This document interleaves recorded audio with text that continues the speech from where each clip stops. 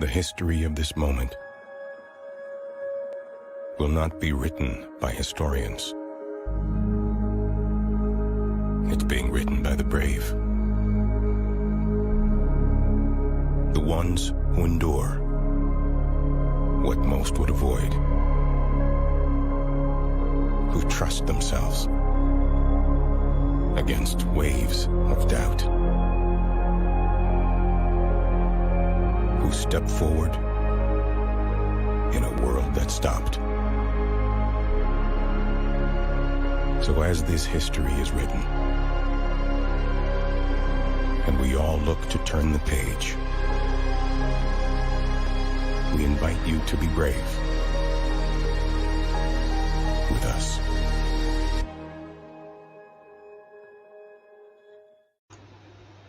Hey everyone, welcome to the first Army National Hiring Day.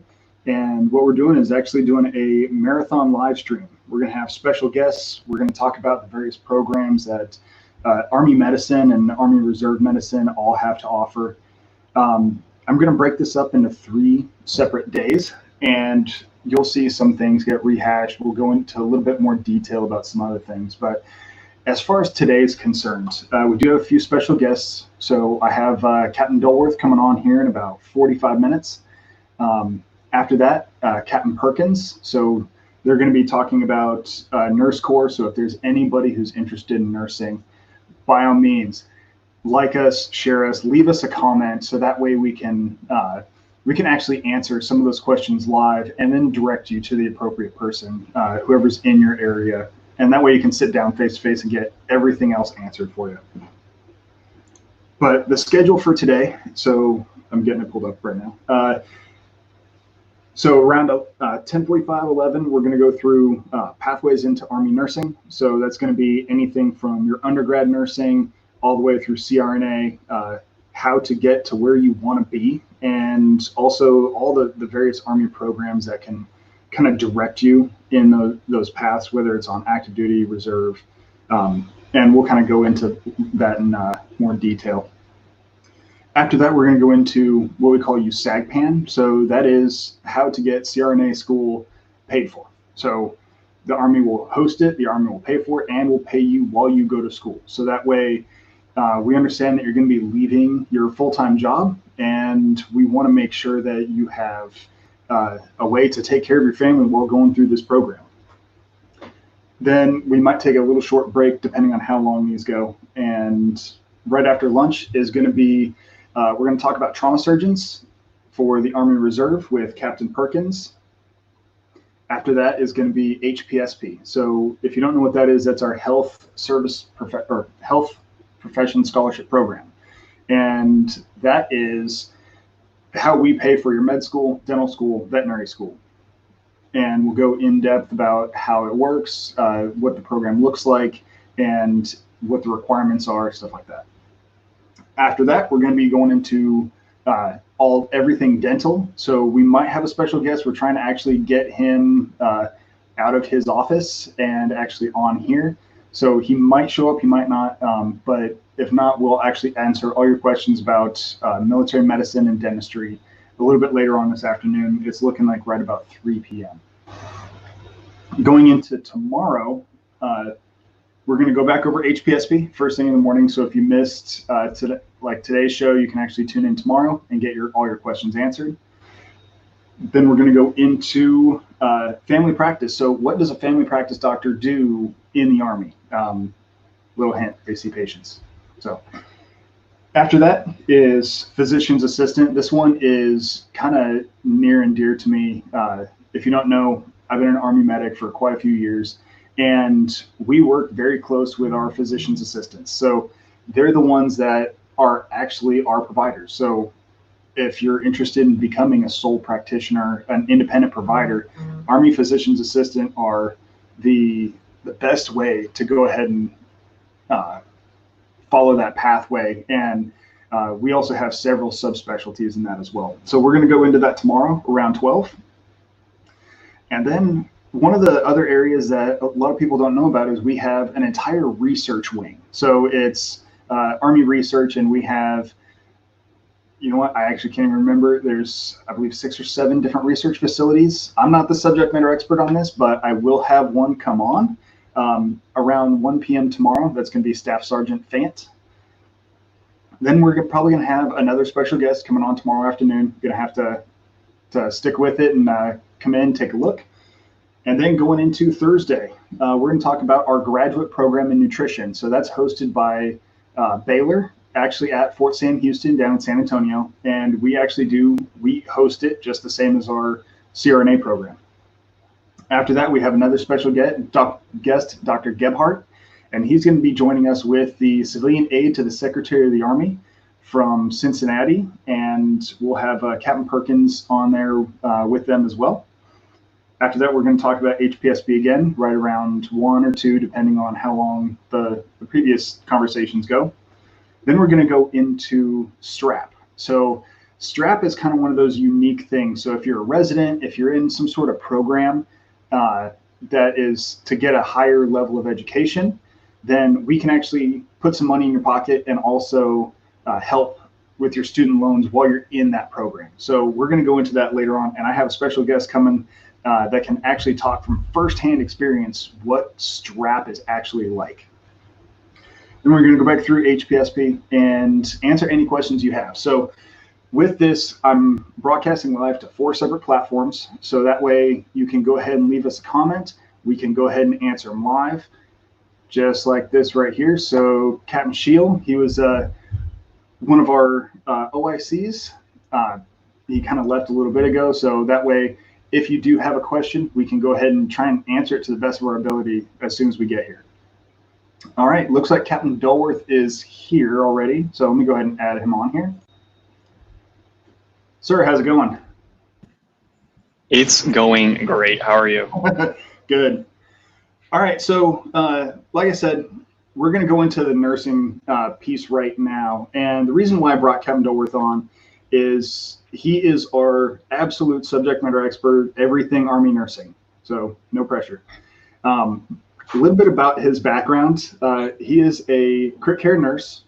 And when we talk about going into CRNA school and USAGPAN and things like that, that's one way. And we can also go into another way, which actually, sir, I believe you're applying for right now, correct? That is correct. Yes. Okay. Not to spoil it, but we'll hold off on that later. So why don't you go ahead and give us a little bit of an introduction for yourself? So, hey guys, my name is Michael Dulworth, and I am a captain in the Army. I've actually been in the Army for 8 years, going on 9 now. I've lived at a ton of different places. I've deployed. I've done all kinds of fun stuff. And I believe in recruiting as well. So I volunteered to be a recruiter in my home state of Michigan. So go blue. I know we probably might have some Ohio people out there, but I'm a University of Michigan grad. So, yeah. Awesome. That's Sounds good. All right. So if you guys do have any questions for Captain Dulworth, go ahead and take a look at the bottom. I got my text number here. I have my email. And also, if you text AGDQ to the number below, what it'll do is it'll actually put you in contact with one of the medical recruiters in your local area. All right, so one of the things that kind of is special to me about Army medicine, I've been in the Army for a little over 13 years now. So I spent over a decade as a medic. I've been a combat medic. I was working in clinics. I've done several different things all over Army, throughout Army healthcare. And both when you talk about Army medicine as treating soldiers, the other thing that's kind of special is they also treat my family. So when I take my family to a health clinic or to get seen for any medical issues, they're seeing Army doctors. So when we're talking about being vested in this pursuit, especially as medical recruiters, it does hold something special to us. And then when you talk about on the deployment side, so crit care nurses, CRNAs, surgeons, there are people that I have passed off to them that later on down the line, I've run into them, they've survived, they're living a full life now, but it wouldn't have been possible without our forward surgical teams, without our surgeons, without our nurses. So that's why when we say we really do have a passion for this is we are truly looking for the best people. We're not looking for anybody. You know, you're absolutely right. And one thing I think about, which kind of blows my mind, is the people I put into medical school under our scholarship program when I first got in recruiting will be residents when I go back to work in the hospital. So they could be taking care of my family members, you know, and that just totally blows my mind that I'm totally going to see these people again that I put in the Army, and it's pretty awesome. So we're definitely looking for great people, high caliber people, and people who really care and want to, you know, help the mission. So you did mention that you're putting in med students. So that would be the HPSP program. We're going to talk a little bit about that. Looks like around 2. But we have some time right now. Just a quick overview. You were saying that you put in med students and that you'd see them as residents later on. So they would be going into going through med school and then residencies. Where typically would you see them in residencies? Ooh, that is a loaded question. There are quite a few locations. So not to get into the whole match process and all that right now, we'll save that kind of for their presentation later. But, you know, the military has a match system just like the civilian side does, where you go through medical school and then you go forward to try to get whatever residency you want. And the Army has, you know, specific locations for specific residencies. They're all throughout the country, really. I mean, Texas, Hawaii, Washington State. We say the National Capital Region, which is like DC, Maryland, Virginia. So there's a lot of options out there, and it depends on kind of what you want to do. You know, if you're going to be an optometrist or a general surgeon, or maybe you're going to go to civilian residency as well. There's a couple niche places for emergency medicine surgery as well for that. But that's a loaded question. So one of the things, like, so I was actually out in Hawaii, and one of our biggest teaching hospitals is actually on the island of Oahu. It's the big pink monstrosity that you can see from almost every picture. But it's, like I said, it's one of the biggest teaching hospitals. And not only is it an Army teaching hospital, it is tri-service. So you have Army, Navy, and Air Force all in the same location because they're all on the same island. But one of the I worked there for 3 years. Yeah, exactly. So one of the coolest things about Army medicine as well is there's no insurance to fight with. When you're sitting there deciding, hey, this is how I'm going to treat a patient, there's no insurance company to bounce that off of, to question your decision. It's whatever you think needs to be done. Guess what? It's what you tell the patient. That's what's going to be done. So there's not that back and forth fighting. You're not going to have to try and go to a lower level of care just because that's what the insurance company is going to pay for.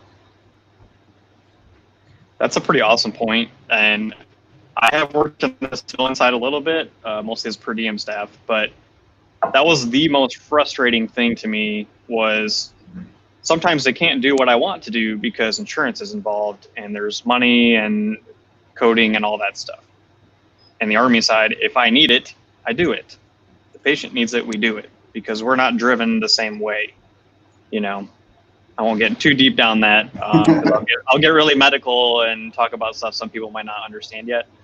But that was like a huge reason why I am actually still here, partially because I can render the care that I need to do and get the testing done that I need to do. And it's pretty awesome, especially if you have family members, you know, and they have to have surgery or they have to see a provider or whatever. You know, I know that they're going to get exactly the testing and everything that they need. And if they're in a military facility, you know, price is not the objection. You don't have to deal with insurance. You just go, you get it done. So pretty sweet. And then also, if you're a provider or you're running your own practice or whatever, you don't want to deal with that stuff, come on board. We'll help you out. You won't have to deal with the billing and all those kinds of things. So. No, that's what we have.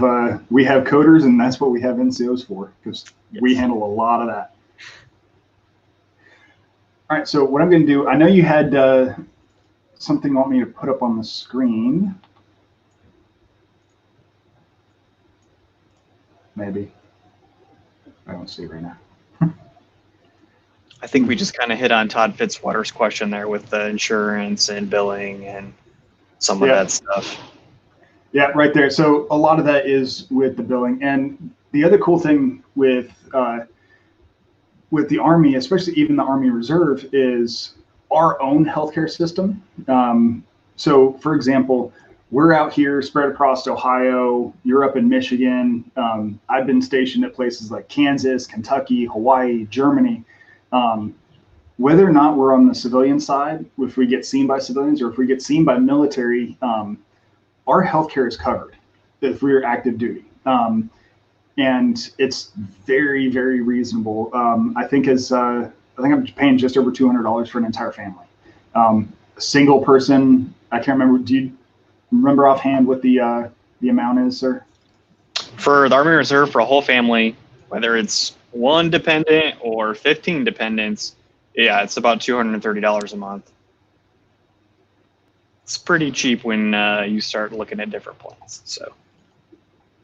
All right, I am pulling up some stuff now. And then kind of to go back to Todd Fitzwater's question there are actually a lot of similarities as well. Obviously, we are not completely different. We have the same standards of care, and we're expected to do the same treatment plans for specific diseases and follow best data and research and all those things. So you're going to get high quality, good care. And especially, when I was working in the ICU, there was definitely a testament to that. A lot of things that I did not realize were kind of cutting edge and coming out of the funnel, or the way things were done, we were already doing. And then I go to the civilian hospital and they're just starting to do some of those things where they don't do them quite as well. So definitely a testament to the research, the improvements that they make in Army medicine as well. And then we'll hit on some of the other differences later, but yeah, exactly. Well, I'll hold that in my back pocket for now. So. All right, so I was trying to get your stuff pulled up. Sure. So I can actually send it.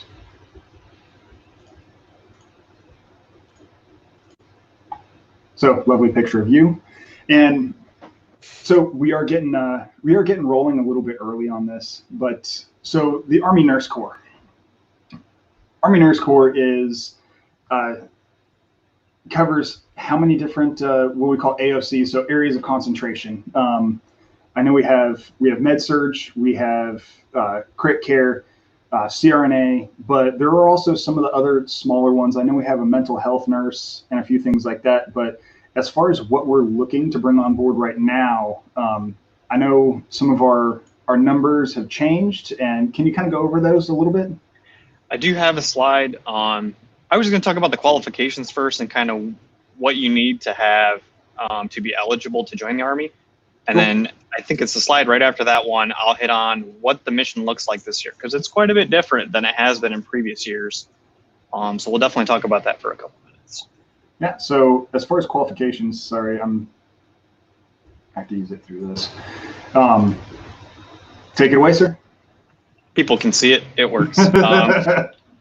So qualifications generally, most people think I have to be like 30 or 28 to join the Army. And the medical side, that is absolutely not true at all.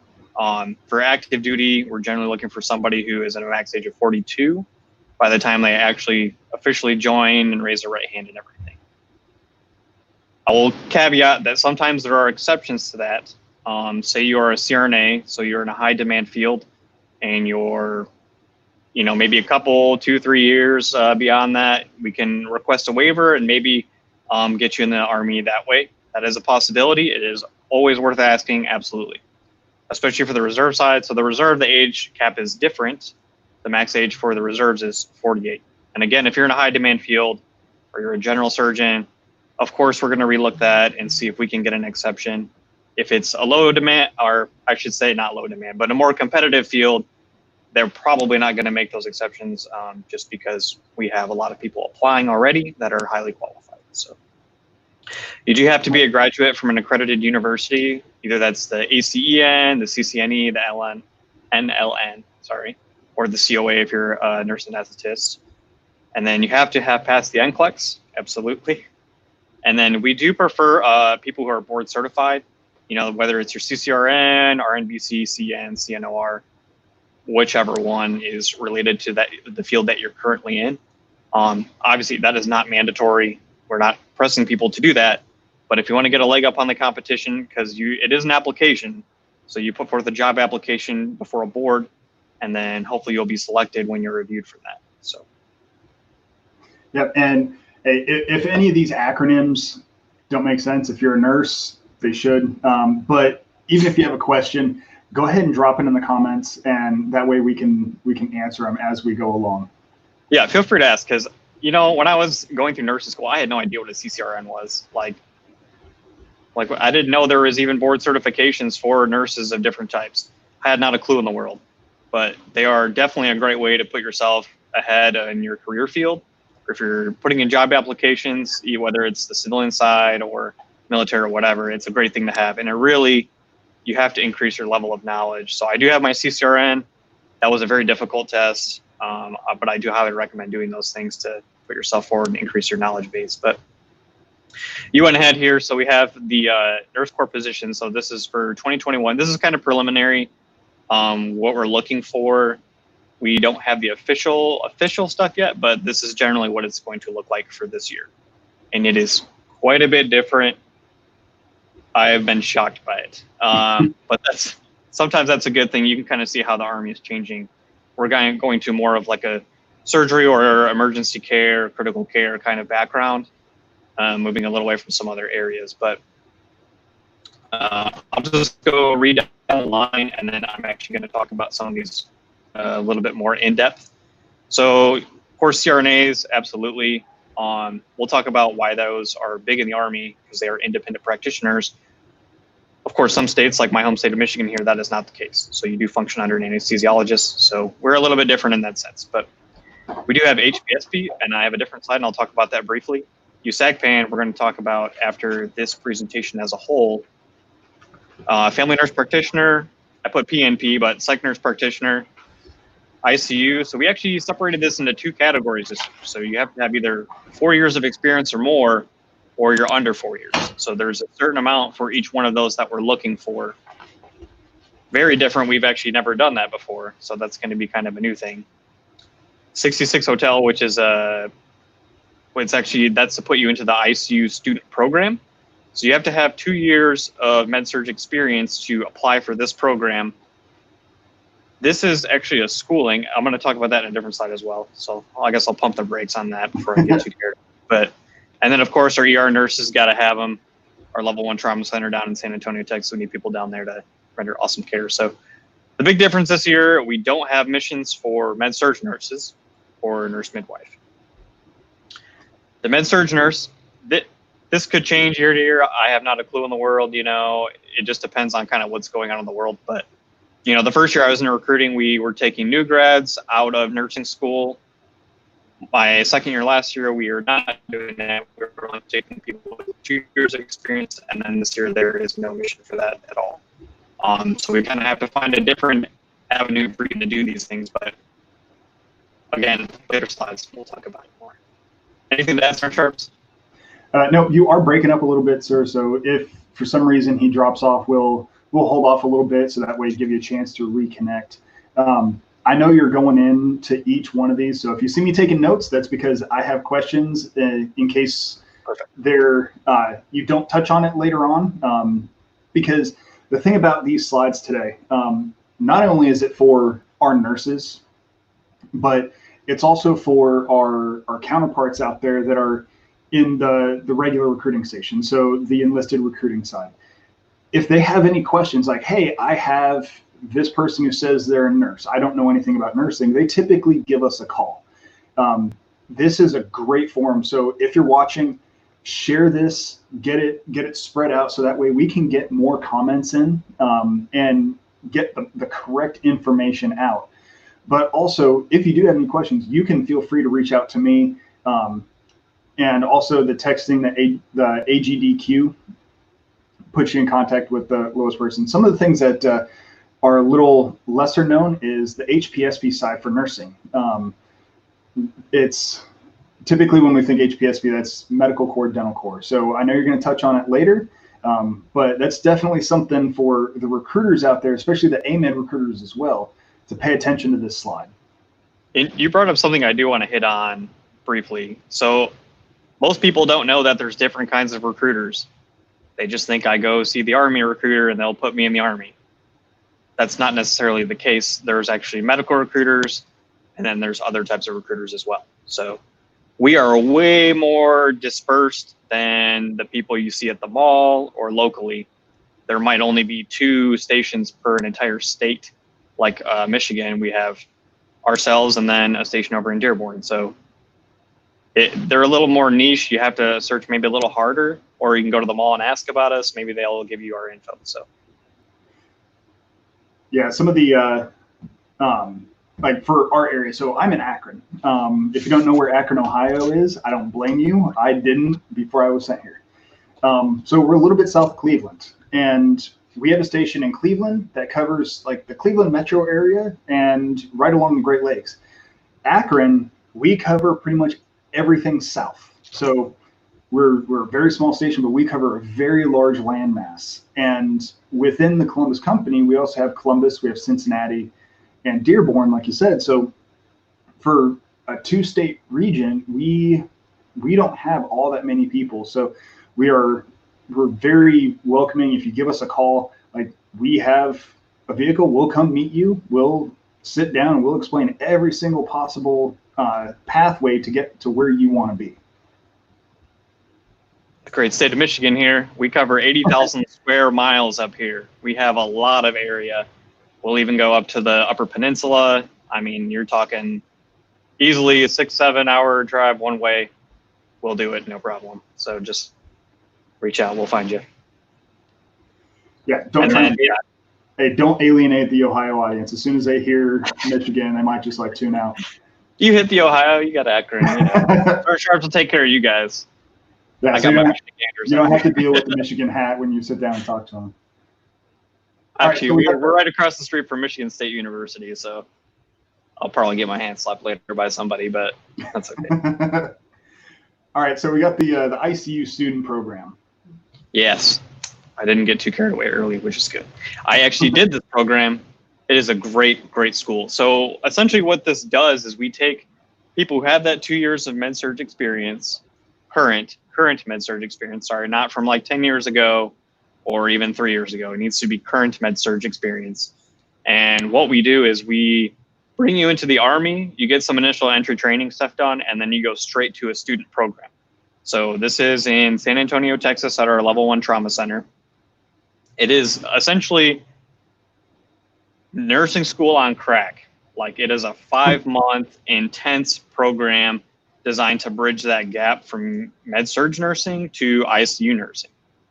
On the civilian side, there is nothing like this really, and especially not that long and probably not paid for as well as this does. But essentially you're going to take tests, you're going to do clinicals, sit through lectures, you will do some presentations. So you'll do things like if my patient has AFib, I will go down an entire pathway tree and tell you what happens to their entire body until, say, they were to pass away from that. So you understand how that affects the kidneys if it gets too far, if we don't intervene, or the liver, or how you get MODS or whatever. So it's a very, very all-encompassing course.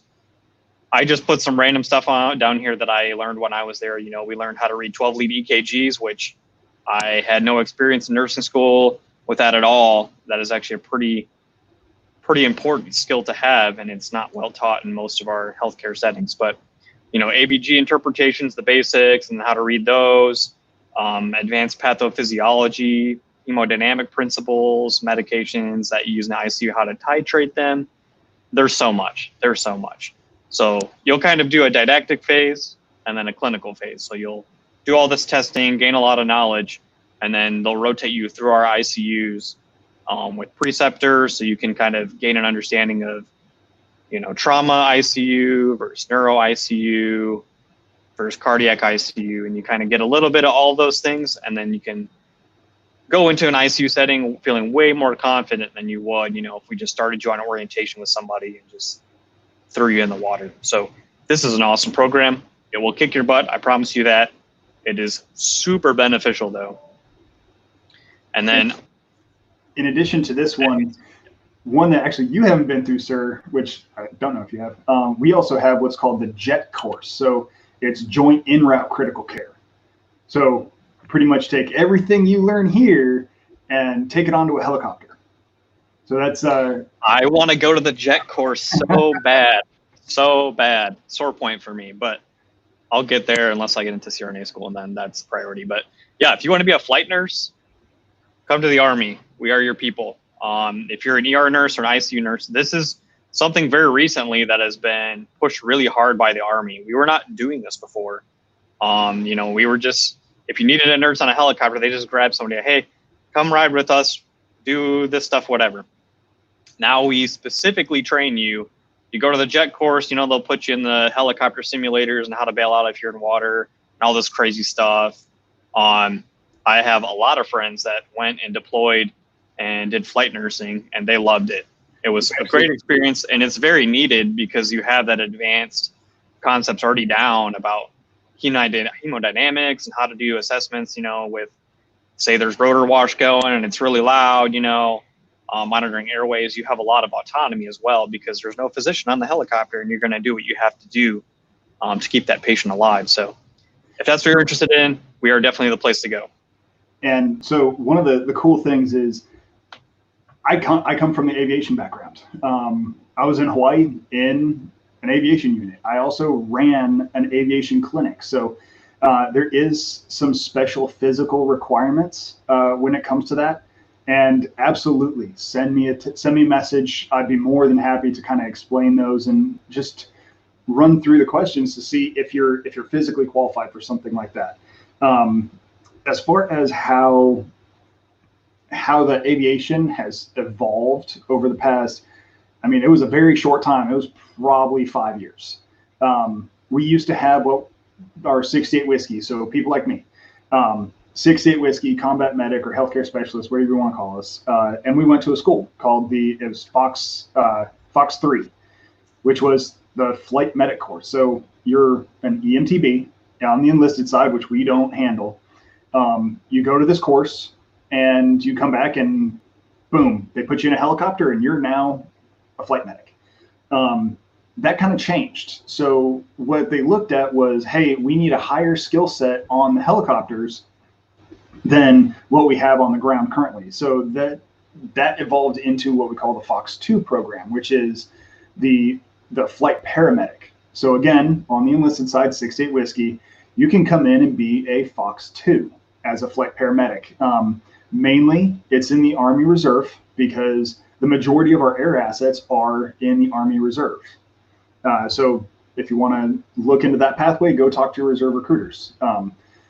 But then what they did is they looked at, say, hey, there's some things that these paramedics can't do that your crit care nurses are much more specialized. And then when they looked at it, they're like, all right, these 68 whiskeys they know how to crew an aircraft, they know how to treat a patient, they know how to do all this stuff. Well, we need to train up a nurse specifically just to treat that patient. And then you also deal with all your altitude, all your hypoxias, everything else like that, and learning truly being the true subject matter experts on both aviation medicine when you're actually in the helicopter, and also how that affects the critical care and all the various different pathways and clotting cascades and everything else that has to take care of. So what they ended up doing was, like you said, taking that flight nurse and putting them on the aircraft instead of just trying to have a paramedic manage them till the time they hit a forward surgical team. So that's kind of a little crash course and a background on how this got to be. And the culmination is that jet course. So you go through the ICU program through the Army, or you're a CCRN, then you apply to go to JEC, and then that's where you start going through your flight training and stuff like that, which if you head on over to our YouTube page after this, so I actually need to repost it, but I actually have my Dunker training videos. From when I was out in Hawaii, we actually did it at the Marine base in Kaneohe. So they strap you into a helicopter, blindfold you, and then throw it in the water and turn it upside down. So it was an absolute blast to go through if you're a strong swimmer. If you're not, it's pretty miserable. You'll be fine. But yeah, if you have any questions on that, again, shoot me a message, leave me a comment here, and we can easily go into it. But as far as the pay data, so I know you're going into the payday. Were you paid when you were going through this ICU nurse course? Absolutely. Absolutely. Once the Army brings you on active duty, they are going to pay you regardless of what you're doing. If you're moving, you make salary, right? So even if it's the weekend, you're kind of getting paid too, right? So yeah, as soon as you're in the system, you're getting paid, even if we're sending you to an education course or whatever. I don't usually like to talk about money that much because I don't think that's the most important thing, but it is good to be open and very concise with how these things work. And it's really important to understand that paying the Army is super difficult to calculate correctly. Mm-hmm. If you don't know what you're doing, you're not going to calculate it correctly. Like, I promise you that. So you can see this looks like a really busy table, and there's a reason that it is that way, because everybody who joins the Army, even for the same job, might not make the same amount of money, or you might live in a different location. There's a lot of factors that go into this, but we can kind of go line by line here, and I'll explain why it looks the way it looks, and it'll make a lot more sense. For different jobs or your specific situation, you're definitely going to have to reach out to somebody, to a recruiter, and sit down and do this on a one-on-one basis. Because we need to know how much experience you have, what type of setting you work in, yada, yada, yada, yada. So it's complicated. It's not that simple, to be honest. You said how much experience you have. And I see up here it says base pay, 1 LT, so if you don't know, that's a lieutenant, versus a captain, and it says less than 2 years and 4 years. As a nurse, can you come in as a captain, or is everybody coming in as the lowest possible rank? So again, it varies. So say you're a CRNA and you have a doctorate degree, you are going to come in as a captain. Absolutely. We're going to bump you up because you have that advanced level of education.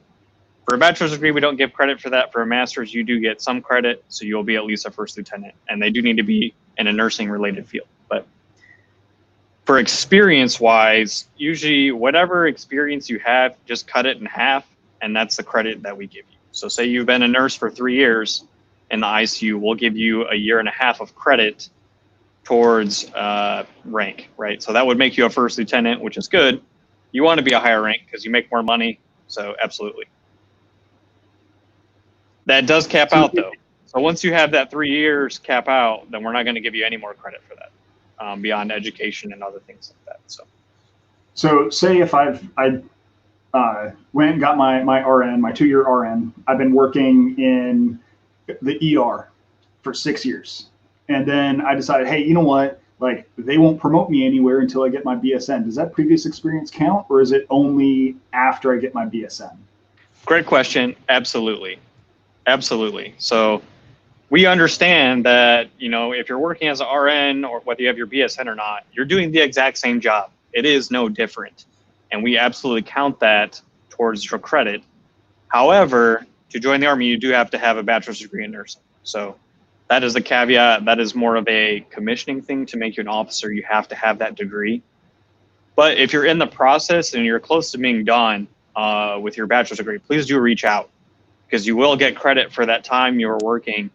So when we talk about how much experience you need, we'll count that. And then maybe we just put a dean's letter in and go ahead and board you pending your bachelor's degree. We've done that before.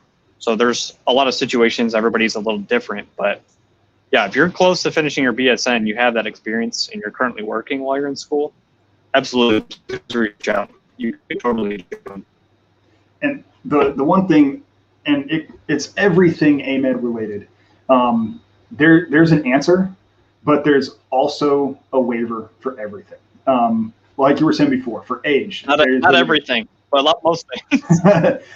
Almost everything. But all those things that you really do need to just reach out, talk to a recruiter, and just sit down and have a one-on-one conversation with them. That when you sit down, honestly, there's no obligation, there's no nothing. They're pretty much just going to take some notes and show you, hey, this is what we need to do. This is the pathway that you're going to need to take. And honestly, it is not a short process.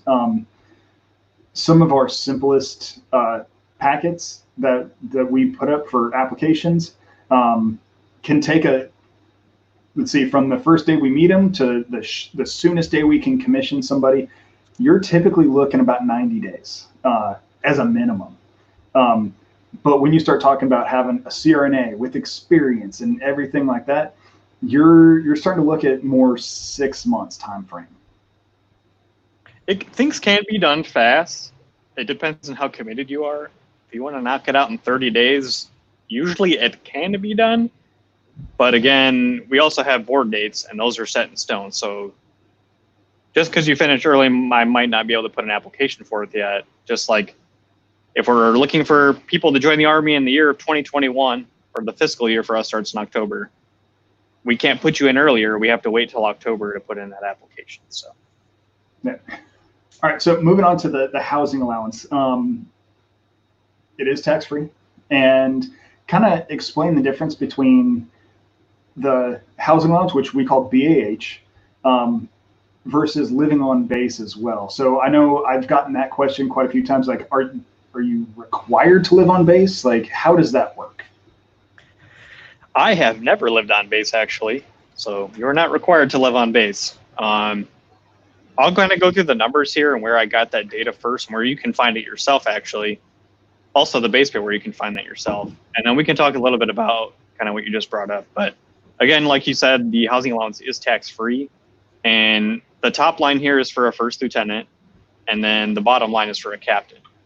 And you can see on the left-hand side, that's the rate if you are single, and the right-hand rate is if you have dependents. So there is a difference. If you have more family, obviously you need more housing space, more bedrooms. So we're going to increase that monetary amount a little bit to help you out in that situation. So, and again, tax-free. So when you do your end of the year, kind of you look at your taxes and what pay bracket you're in. This makes a big difference. But you can actually calculate this data yourself based off a zip code. If you just Google search, I probably should say Google, but if you just search military BAH, you'll find it, and then you can put in the zip code, and then for rank, you just need to put 02 or 03, and it'll kind of give you a pretty good idea of what you need. And then the base pay you can actually find on DFAS pay chart, DFAS pay chart. But again, it might not make a lot of sense to you if you don't know what you're looking at, because there's a lot of coding on there and things, but feel free to reach out as well, and we'll help you out with that. So one of the things I did is, if you take a look at the bottom, I put up a link tree. If you just go to linktr.ee/Akron Army Med, I went ahead and I'm adding these links as we talk about them. So if you head on over, you can see the BAH calculator. I'll put another link in for DFAS, but like you said, the pay chart is a little confusing, but by all means, we can reach out and explain the whole thing. But have you ever lived on base? So I have. You can talk about that, because I've never done it. So when I first moved to Hawaii, I lived off base, and my rent was $1,900 a month for a 3-bedroom, un-air conditioned apartment. So if you've ever lived in Hawaii, that's a really good price for Hawaii, actually. That is a very good price. That's a good rate. Especially when my BAH rate was right around 2,400 ish when I was there. But what happened the next year was they raised the rent on me for my next lease, and they raised it to pretty much $3,000 for the same thing. No improvements, no air conditioning. And 2 months before I was set to renew my lease, I got a $600 electric bill. We're trying to figure out how. And it was just that the utilities in Hawaii, they decided, hey, we've been losing money over the past 10 years, so we're going to make this up by pretty much gouging everybody here. They have a closed market. So it was very painful for about 2 months. So my wife and I talked about it, and we're like, hey, you know what, we're gonna move on posts. She was pregnant at the time, so if you've ever had to deal with a pregnant wife in 90-degree heat, yeah, we're moving on post, because one of the cool things about that is we got a 4-bedroom house. It was right about 2,500 square feet, so it was actually a huge house for Hawaii. It was air conditioned, and I didn't have to pay utilities.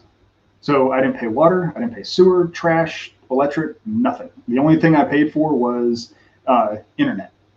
And the way that works is they take whatever your BH is and they just take it and say, hey, we're going to provide you a house. We're going to pay all your utilities. And that's it. Whether or not the BH goes up or down, there's no calculation. You just know that you're not going to receive BH. If you live, I think I need a caveat here too, because we were talking about Hawaii and people are probably like, $3,000, that's crazy. You're never going to be able to afford that It's off the normal. housing allowance that I have listed. But but the BAH depends on the zip code, right? So when I lived in Hawaii, I have more rank than Sergeant Sharp, so I made a little more money. So my BH was around $3,000, which is pretty in line with the market there, really. But Hawaii, especially being overseas and things, you actually get something called COLA as well, which is a cost of living allowance. So you get this extra like $400 to $700 a month just to help with that, you know, just because electric is so expensive there. It's crazy expensive, and water and all those things. Obviously, it's an island, so there's not going to be, you know, 6 different power plants to choose from. There's just not space for that. But it's an important thing to take home. I'm glad you brought that up. Yeah. So, for example, like when I lived in Kentucky, Kentucky was, our BH was about $1,200. Now, my mortgage payment was right about $1,000. So it's designed for what your family makeup to provide an adequate living arrangement. So it worked out. Same thing when I was at Fort Riley, and it's also it scales with your rank and whether you have family members or not. So if you take a look at the link tree at the bottom, you can see what we consider competitive, and just plug in your zip code and take a look at what RBH is versus what you are normally paying.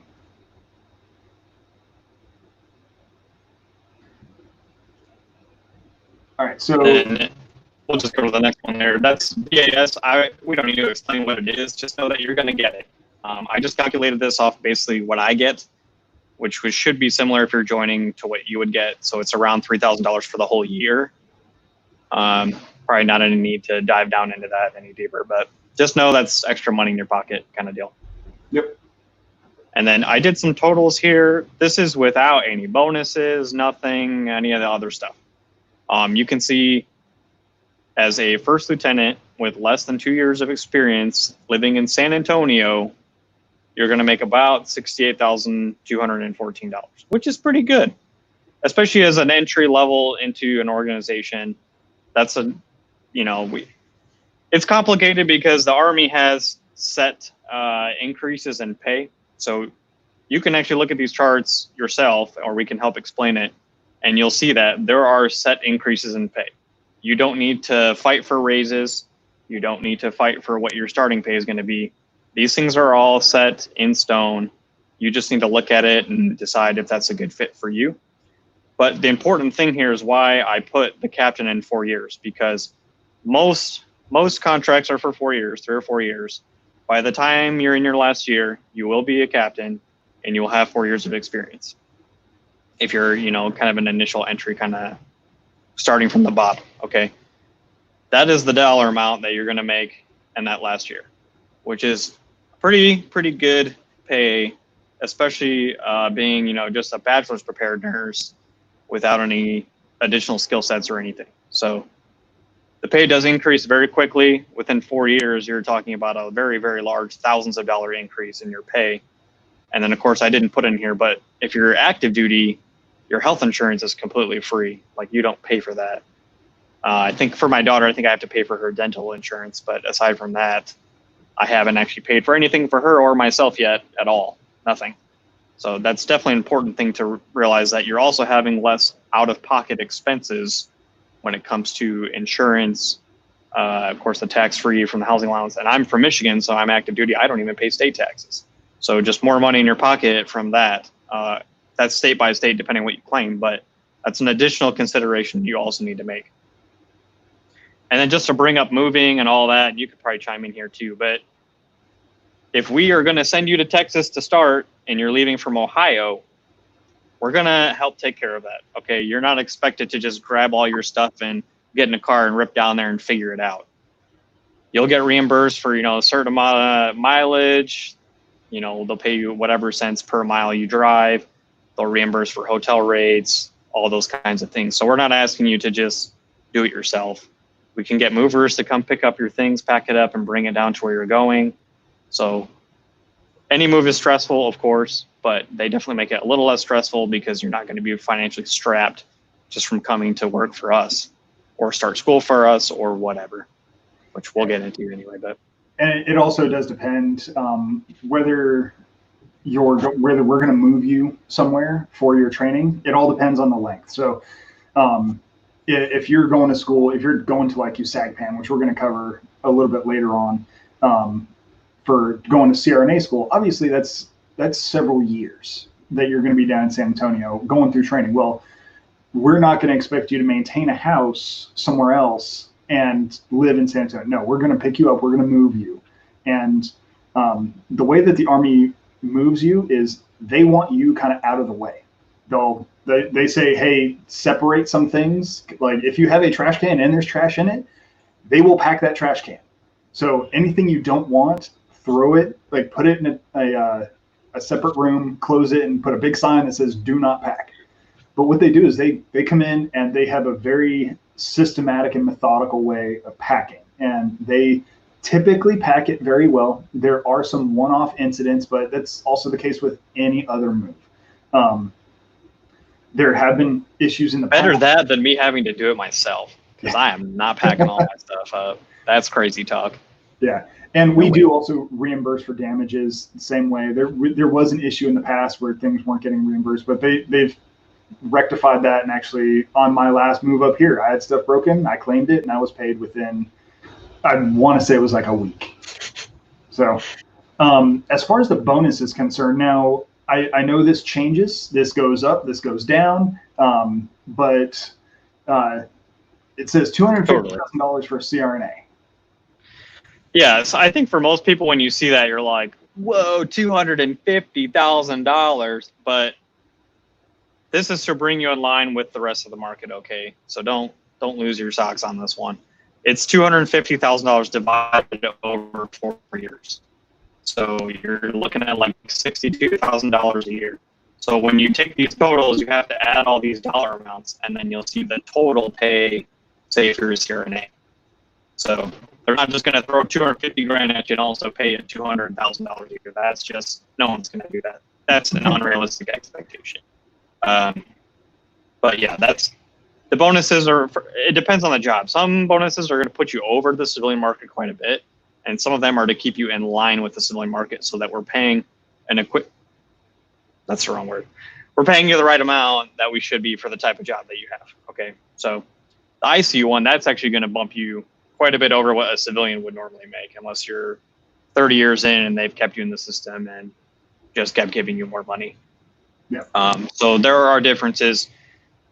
Again, these can change year by year, but right now, currently, this is the data that I pulled, and I didn't put every bonus in here because it would take up the whole thing just with the bonuses. Reach out, if you're an OR nurse or a community public health nurse or an APRN of any sort, please reach out, and then they can tell you what the bonus rates are. Again, yeah, I can't put them all in here. I wish I could. I would love to do a tally for every single job and what it would look like, but that's just an unrealistic kind of thing for our presentation here. Yeah. But again, those are kind of the two biggest ones. That's really, especially ICU, we are looking hard for ICU nurses this year. We've really plussed up on how many of those we want and what we want to do with them, and flight nursing, and we just have a lot of competing demands now. So there's pretty good dollar amounts right there. That is a larger bonus than I got. So now is definitely the time to take advantage of that. And then kind of going down board certification pay. So if you're an APRN, you're going to get an extra $6,000 a year just for having a board certification. Not for the BSN level nurses. Our board certs don't count towards that. Believe me, I tried. If you can get it, you're going to try to get it. And if you can't, well, it is what it is. And then incentive pay. This is for the CRNAs only. Again, we're going to give you this extra $15,000 a year just to put you in line with the civilian market so that we're paying you the amount of money that you're supposed to get. Yeah. And then I put just the totals down here only for ICU nurses. So once you factor in the bonus money and you divide the 100K over 4 years, the left-hand side, so you're going from $68,000 a year to $93,000 a year, which is a huge increase to just come in and start an organization. Like, that's crazy.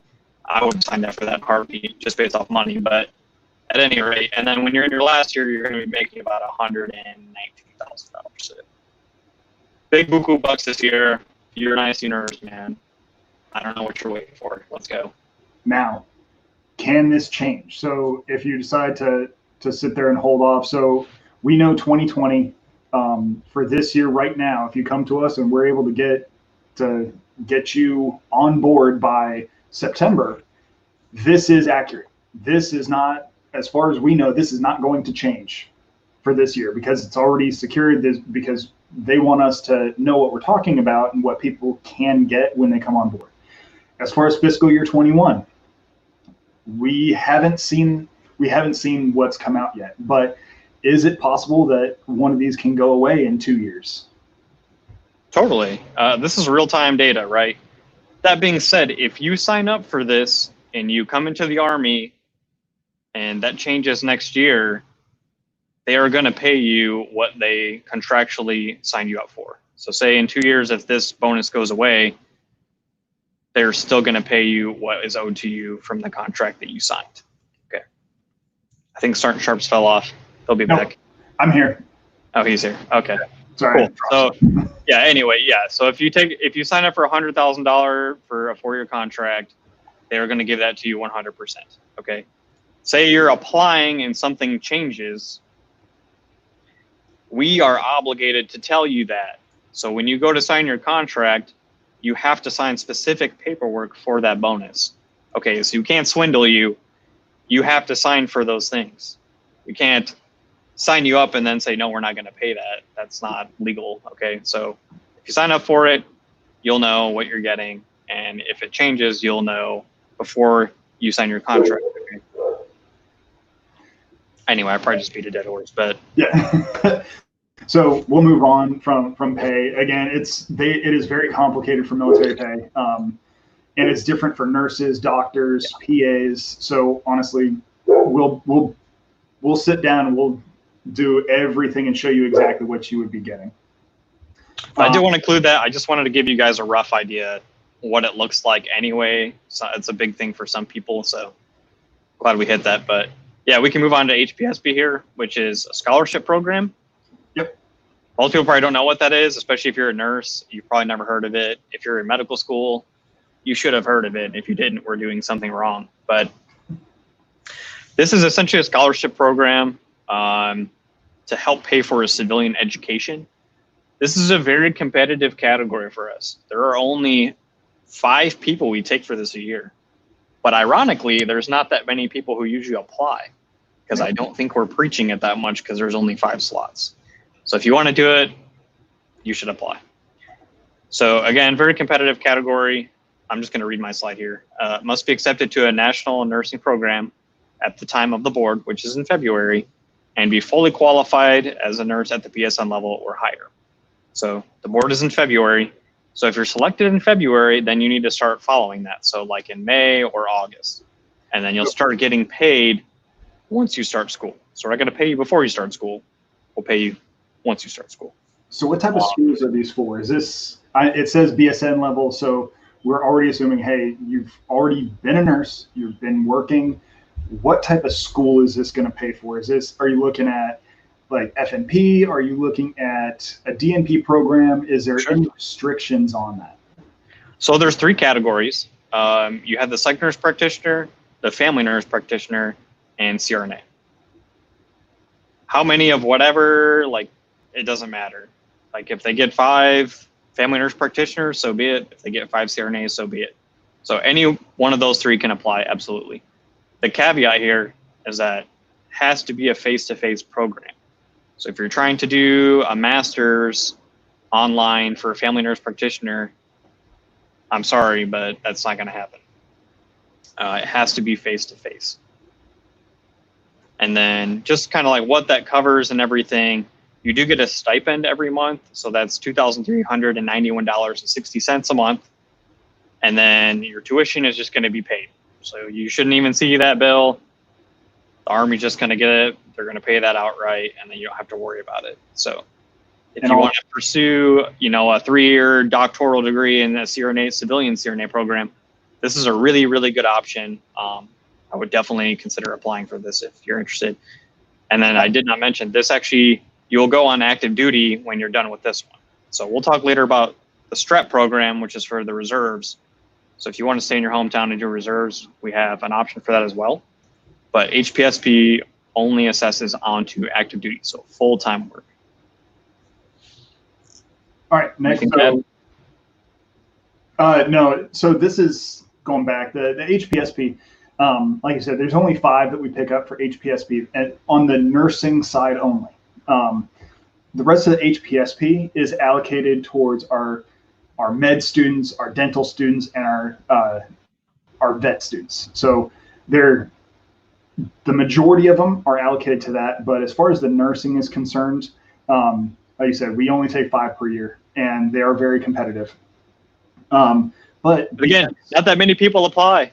Yeah. What are you guys doing? We're not telling anybody about it. So come apply, because it's not going to even be, you know, I mean, if 15 people are applying, there's 5 slots. That's not that bad. I mean, you got a 1 in 3 chance. That's pretty good. Where some things we do, there could be 5 to 1, you know, so. If you go into if you call an AMED recruiter, or if you call someone and you say, I want to apply for a CRNA HPSP, and they tell you that doesn't exist, call me.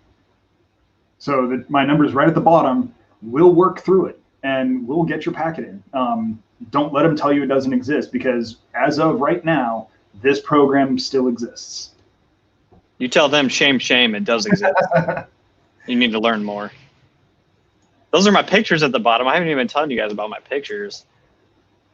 This is all stuff I took from my phone when I was in Hawaii. Oh yeah, this is Kailua.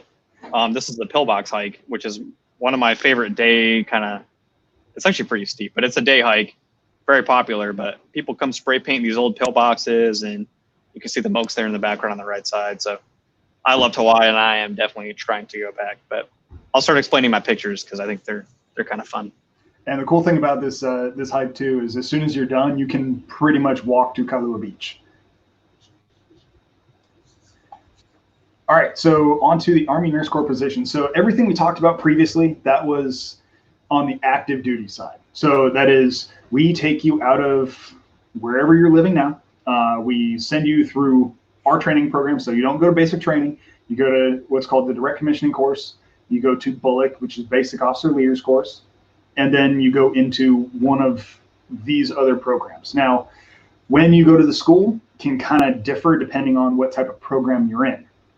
But again, that's something that we can lay out for you and show exactly when you would go, when you would do each thing. So as far as the Army Reserve, the way it changes from active duty is, we want to keep you in your community. So we don't want to pull you out and send you off somewhere else.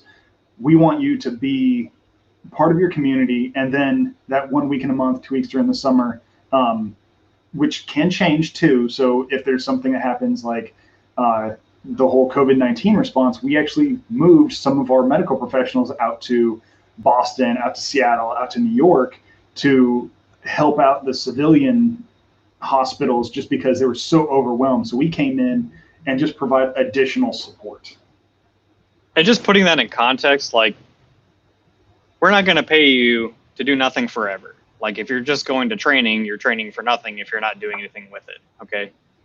And then some people ask about deployments and deployment cycles. Every unit has a cycle. So we're not going to deploy you every single year forever. You know, that doesn't make sense. It's a cycle. So a unit might deploy once, and then it'll be, you know, maybe 5 years until they deploy again. So say a unit deployed and you just joined the unit and you have a 4-year contract, you're probably never going to deploy at all. It just depends. But if that's something you're interested in, there are ways to volunteer for that as well. You know, they have a list where you can kind of go through and say, yeah, I'll go do that. Oh, like when I deployed from Hawaii, somebody from the reserves came and backfilled me. So this major who's an ICU nurse is like, yeah, I'll go work in Hawaii for, you know, half the year. Sure. Pull my arm. Yeah, So when I was actually out in Germany, I worked at Wiesbaden Health Clinic. So it is a tiny little base that used to be an Air Force base out there called Wiesbaden Hospital. Army took it over. And when I first came into the Army, I was working kind of doing like LPN type things, taking vitals, stuff like that. Well, when we had people that would want to go on leave, so because in Germany you can only have a certain number of U.S. forces, so when one of them wanted to go on leave or one of them was leaving, we actually got a reserve backfill. So like you said, sir, we got an ER, she was an ER doc by trade, but because we needed her in family practice, they asked her, it's like, hey, do you want to go to Germany for 90 days to be a family practice doctor? And she's like, can I bring my family? I'm like, okay, sure. We're not paying for it, but they can go. I mean, they're giving her a place to live. They paid for her travel, and they're going to pay for her to be there for 90 days. Now, her family coming and visiting, that's 100% on her to work out the whole visa and all that. But yeah, she had her kids came out. Granted, they were grown, so they pretty much stopped in, said hi, mom, and then took off around Europe for the rest of the 90 days. But we do have things like that available for the reservists, and people volunteer for those all the time. I think we got on this topic kind of early, but since we're on it, we might as well talk about deployments and stuff anyway. So, I mean, we talked about most of it already, and then just to show you here, this picture I have posted is my deployment to Afghanistan, and myself and the orthopedic surgeon behind me are the only active duty soldiers in this photo. So the reserves are a huge, very important part of Army medicine, and deployments, where you could go. We already talked about, you could be backfilling people somewhere if you volunteer for that. So say any military hospital that we have around the country that we need someone maybe to come. Most people volunteer for those positions. I've never met somebody who didn't, but if you want to go overseas and take care of soldiers and help with a trauma team, so we have something called a FRST, which is a forward resuscitative surgical team. So say you're a CRNA or an ICU nurse, that's like, or an ER nurse as well. That's an awesome, awesome unit to be on. That is what the team here was. And it's like usually a 24-person team. They usually split in half to 12, but you are right there. As soon as someone gets hurt, they will put them on a helicopter, sometimes with your flight nurse, and they'll bring them to you at the FRST, and you'll do your damage control resuscitation.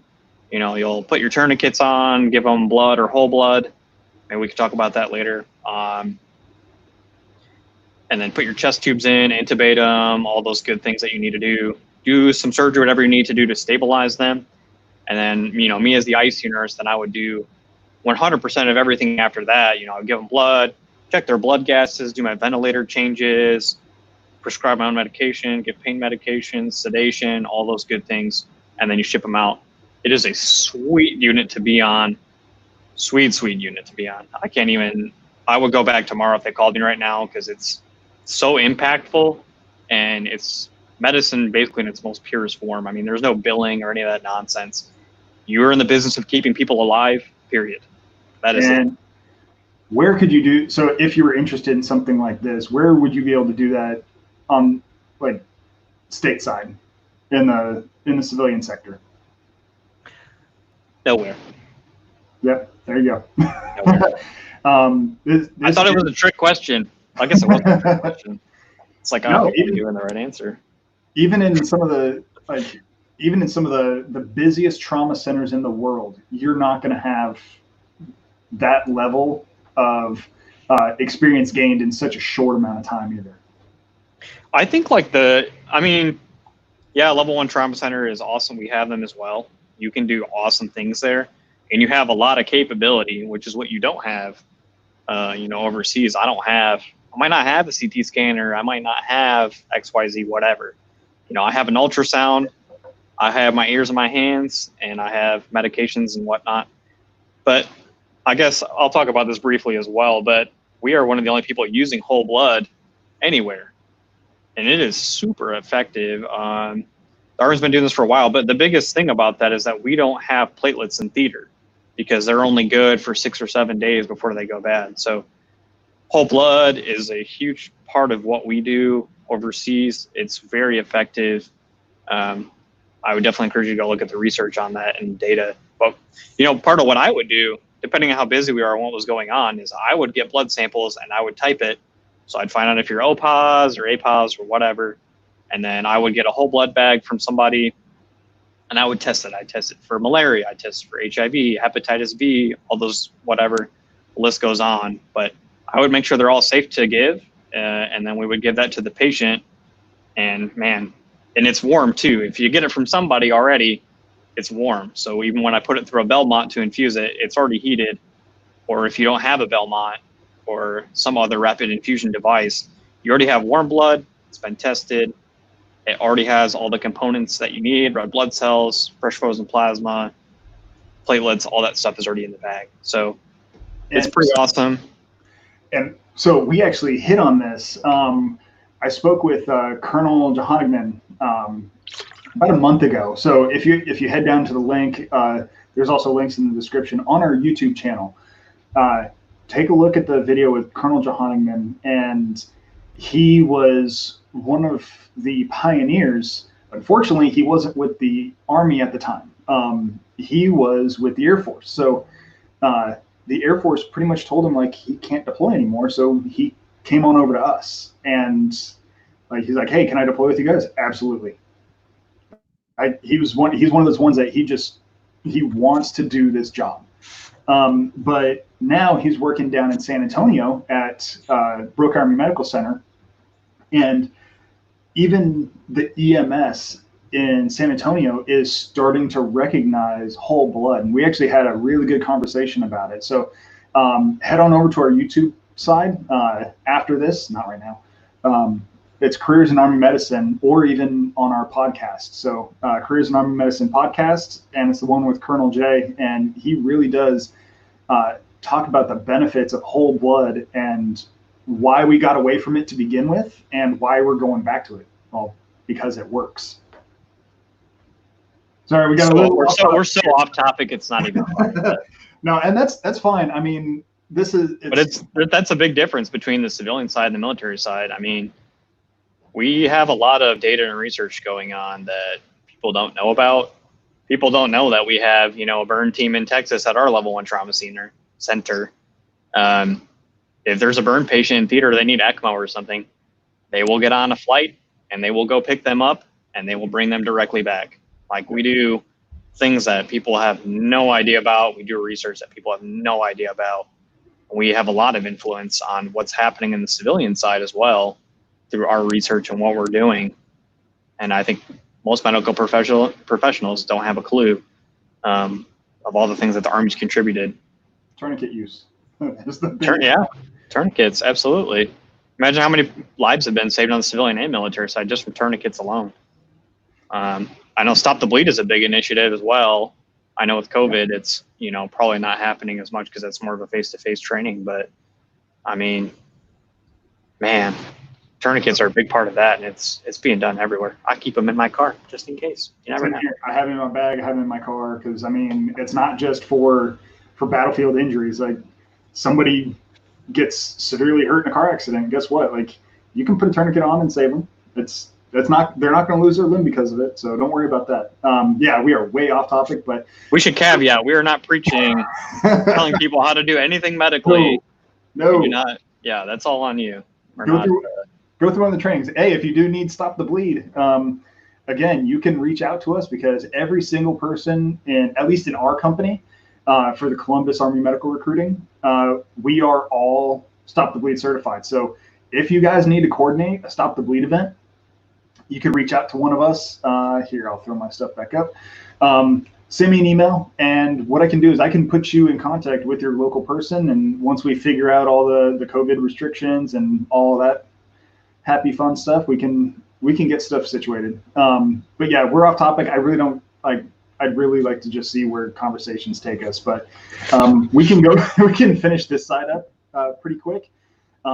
So this is what we're looking for fiscal year 21.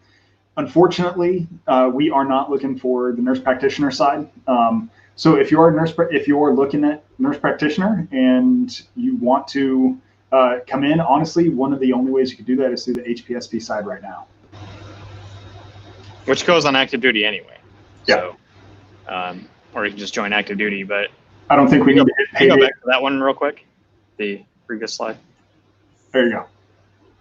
Yeah, I just want to, so all of these have a different level of how many we're looking for, but the big ones are CRNAs, ICU nurses.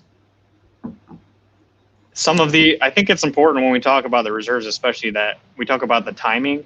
So all of these jobs, you have to be currently working in this position on the civilian side. Okay, so you have to also have a minimum of 6 months of experience. And then you also have to look at, say we have 30 jobs available for a med-surg nurse. I think it's actually 60, but once that's done, once those are filled up, we had enough people apply and we accepted them, we are done the whole rest of the year. We will not take any more until the following October when the new fiscal year for the military starts. So just understand, like, if you want to be a med-surg nurse in the reserves this upcoming year for their FY fiscal year 2021, you need to start packing now, because probably once October, November pass, there might not be any jobs available. So that's definitely something to consider. ICU nurses, you have more time. You can do that most of the year. And we actually are authorized something called overproduction, so we can put even more than they originally asked for. So timing is very important. Oh, yes. I harp on that on my videos on my channel all the time. But yeah, it's super important. Anyway. All right, pay data. I think we've beat this one up enough. This one's different, though. This is very different for the reserves. Oh, got it. Okay, so the pay data we talked about before, that was on the active duty side. So that is what we pay. You're, like you said, you're on salary. This is a little bit different. So when you look at this pay chart, take your civilian employment and then stack this on top of it, because that's what we're looking at now. Hey, if you're making 80 grand a year, you want to get in the over 100,000. And he goes, your answer right there. So Captain Dulworth also goes very in depth on a lot of these programs. I will, again, head on down to the link tree. I'm going to, right now while he's talking, I'm going to go ahead and put his channel in here as well. So that way you can jump over there. He does a few great videos and kind of breaks them up by the different career fields. My videos are not very entertaining, I will say that, but they're very informative. I'm trying to be more informative than entertaining. I'm not that funny, so I can't do it. But anyway, the pay data here, you can see, like, if you join as a first lieutenant less than 2 years, you're making about $8,000 a year. Very shortly, in 4 years, you're bumping up to, you know, almost $13,000 a year. And then the bonuses, I put the ICU bonus for this year on the left side and OR on the right side, so 25 and 20 respectively. That's every year, so you get paid that up front each year. And then that's how I got the total numbers here at the bottom. And then just to go over health insurance again, unlike the active duty side where it's pretty much free, you do have to pay for health insurance in the reserves, but it's stupid affordable. If you're single, it's only $45 a month. For your whole family, it's only $240. And I'm telling you, it's very, very, very affordable. When I found out how much people pay for like childbirth and all that stuff, I was mind boggled because I didn't pay anything. So anyway. Yeah, same here. Like when my wife gave birth, so she didn't actually give birth at a military hospital. She went on the civilian side. Yeah. And the only thing that our health insurance did not cover was the food. That's it. So our total bill, so she was emergency C-section and she was in the hospital for 3 days. And our total bill leaving the place was like $60. That's it. And to include that was every appointment leading up to it. And that was also everything afterwards too. So all the OB visits afterwards and also all the pediatric visits afterwards. There's no copay. There's no deductibles. Like we just showed up, said, hey, we're here to be seen. I'm like, cool, come on back. That's it. Moving on. What you need to apply. So much. I mean, it's no joke. If you ever meet somebody who applied for the Army, it's a total pain in the butt. But Because there's so much that goes into it, right? So we have to do a background check and security clearance. We have to make sure you're not a terrorist or, you know, any kind of crazy business, right? So we have to do a very, very thorough background investigation on you, and you will end up with a security clearance out of that, which is nice. You do have to have 3 letters of recommendation to come in. On the nursing side, 2 of those have to come from nursing supervisors or managers. They cannot be from a charge nurse. And there's actually a list of people approved to do those, which is, so they can come from a nurse supervisor or assistant, a nurse director or assistant, a nurse manager or assistant, a CNS, unit educator, or hospital educator. So they actually have a few people to choose from, but you do have to have 2 of them. And then all your transcripts and stuff, this is more eligibility, but you do have to have a minimum of a 3.0 GPA. That is not waivable. We won't take any lower than that.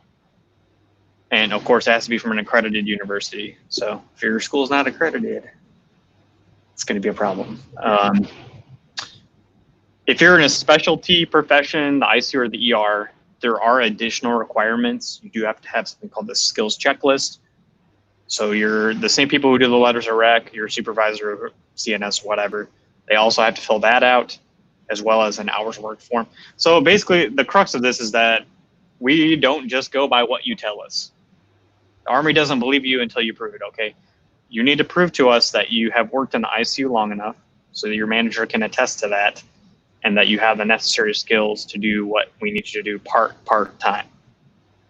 And if you're not doing those things every day, then we can't bring you on because you're not going to be effective for what we need you to do on a part-time status. So it's a bit of a nuisance, but it is very important that we make sure people are qualified and that people are also not lying to us, which does happen, unfortunately. So military physical, man, we could probably both talk about this all day, but you have to go through a physical at what's called MEPS, which is the Medical Entrance Processing Station.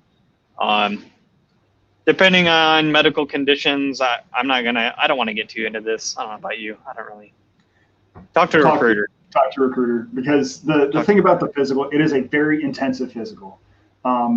There's certain things that are not waiverable, like, period. They're not.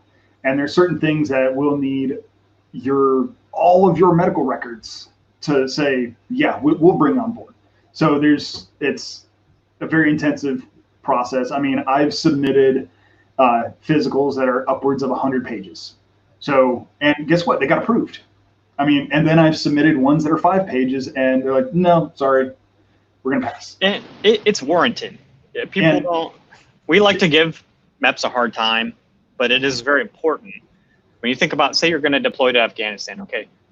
Say you're a diabetic, a type 1 diabetic, and whatever. We'll just use that for instance. The military is not gonna be a great fit for you, because what if I can't get you your insulin? What if I send you somewhere and I can't get you your insulin? Say something happens and that's not possible. What are we gonna do? We can't do anything about it. So this is why, partially why we have military physicals, is to make sure people are suited and that they can be without healthcare for a certain period of time. Or say you're the only CRNA on our FRST, the only CRNA, because we don't have anesthesiologists on FRSTs, only CRNAs. And you have a medical issue and you have to leave that place, then they don't have a CRNA to help with surgery for that location at all. So this is very important. It's annoying for us to deal with, but it is important. But we'll move on from there. I don't want to get more on that then. The way that I always explain it is the Army's looking for their return on investment. We are throwing a briefcase full of money at you to come on board. We want to make sure that you're going to be able to do the job for that contract period, if not possibly 20 years. So that's what you would kind of need to hit retirement for the military, and we'll go in, I believe it's the next slide. But that's kind of what we're looking for, is it's making sure you can do the job, and also you have longevity in the job as well. And then, so that's all we're going to hit up on MEPS. They're all over the country. Each one's a little bit different. So you really got to talk to your local recruiter to know what the local MEPS is looking for. go ahead and hit on the CV. Now, I know I've requested CVs from people, and I've gotten stuff back. It is not a resume, like your traditional type resume. We have Don't try to make a CV without us. Don't do it. Yeah, we have a very specific format, and if it's not in the format, they'll just kick it back. Right. Because when people are looking at these CVs, you're going to have people like Captain Dulworth. So when you're talking nursing CVs, later on in his career, Captain Dulworth might get tagged with actually sitting on one of these boards. So it's going to be your peers looking at your experience in your CV, and they want to be able to compare people quickly, apples to apples comparison. So be able to flip through each one. That way they know when they're looking for certifications, they can flip to the second page, second paragraph from the bottom, there's your certifications. If they're looking for verifying experience, they're going to be able to flip through it and be like, all right, 6 years of experience, 4 years, and they're not sitting there hunting. All that summed up. We have a format. We'll send you the example. All you got to do is plug and play. It's already formatted. Just type in what you need, delete what you don't need out of there, and then you're golden. So, but just don't do it without us, because you'll be wasting time and you'll have to do it again. So, all right, and then the certifications. I know BLS is a requirement. I'll let you take over all the other ones if needed. Right on. So yeah, BLS, you got to have it. You're a healthcare provider. If you don't have it, you probably should. ACLS, of course, you need ACLS if you're in the ER or the ICU or your CRNA or what have you. We need those as well. Any additional certifications? So you have PALS or you have TNCC, or I forget the NIH stroke one, whatever. But if you have any of those, feel free to put it in there and send it to us, because that only strengthens your application. And it shows that you're very committed and you care about the profession, you want to advance your education, and so on. So that's all I have to say about it. All right. Retirement plan. It's a little different now. I mean, it used to be you do 20, you get out, and you get paid. Definitely has changed. It's kind of the same. It's kind of the same. But the percentage is different. And then you can contribute money, and then the government will match it 1-for-1 up to, I think it's 6%. So I'm not an expert on retirement. I don't know about you, but yeah. So the way the retirement system works right now is it's similar to a 401k. So the Army will put in 1% of your base pay per month while you're in, and then they will match up to 5%. So you can get a total of 10% of your base pay per month, depending on how much you put in. That can be drawn following the rules of a 401k. So we have both a Roth version and a standard version. Honestly, the easiest way to do it is sit down with a financial advisor afterwards and go through it. Reserve is a little bit different. So that's something that it's based off of points, how many times you actually go to drill. There's a scale to it as well. Did I put a point thing in here anywhere? I don't think I did. Well, whatever. At any rate, like a normal year in the reserves, you get, I believe it's 70 points if you do everything. Mm-hmm. You need 50 points to have a good year, to be in good standing. So you actually have more opportunity than there is even the point requirement. And then if you deploy, some of those things change and you get more points. And yeah, it's there's a whole calculation to it.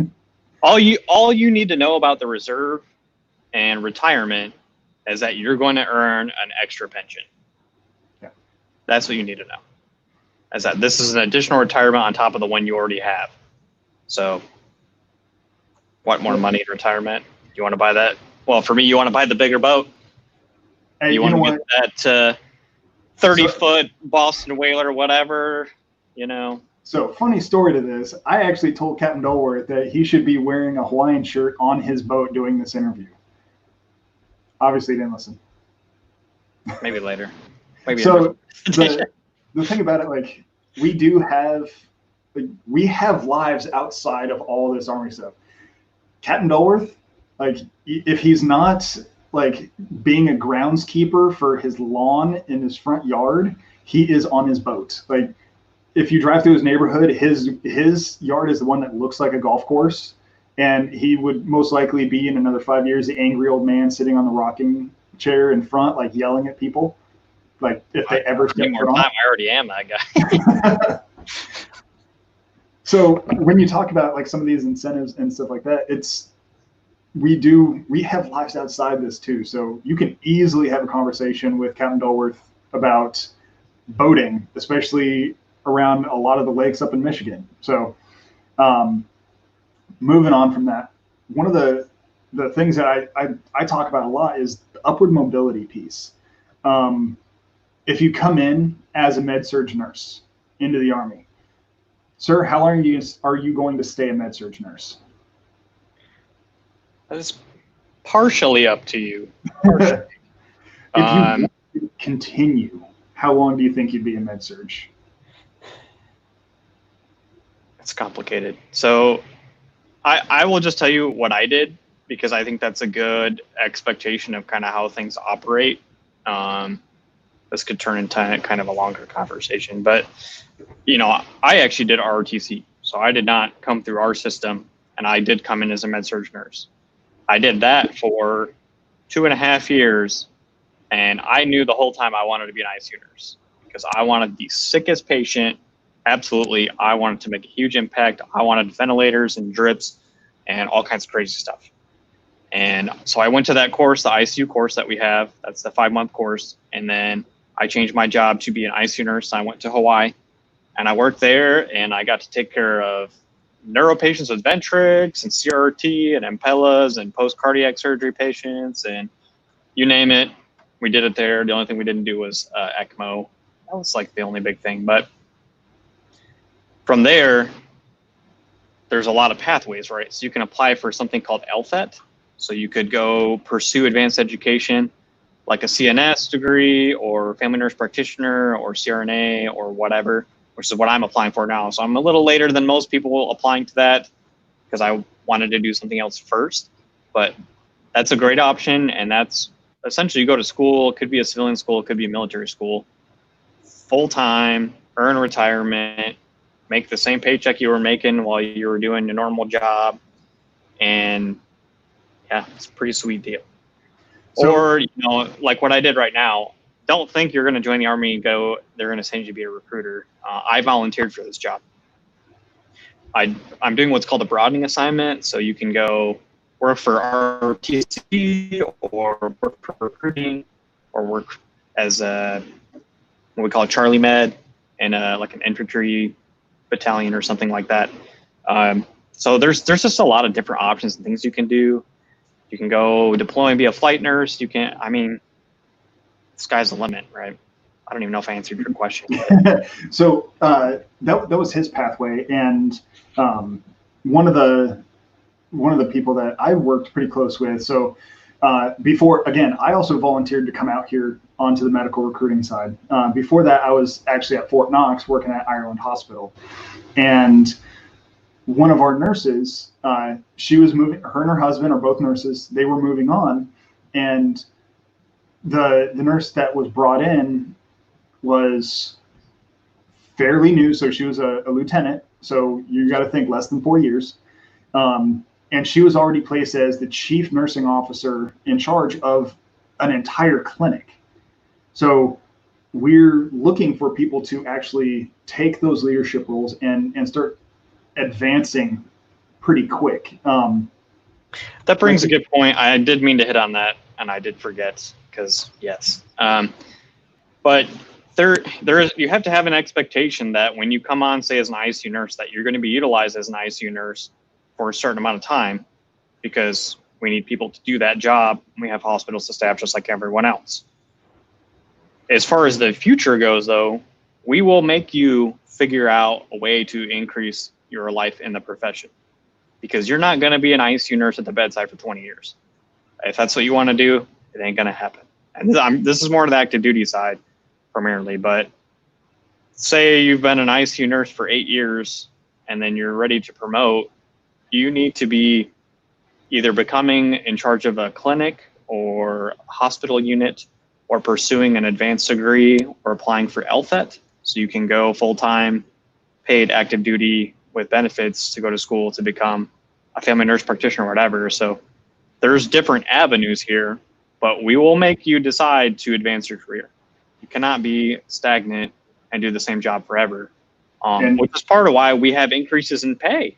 If you look at our pay charts, when you are at 20 years, you're making a lot of money. And the reason that is because you're going to escalate what you're doing as a profession. So if you're a CRNA and then you're 10 years in, we're going to pay you because you're advanced as a CRNA. You have a specialty skill. Or you could end up becoming the director of our anesthesia program, which we'll talk about later. So we're going to increase your responsibility level at some point. Or you're a colonel and you're in charge of the whole critical care section. You could be in charge of the ICU, the progressive care unit, some other units, whatever. But or even be the Surgeon General of the Army. That is true. Yeah, Who has been a nurse before? Yeah, Patricia Horojo. I had to double check the spelling of her last name. But yeah, she was the first nurse to be the Surgeon General of the Army. So we don't put caps on what level you can be. I've had hospital commanders that are nurses. I've had our own battalion commander right now, the one that actually just left, and Colonel Ament and also Colonel Blue. They're both OR nurses. So they're put in charge. So that's what we look for your career track if you're going to make a career in the Army. But something important here too is, say you just want to do 4 years, you want to contribute back to the country, you want to assist. You could be an ICU nurse the whole 4 years and then do something else, or go to the reserves and serve in the reserves. There's so many options. Or if you want to leave the Army after 4 years and go pursue a degree somewhere, of course, you can use your GI Bill benefits then. So I'm not even going to get into that. That's No. There's a lot of benefits to service, and I think a lot of people just don't think of us as a first-line choice because they haven't heard from us. We're a 1% of maybe the total recruiting volume. So we're kind of a niche field, and we really, really have to work hard to let people know what programs we have and what's out there and communicate that. But also because you have to have experience to come. A lot of people can't join right after nursing school. So there's a lot of considerations here, but at any rate. So if you want to, we didn't talk about travel. Oh my goodness. Yeah. Okay. I'll go back. But hey, go back. If you have any questions on the nursing side, any questions at all, this is the number you need to call. And also go ahead and check out his YouTube side, because he also does. He's very informative. He's not entertaining at all. I'm not entertaining. But at least it'll be a good resource, and hopefully he keeps up with what's going, like his life afterwards. So as soon as he's out of the recruiting side, still documenting everything. So while you go through LTHET, keep the YouTube side going and just talk about your experience going through that. But you might get a once-a-year video on that. We'll talk about we'll say USAGPAN. LTHET we call it LTHET, but that's actually something different. But we'll talk about how difficult it is and look at the curriculum, and you'll be like, yeah, you're not going to have time for that. But I'll try to do it once a year for you. Maybe we can have a video chat down the line. But so I think I'm going to interject. This change of pace thing I put in here is, in my opinion, the most important thing, especially when you're looking at the reserves. When I am working the ICU and I am only working the ICU, that is it. I come, I take care of patients, I go home. Come, I take care of patients, I go home. It definitely wears on you. It is stressful the longer you do it. I think like any job, there's also a level of redundancy to it and just kind of burnout. This helps prevent that. It really does. Having something to mix it up and kind of change a pace, like my backfill guy that comes to Hawaii, I'm sure that, it's a different ICU, but he met different people. He got to do new things somewhere, do some hiking, go snorkeling, scuba diving, whatever he wanted to do, and just do something different, be somewhere new. And I think that is so undervalued. And I think Dr. Johannemann even talked about that in his video a little bit. We actually get a lot of physicians that come to us in our area that are older because they've done everything already and they want to do something different. They want to do something new. And then I would be wrong if I did not mention this, because at the end of the day, this is the most important thing, and that is why I put that photo in there, is that we do what we do to bring people home. You know, my younger brother serves in the military, and he joined when he was 18 years old. And to think that there wouldn't be a healthcare provider there for him if he was hurt or injured, whether that's overseas or in a car accident or whatever, that would absolutely break my heart. And that's part of why I serve. And by far, that is the most important thing that we do and why we do what we do. And if you are patriotic and you want to contribute and help our soldiers, sailors, airmen, and Marines, this is a fantastic way to do that. The Army is a global organization. We're huge.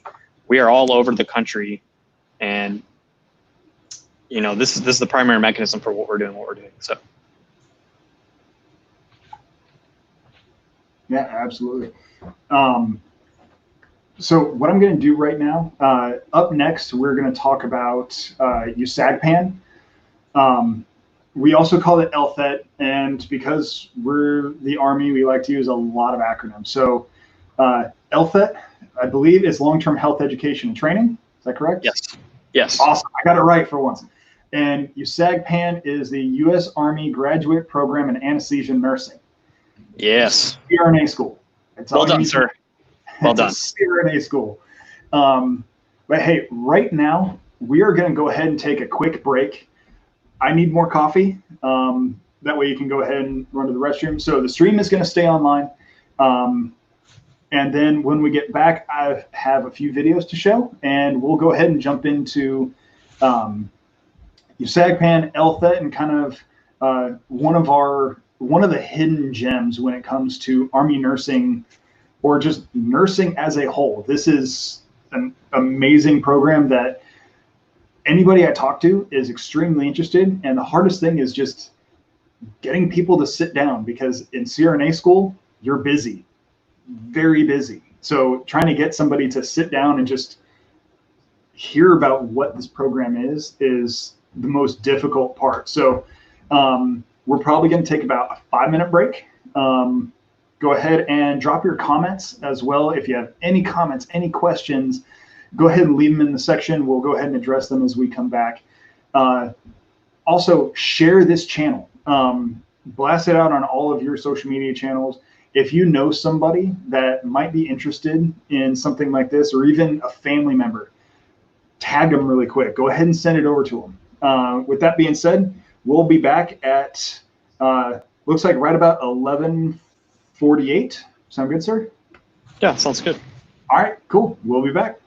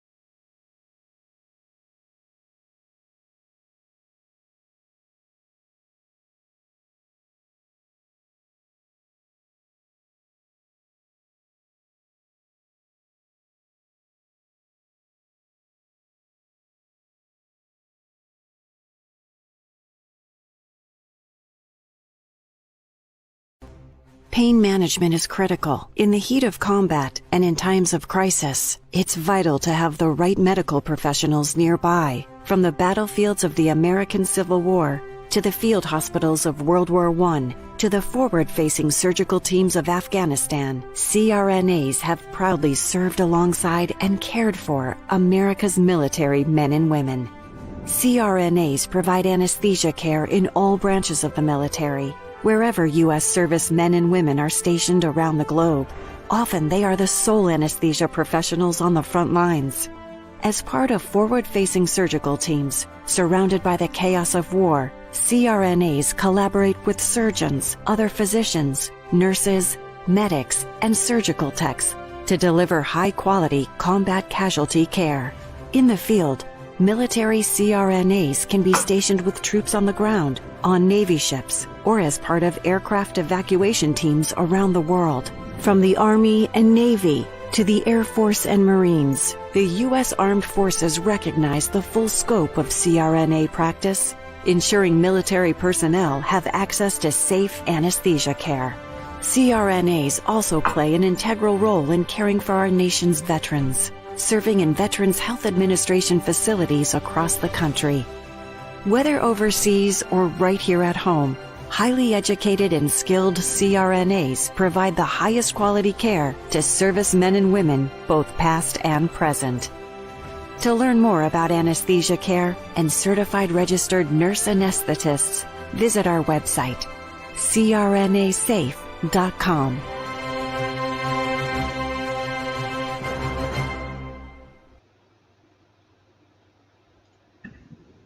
So that actually wasn't done by one of us. That was done by one of the CRNA associations. So even the civilian side does recognize the roles that CRNAs play, especially in the Army, well, any military branch.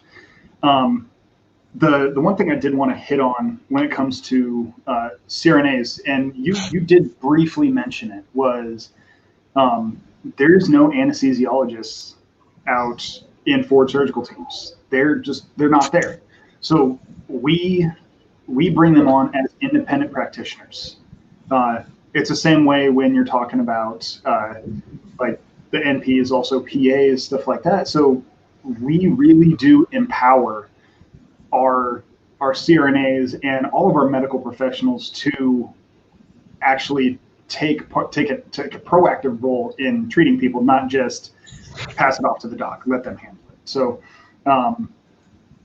for this about next hour or so, what we're going to do is we're going to kind of go over both USAGPAN, the graduate program in anesthesia nursing, and I also want to talk about CRNA strap and kind of the differences between the two, the qualifications for each of them, and then also if you're an experienced CRNA, what to do on that side.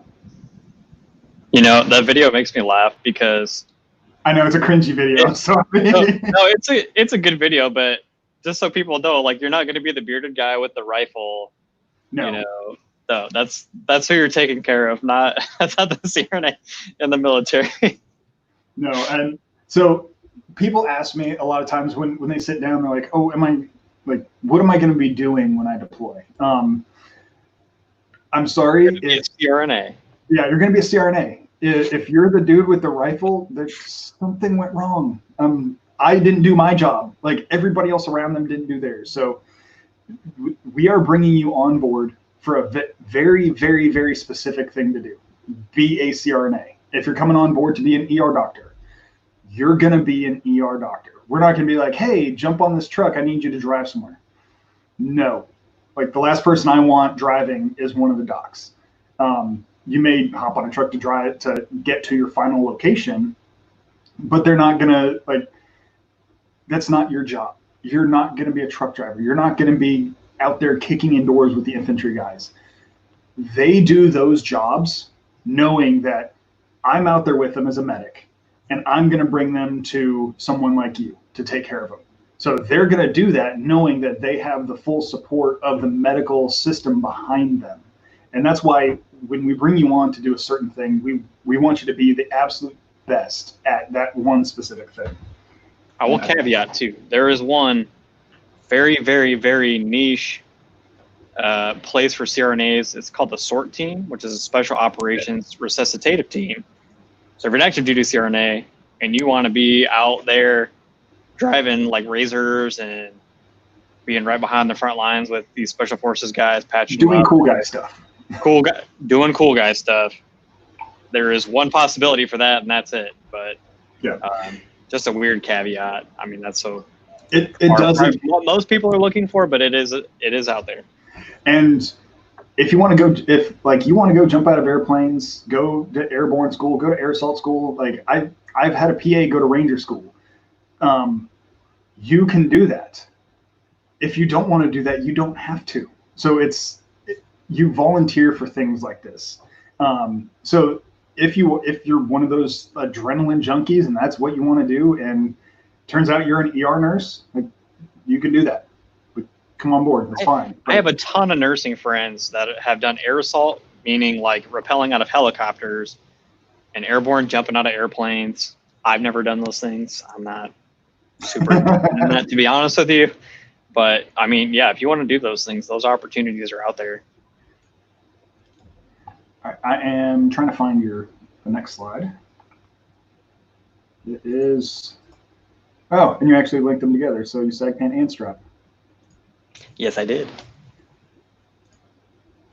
All right, let me just make sure. I really need to actually install like Adobe on here. Just it works. all right. You know, I left earlier because Harry Harper said, "So true with packing the trash can." Oh yeah. So this comment. Anybody tuning in now is like, "What are you talking about?" But yeah, I mean, when I moved from where was it? No, so a little bit of backstory about me before we go into this. Like I said, I was in Germany. I actually met my wife in Germany. She was in the Air Force. And if you get married and you're both in the Army, you have what's called the Married Army Couples Program. So what they'll do is they'll do everything in their power to get you to the same location or adjacent location. So they mean like DC complex. There's a ton of places people can be, but at least so you can live together. So they do make a concerted effort to do that. If you're dual service, it's a little bit tougher, especially on the enlisted side, because I was stationed at Fort Riley, Kansas. The only position for Air Force at Fort Riley was part of special operations for the Air Force, which females weren't allowed in at the time, and my wife had no interest in doing it. So she was stationed at Offutt, Nebraska. So it was about 2.5 hours away. She ended up taking like an early separation and moved down to Fort Riley. Well, when they moved her stuff out of her apartment, it's the same thing. Even if you leave the military, they ask you like, hey, step aside, we'll come in, we'll pack all your stuff, we'll put it on the truck and deliver it. And what you can even do after you unpack is call them back and they'll take all the boxes and trash away. So the only thing you need to do is unpack. But there was part of that, which was she had a trash can with cleaning products that was set off to the side for when they packed everything out to pretty much leave there. And she would just drive down because, I mean, it's 2.5 hours away. And she would just clean up and drive down with it. Well, they packed up all of her cleaning products, which had some trash in the bottom too, but like they opened it up and they literally took the entire trash can, wrapped it in paper, shoved paper inside of it, and packed it in a custom box. And we get this thing like, what's this weird? It's trash can shape, but then you had like broom handles sticking out one end and a duster on it, and they custom formed a box around it. And it took time to do it. It's like, even though there was, and as soon as we unwrapped it, there was a sticky note right on the front that says "Do not pack." So that's why I say if you don't want anything back, like lock it in a separate room. And it's kind of a running joke with the military. It's like they will pack the trash can. Like if you don't put it away, they will pack it. Sorry, I had to go into that because it is amusing for a lot of people. All right. And kind of before we roll into this one, I wanted to, we went into a little bit about your background. And what I can do is I'll go into a little bit about mine too. I came in about 2008, so I've been a little bit longer than you, sir. Not by much. And when I came in, I said, I want to be a combat medic. Like, well, we don't have that job anymore. We have healthcare specialists. It's like, what do they do? Combat medic stuff. Okay, cool. Go through the school. I was a prior EMT, so did all that. And then when I came in, going through my training, they're like, you're a male, you're gonna go be a combat medic in an infantry unit somewhere. Like, it was during the height of the surge and all that was going on in Iraq. So for about 6 months, that's all I was told. You're gonna be a combat medic, you're gonna be a combat medic. Well, when my orders came, it's like, congratulations, you're going to Wiesbaden Health Clinic in Wiesbaden, Germany. I show up there and I was doing LPN stuff. So I was working the front desk, I was taking the S and the O and vitals, basic stuff. And then there were a few other people that were in that clinic with me. One of them decided, like, nope, this is not what he wanted to do. And he's now doing the cool guy stuff with special operations. So he's actually a special operations combat medic. And that's part of, he would be linked up to one of the teams, like you said, sir. After that, went to Fort Riley, deployed to Afghanistan, came back, went to Hawaii. So, I mean, you can ask me what Kansas was like. It's like, I wasn't there long enough to experience it. Like, I was there to get out the door, and I was there to come back and move. So that was my experience. All I know is it's hot and windy, and in the winter it's cold and windy. And it's the only place I've ever experienced wind coming from bricks. Like, it's about -2. You have a 30-mile-an-hour wind standing on the side of a building, and it's like, oh, I'm going to go around the building to block the wind. No, there's wind coming from the bricks. Like, magic, I guess. Went to Hawaii. And you got to go to Hawaii. Yeah, went to Hawaii. Our unit was so busy, I spent very little time at home. But that was, I was in aviation, so we're going back and forth to the Big Island. We're getting people ready for deployment. We were doing all sorts of stuff. Then I came back to Fort Knox in Kentucky, and I was actually what they call the NCOIC, so non-commissioned officer in charge. We do the day-to-day operations of a health clinic. So we manage the schedules, we manage the manning when it comes to a lot of the nurses, the techs, flexing here and there. If there's any special taskers, we help out with that and figure out what we can work with as a bare minimum. A lot of the coding, a lot of the templates, stuff like that. And then I got news that my clinic was shutting down. And so they're like, hey, if you don't go find a job, like, if you don't find a position, the Army will find one for you. Well, I knew a few AMED recruiters, and it's like, hey, how do I do that? So I volunteered for it, and here I am. But in that time frame, I've seen a lot of different aspects of Army medicine. So if you're interested in the family practice side, I've seen that. I've managed those clinics. I can kind of give you an insider view into what your day-to-day life would be like. You show up around 8:30. You're typically gone by about 4:30. You mainly work 3 full shifts, and then the others are split up with admin time. That's a normal day-to-day job for a family practice doc in an installation hospital. You can get deployed with another unit as our ProFIS system works. But same thing with the PAs. I have a lot of experience working hand in hand with PAs because the PAs are the primary trainers of the medics. And I've had PAs say, hey, my background is in physical therapy. Like, would I be allowed to incorporate this into my practice? And it's like, absolutely. You do what you see fit. And the same thing also comes from the nursing side where, like I said, we had that brand new nurse. And it's like, hey, you're now the chief nursing officer for an entire clinic. So you manage all of the civilian support staff and everything like that. So we do try and push people. If they want to progress and they want to get better, we will push you to do that.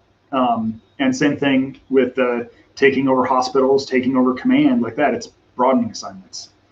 The piece that I didn't really have experience with, because I'm not in the OR field, I'm not in that. The only CRNAs I've ever met were when deployed, passing people off. And like I said, there's no anesthesiologist. They are there as the sole anesthesia provider in these positions. So what we're going to go into a little bit right now is we're going to talk about there's three pathways, two distinct pathways that we're going to go into. One we already talked about, which was through HPSP. So one of these is through the active duty side, and one of them is through the reserve side. And when you're talking about USAGPAN and the active duty side, I've already spoken with a student who's currently at the USAGPAN program. His name's Lieutenant Lim. And if you actually jump over to our YouTube channel, I have his stuff posted there. It's also on our podcast.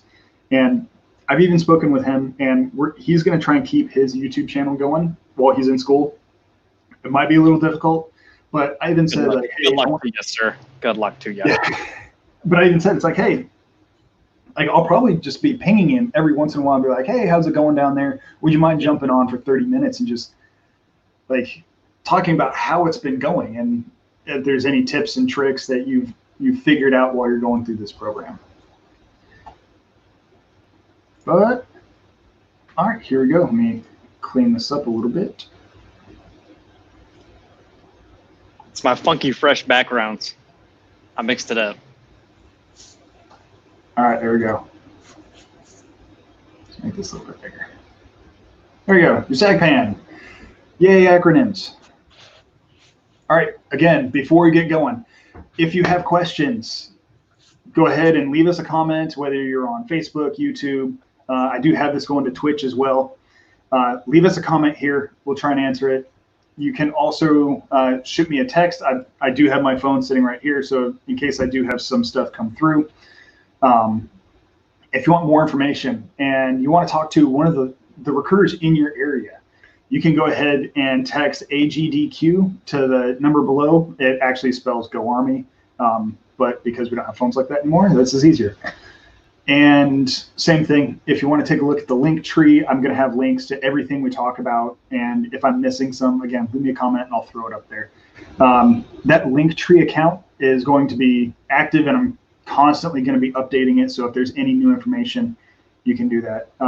Go ahead and like us on Facebook. I'm on Instagram at Akron Army Med on both channels. And with Captain Dulworth, what are your social media accounts?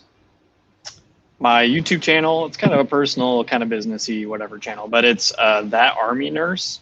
And I do breakdowns of some Army programs.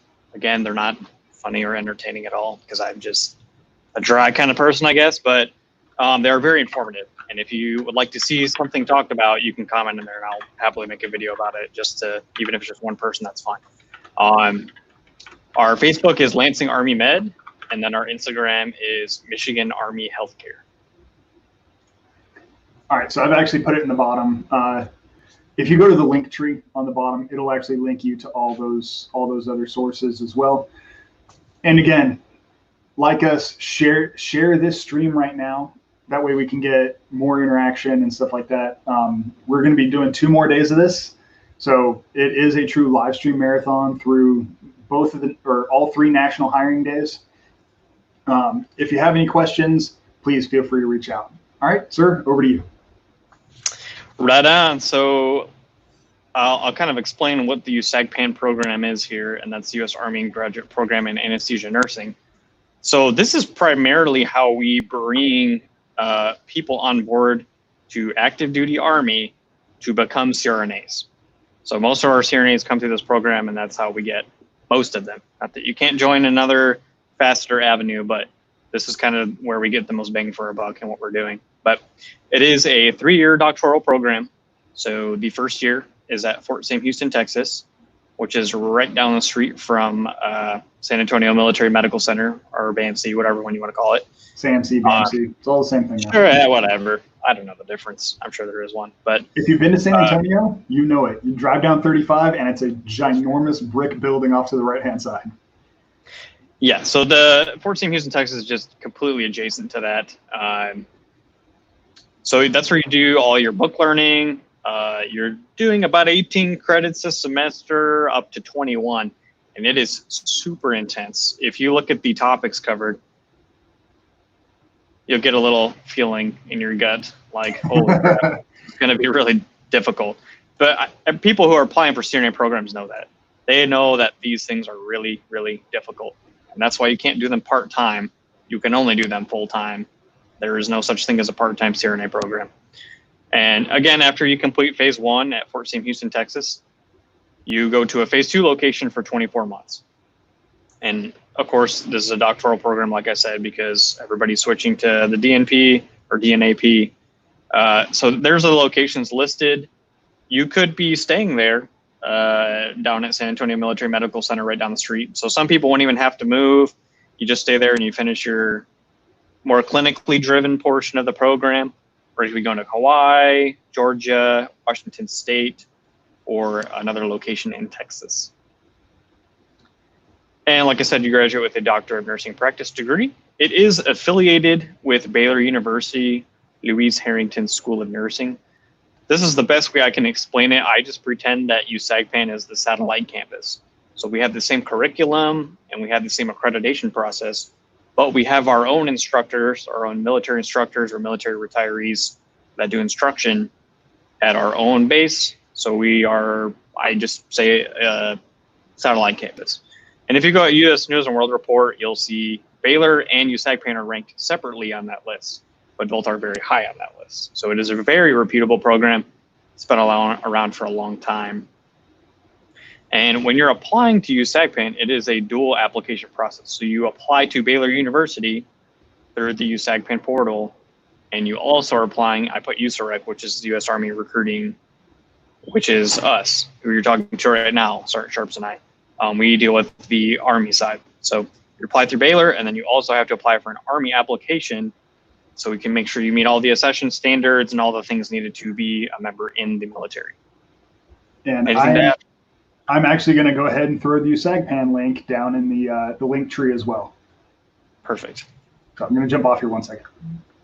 Yep. I didn't put the curriculum on the slide deck, but yeah, please go to that link. You can just search in a search engine, USAGPAN, USAGPAN, or USAGPAN Baylor, and you'll find the link to that because it is a specific location within the Baylor website. So you definitely want to go check that out. And they'll have contact information, the curriculum, how to apply, the timelines. And I'm actually applying for this program, but I'm applying as an active duty nurse, which is a little different than applying as a civilian or a reserve nurse. So just to talk about their application, it's actually very easy. It's very, very easy. You just need a couple letters of rec, send in your transcripts, a few other things, a CV and an essay, but it's super simple. It doesn't take that long. Mine's almost done and I only spent a couple hours on it, maybe. I just need to write my essay, but just to plug that in. But yeah, very, very simple, very easy application. The Army application is not that simple, total pain in the butt, but we can talk about that again, maybe at the end of the video. So we're kind of separating our two videos and not reiterating what we're saying. But here's the admission criteria for USAGPAN.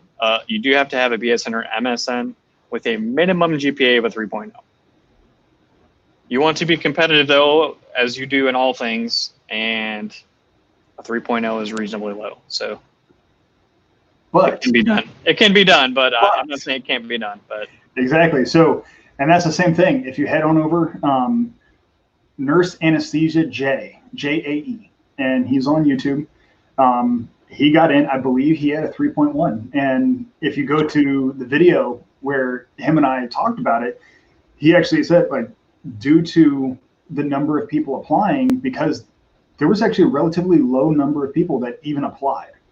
And he still got in with a 3.1, but he was also competitive in other fields. Correct. And that's the key. Is yes. If you're weak on your GPA, you need to be strong in other sides. So your science, if your science is a 3.8, but you just bomb English class, apply. Like the most they can say is no. Yeah, if you're on the lower end there, because on a civilian program, you might not have a chance in the world, okay? You need to increase your GRE score, get your CCRN, do other things to show that you are a strong applicant, that maybe you weren't as good a student maybe when you're in school, but now you're an awesome nurse, you're very committed, you work really hard, yada, yada, yada. One of the guys who's applying this year, actually, that I'm putting forward for this program, you know, when he was a younger guy, I mean, he got like a 1 point something GPA at one school and a 2 here because he didn't know what he wanted to do. And that's fine. That's fine. You know, the big thing is your nursing GPA and your hard sciences. And he turned around, he's like a 3.9 student now. So totally possible, absolutely. You do need to have a statistics class. There is no time frame for when that has to be done. You just have to have one somewhere in your education somewhere, okay? This is a newer requirement. Statistics. It's not that bad. You do have to have organic chemistry or biochemistry, and it does have to be within 5 years. So I'm actually applying for this program. That was a newer requirement. I had just taken medical biochemistry again, even though I did perfectly fine the first time. But do you have to have that? Get her done. GRE. This is the big sticky point for some people. I've talked to a lot of people this year that were interested, took the GRE, and they did not get the score they needed. So this is not necessarily a USAGPAN requirement. It is an Army requirement for advanced education. So you do have to have the GRE, and you do have to have a competitive score. So you have to have a minimum 3.5 in writing, and then your total score needs to be 300. They have previously admitted people below that.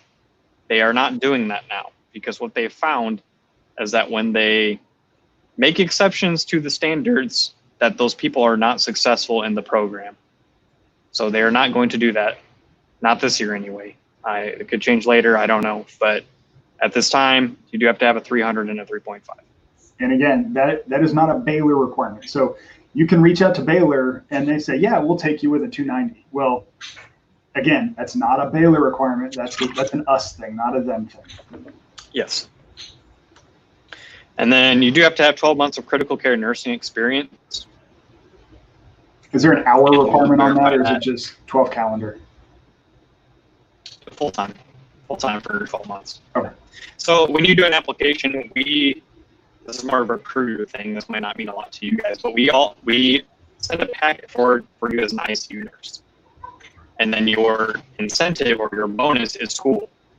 So we're going to fully qualify you as an ICU nurse. So we'll have a skills validation checklist, an hours worked form, all the things we would normally have for an ICU nurse applicant. And we can talk about that if you're new to the video chat. We have another video on that, or you can just talk to us about it later. But yeah, we have to do all that process and make sure you're fully qualified as an ICU nurse. Then you also have to do a phase 2 shadow and an interview. All right, so I've already done this myself personally. Sir, you're breaking up a little bit, so I'll let your feed catch up. So what he was saying as far as the crit care nurse, he was breaking up, so you might not have caught that. So what we do is we board you and we process you as a crit care nurse in the Army, not as a CRNA.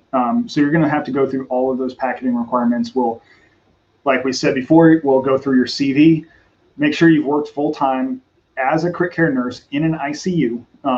You're going to have to go get your skills validation checklist signed off by your nursing manager, make sure that you know how to do all your core competencies for CRNA, or sorry, CCRN. And then we'll go ahead and process you as that. At the same time, you're also applying through Baylor. All right, looks like you're caught up, sir. I'm good. Am I clear? Yes. Beautiful. Okay, so you also have to do a phase 2 shadow and interview. There are no exceptions to this whatsoever, because according to the COA, every applicant has to be treated exactly the same. Okay, so I did this. So in a normal year, non-COVID year, what the Army would do is, you as a civilian or a reservist, we will pay for you to go down to a phase 2 site. We will pay for your hotel.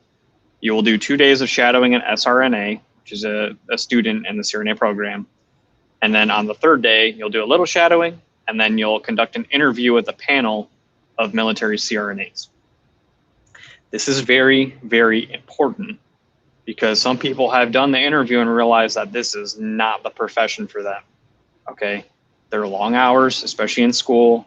It is very difficult, and there is a lot of responsibility because you will be an independent practitioner in the Army. Okay, so it's very important, but it's all paid. We'll pay for it. If you decide not to do it, no harm, no foul. You don't have to pay that money back. That's fine. In a COVID year, currently, we're having people do shadowing locally within their own hospital, getting a letter of recommendation, and then doing a virtual interview. But hopefully next year we're back to more of a normal thing. I got lucky and I did my interview back in January before all the crazy business happened. If you are really, really interested and you have all the scores and the GPA and everything you need, I will be happy to talk to you about my experience with that and how it went.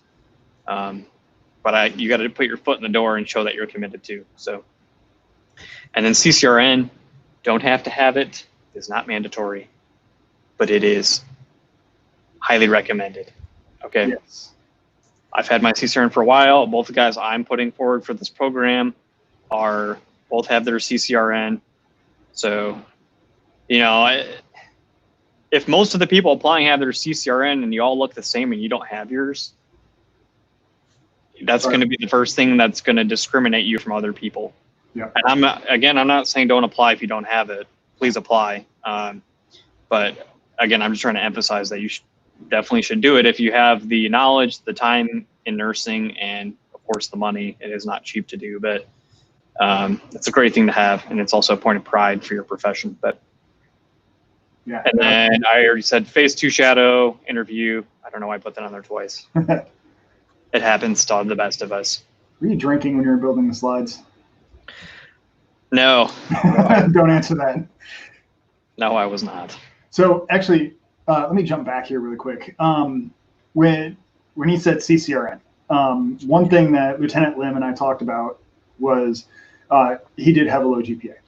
He did have his CCRN, and he knocked it out of the park with his phase 2. So those are your 4. So your GPA, your GRE score, your phase 2, and your CCRN. So those are kind of your 4 discriminating factors. But again, if you at least meet the minimum, apply for it. Just go forward, apply for it. All right. I mean, obviously the interview does play a component there. They want to see that you can critically think, that you have a sound base of pathophysiology, physiology, medication, disease processes, all those good things. Okay. Obviously, if you don't have a firm foundation in those things, if you're not strong, maybe you need to wait a while, maybe apply the next year. Make sure that you're strong clinically and that you really can articulate your knowledge and what's going on. But at any rate, and these are just some of the common questions. These actually came from Lieutenant Colonel Curtis's brief, who is before you jump into that. Yeah, sure. So let's kind of set up a timeline. I'm not going to throw exact dates in there because I know the timelines, you have it right. Oh, that side right there. But people come talk to us. They go ahead and get applied. So they're going to pick up all their stuff. The Army is going to move them to San Antonio. Once they get to San Antonio, they're going to get settled in their apartment because they're going to put them into like basic officer housing. And then what they're going to do is send them through DCC. So DCC is our direct commissioning course. Then they're going to start a little bit of school. Then then depending on bullet dates, they might flex them around. So it might be afterwards, it might be before. But so they finish school. I'm getting a text on here. But so they finish school. You now go through your phase 2. You go over to your phase 2. Once you're done, how long do you owe the Army? You owe the Army 5 years. Okay. So you're looking at about 3 years of training, correct? Yes. Yes. So it's a 3-year, it's a DNP, DNAP program. Then you owe 5 afterwards. So that's kind of, if you're wondering, that's what you're expected to give back on active duty in a wide variety of positions. Now, if you're going to be moving, with that 5 year, typically you stay on a single location for about how long, sir? Especially on the officer side, it's a little bit different than us. Usually you'll stay in a location for 3 years. There are exceptions to that, and we'll probably get into this a little later as well, but say you have a family member who has special needs or something like that. Those are considerations. If they need some kind of special medical whatever in a certain location, that is a consideration. They take all of these things into consideration. High school students, so high school stabilization. High school stabilization. Yep, absolutely. So if one of your children is very close to finishing high school, you can request that to stay stabilized so that they can finish out where they are. So there's a lot of considerations, but generally speaking, usually you'll do 3 years at each location. Yeah. So you're most likely, so if you move for 1 year, or you're going to move to San Antonio, 1 year later, you may or may not move, depending on where your phase 2 is at. Correct. 2 years later, either you're going to move, or there is a possibility you can stay in the same location. I will say it is unlikely. So when you do finish phase 2, they like to move you just so you're not working where you were a student. They actually call that phase 3, which is nothing you'll ever talk about anywhere, but by mouth, that's what we talk about is phase 3 when you're actually in your initial year as a CRNA. Typically, they'll move you because they don't want that relationship. They want to kind of change it up so you're getting a clean slate as a fully licensed practitioner. But it could happen. It could happen. So when you come on board, it's going to be about an 8-year program. You're going to move probably 3 times ish. So give or take, again, there's things going back and forth. So that's kind of what you have to expect. And then once you hit the end of that initial contract, now you can, we on the enlisted side call it re-enlist, but you can extend your contract. So then I know we talked about the bonuses of like $250,000. Can you qualify for those bonuses toward the end of that 5 years, or is it like a one and done and you're just gonna, that's it? I have a whole nother slide with like a ton of pay data, like way more probably than you even want. Okay, we'll wait. It's never full of funds, but yeah, we can get into that later. Okay, cool. Those are just some of the common questions that I've had when I talk to CRNA. So I figured I kind of scrolled through your common questions, and I just want to throw those out there so that way, in case anybody's watching or if they watch it later on YouTube, they know. Sure. All right, back to you, sir. But yeah, we can kind of go down these. So the application deadline is pretty much the same every year. This year, August 1st. Again, next year probably is going to be August 1st as well. And you do have to have your shadow done, your whole Army application, your Baylor application, all of it. And then where are these phase 2 interviews conducted at? I have the locations listed here. They're the exact same place that you would do phase 2 of the CRNA program, which is kind of nice because say you finish phase 1, you get into the program, you finish phase 1 and everything, and you want to request a specific phase 2 location. You've already been to one. You know, if you're a civilian, you've never been to these hospitals before. This is a great opportunity to go and see one and kind of see what it's like to be in a military hospital. You know, how is that different? How is it not different? And just kind of get that vibe. And like I said earlier, interviews are virtual this year because of COVID-19. Just something we have to deal with. It is what it is. So why is the shadow and interview 3 days? A lot of people ask this because it is a significant time investment for the individual. But like I said before, we need to be 100% certain that this is what you want to do. Some people have said, this is not for me. This is way too much autonomy, or this is scary.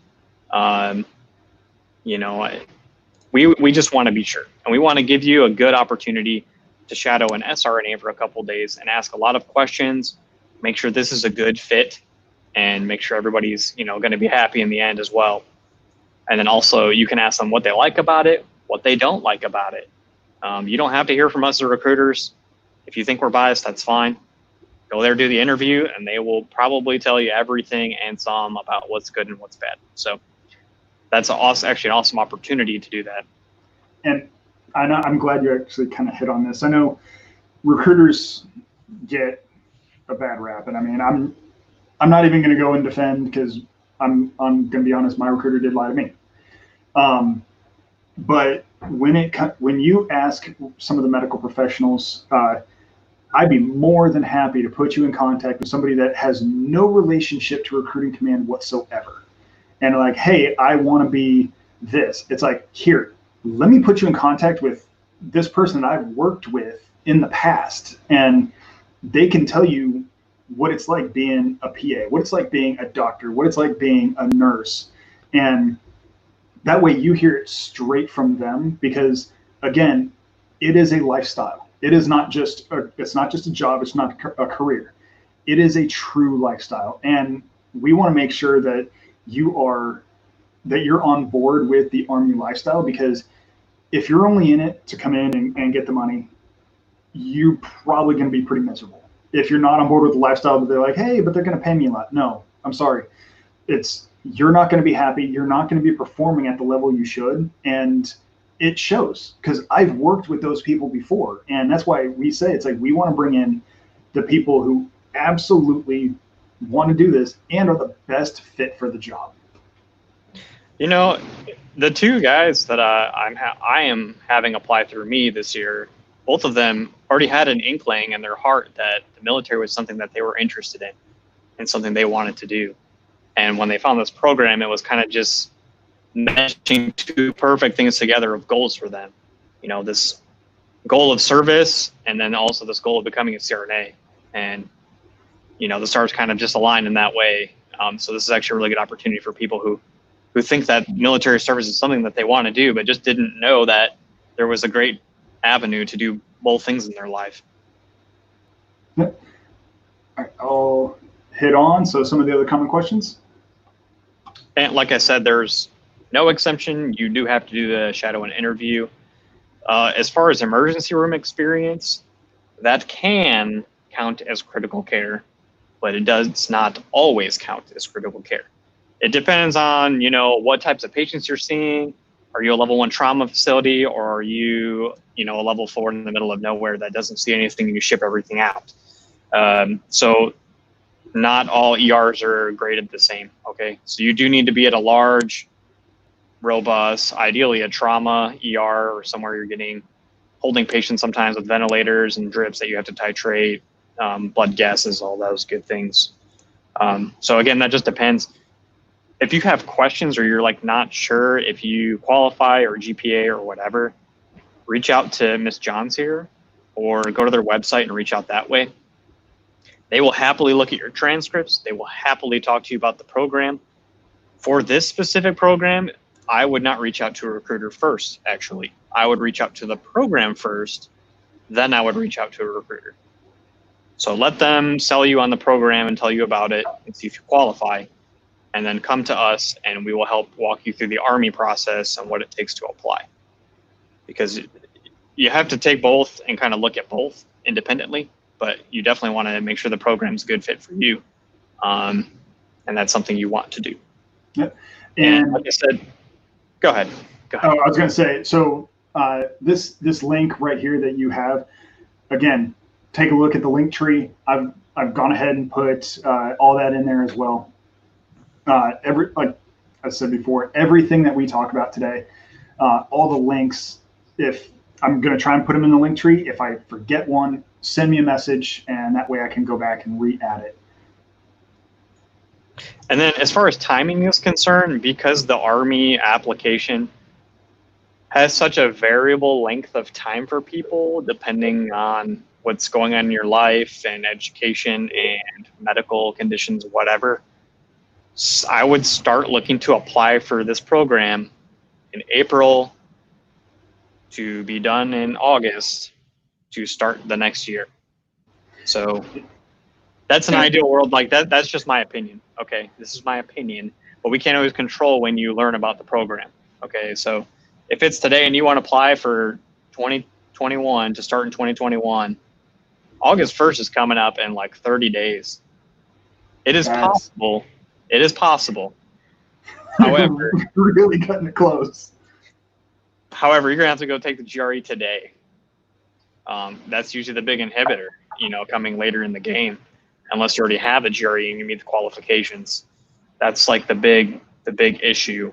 Otherwise, you can knock it out in a heartbeat as long as there's no big medical issues barring you. But this almost is a presentation at this point for USAGPAN for next year to start in 2022 and apply in 2021. If you see this today and you have the GRE, maybe for this year, but you will be turning and burning and doing all kinds of stuff. I would say that's one of those things you call me direct or you call Captain Dolworth direct, and we will get you rolling and passed off to your local guy to go ahead and handle getting you scheduled for MEPS. Because, I mean, you better clear your schedule because we will move as fast as you do. You'll be the 1 in a million kind of person if you can make it happen. But, hey, if we can make it happen, we'll make it happen. Yeah. I mean, our recruiters are very committed, so. So I know we kind of touched on the pay and benefits. This is just for the CRNA side. This is a lot to soak in. Yeah, anyway.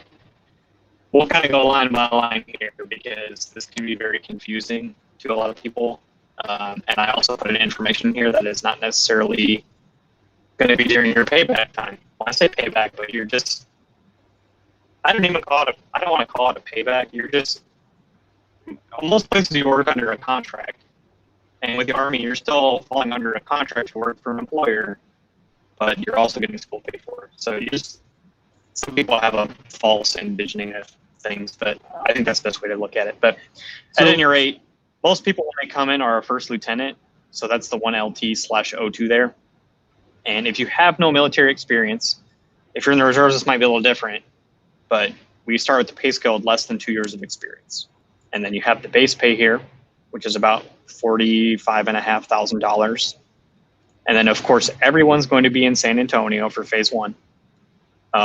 So there's the rate for that. And I can't remember if I made that with dependents or without. I'm not sure, but they're reasonably close to each other at any rate. The BAS, you'll get that. Don't worry about what it is. That's obligated to you. If you wonder what it is, it's we're paying you to eat. It's the basic allowance for subsistence is really what it is. So yeah, if you look at the total here on the right, the first 3 columns are what you will make during school. So only during school. And if you come in as a direct CRNA, that's a whole another different pay. You make more money than that, by obviously. But on the right side here, kind of the things I couldn't quantify and I didn't want to try to quantify, was healthcare. Healthcare is free. Tuition is fully paid. Tuition, how much it is, varies based on the school you're applying to. I don't know if I could ever come up with the correct number for that, to be honest with you. But that's a huge dollar amount you have to factor in. Your books, they'll just give them to you. Clinical fees, there are none. You actually earn retirement while you're in school, which is pretty mind-boggling and crazy. And then you also earn your salary, of course, while you're in school. So and we didn't talk about this earlier, too, with the retirement, but this is unlike the old system in that if you contribute to your retirement, even if you leave after this commitment, you are vested and you can take those funds with you. Yes. So you can roll that over into a different, 401k style plan. So you're not missing out on that part of your life and earnings. Yeah, and that's one of the things that I did want to hit on was earning retirement while in school. So we went through, kind of did the timeline, and you're looking at about 8 years. So you're 3 years of training, you're 5 years. And now you have to kind of make a decision. Like, do you want to get out after 8 or do the extra 12 and be fully vested in as soon as you hit the 20 mark, getting out, collecting that retirement, and you're still a CRNA. And you can take all of that experience and go straight into a civilian sector, especially as a military CRNA, being an independent practitioner with your previous experience on like FRSTs and all of your other command experience and everything else. You're so far ahead of your peers that have been working in an OR for the past 20 years. And that's all they've done.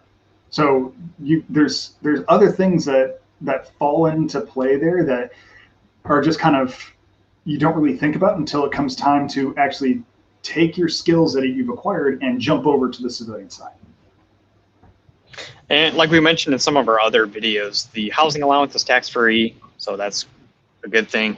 In some states, you don't pay taxes on your base pay. It depends on what state you claim. Michigan is one of those states. And then I went super in depth on this thing, like well beyond. I kind of did this for me as well, actually, to be honest. But anything that's not highlighted in yellow is what your pay is going to look like while you're serving those 5 years after school. So once you hit captain there, that's post school. Okay. There's the total amounts on the right. I'm not going to go through the columns here, but there's incentive pay and board certification pay, blah, blah, blah, blah, blah. So it is below what you would make as a starting CRNA on the civilian side. It depends on what state, but usually you're looking at maybe 155, 160-ish, maybe. Again, depends on the state as a new grad.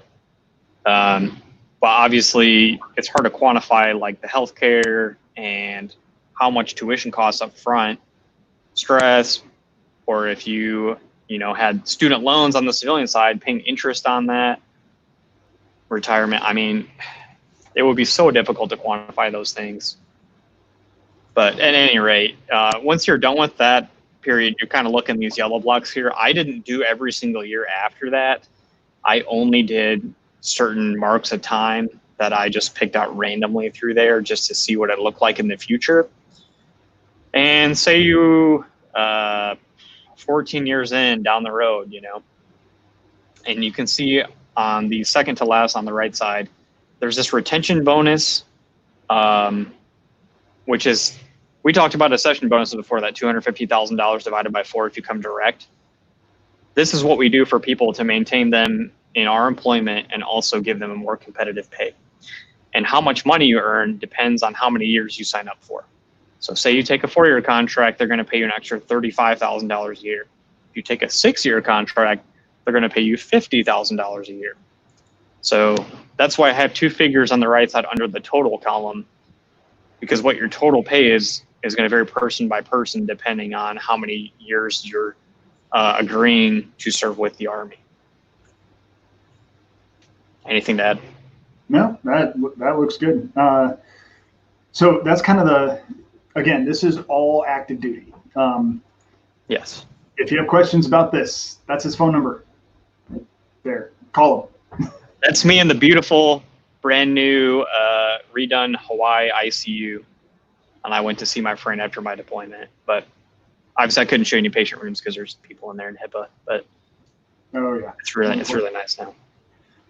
All right, so what we're now going to jump to is STRAP. So this is the Specialized Training and Residency Assistance Program, I believe. Did I get that right? We pay you to go to schools.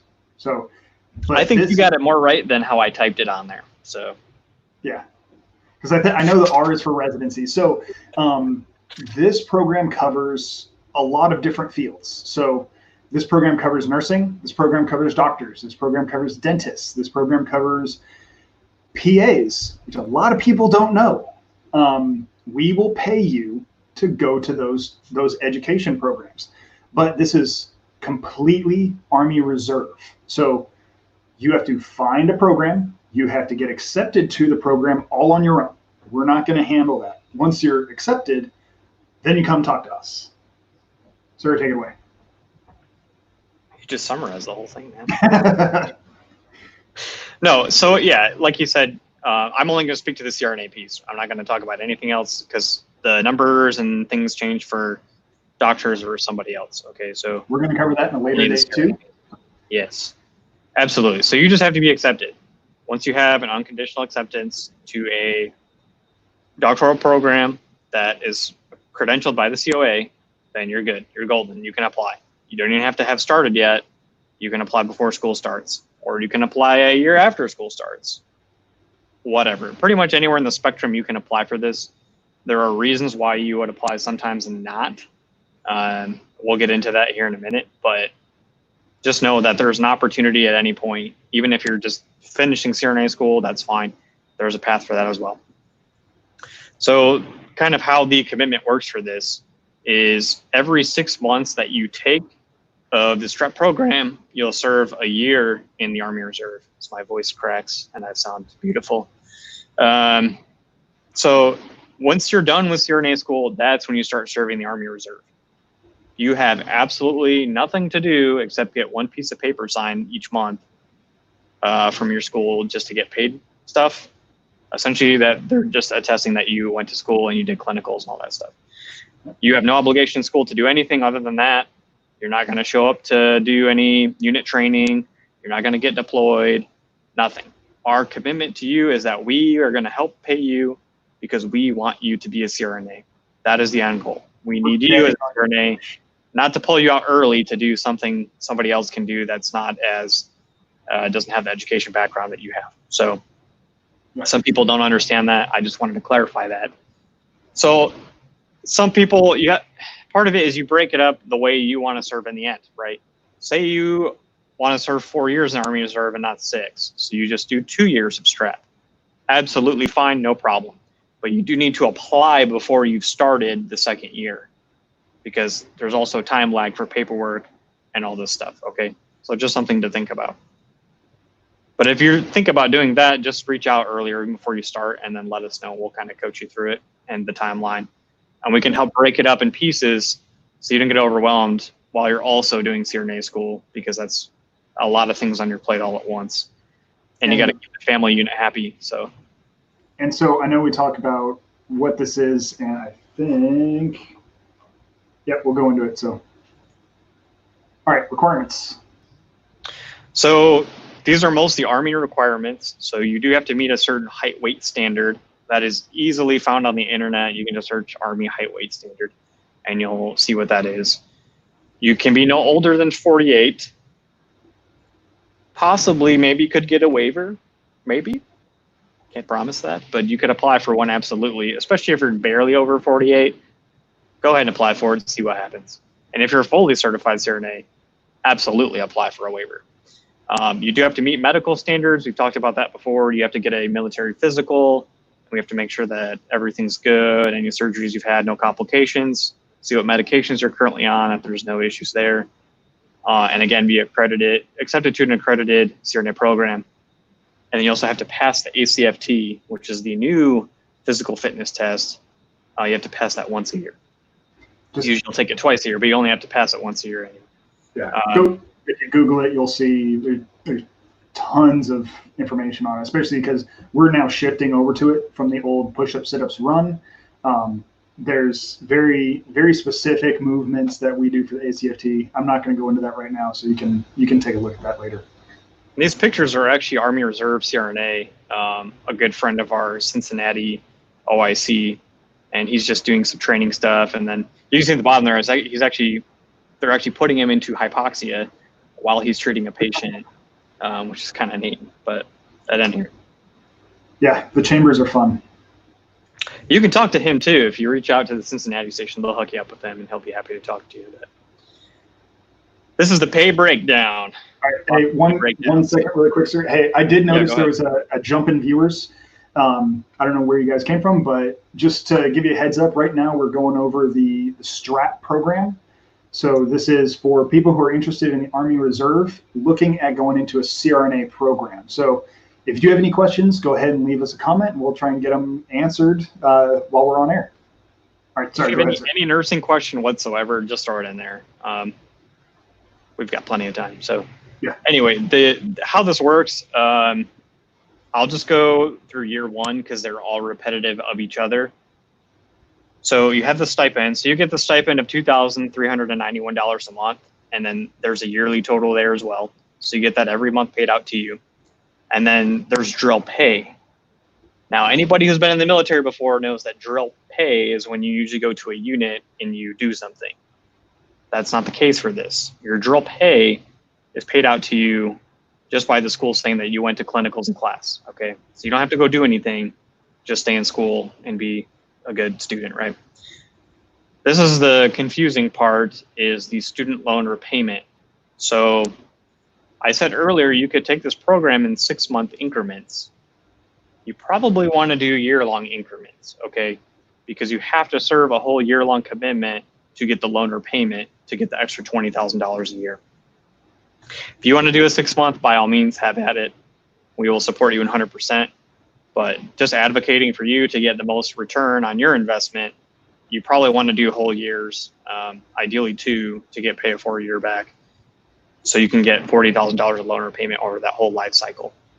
And if you were to do the whole thing for all 3 years of a doctoral program, that's how much money they're going to pay you just from stipend, loan repayment, and drill pay. And then all you got to do is serve in the Army Reserve when you're done. This is not an active duty commitment. This is only a reserve, 1 weekend a month, 2 weeks a year kind of thing. Yeah. And so a lot of people ask, especially with this, about deployments. There's something special about CRNAs in the nursing fields when it comes to deployment timeframe. As it sits right now, CRNAs can be in the what we call the APMC. So the Army Professional Management Command. They manage your career. So instead of reporting to a unit, so for example, up in Michigan, there's not many medical units up there. I don't believe there's any. I think there's one. Okay. But what they can do is they can assign you to a unit in New Mexico.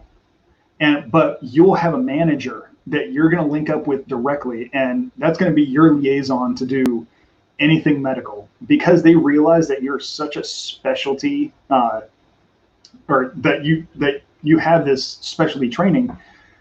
They're not going to have you travel every month to go down there. So what they'll do is they'll actually work with you on how to get your drill pay for that time frame, and this is after school. Whether it's coming helping the recruiting side out and doing videos like this, or going out into your CRNA programs and stuff like that, coming and just talking from firsthand experience about what it's like. We can assist you getting through that process. The other thing is they have what are called 90-day boggers. So when it comes to deployments, CRNAs are 90-day boots on ground. So when you talk about FRSTs and when you talk about these, the doctors and stuff going out, you're going to align with the doctors for deployments. Whereas almost everybody else, if a unit's going for 9 months, you're going for 9 months. Unit's going for a year, you're going for a year. CRNAs are a special category. So that's another thing to consider, because they realize if you pull a CRNA out of a community, you may be one of 3 at that regional hospital out in the middle of nowhere, and now you're putting that regional hospital at a deficit. So the Army does recognize these things, and that's why we do work with you on this. We also want to keep you. We don't want to lose you. Yeah, exactly. We don't. Yeah, I mean, if we're being honest, CRNAs are high demand. You guys are very important in what you do, and you're very specialized, and we want to keep you happy. And a 90-day boots on ground deployment is a great way to do that. I don't know where else I'm going with that, but I just throw that in there because it's partially true. And then we talked about deployments earlier. It's not necessarily going to Afghanistan or Iraq or wherever. You could be backfilling somebody at an Army hospital in Hawaii or Texas or North Carolina. That happens quite a bit. I know Major Sarber, who's one of our Michigan CRNAs, he's in North Carolina right now, doing a 90-day mobilization there. And what a lot of people do is there's actually a list, and you can see who deployed and when and whatever. And when you see your name starting to get towards the top, like, hey, maybe I need to go do something, you can see what's available and say, hey, I want to do that. So you're proactively essentially deciding where you want to go. Okay. Yeah. So if you don't want the Army to tell you what to do, then you're proactive and you advocate for yourself. And if you're in the country, then your family can come with you. That's fine. I mean, no problem. They can come visit you, whatever. Just an additional consideration, or they can't, and that's depending on how you want to manage that. Yeah, that's true. Okay. 90-day vacation. Bye. So, I mean, that's completely up to you.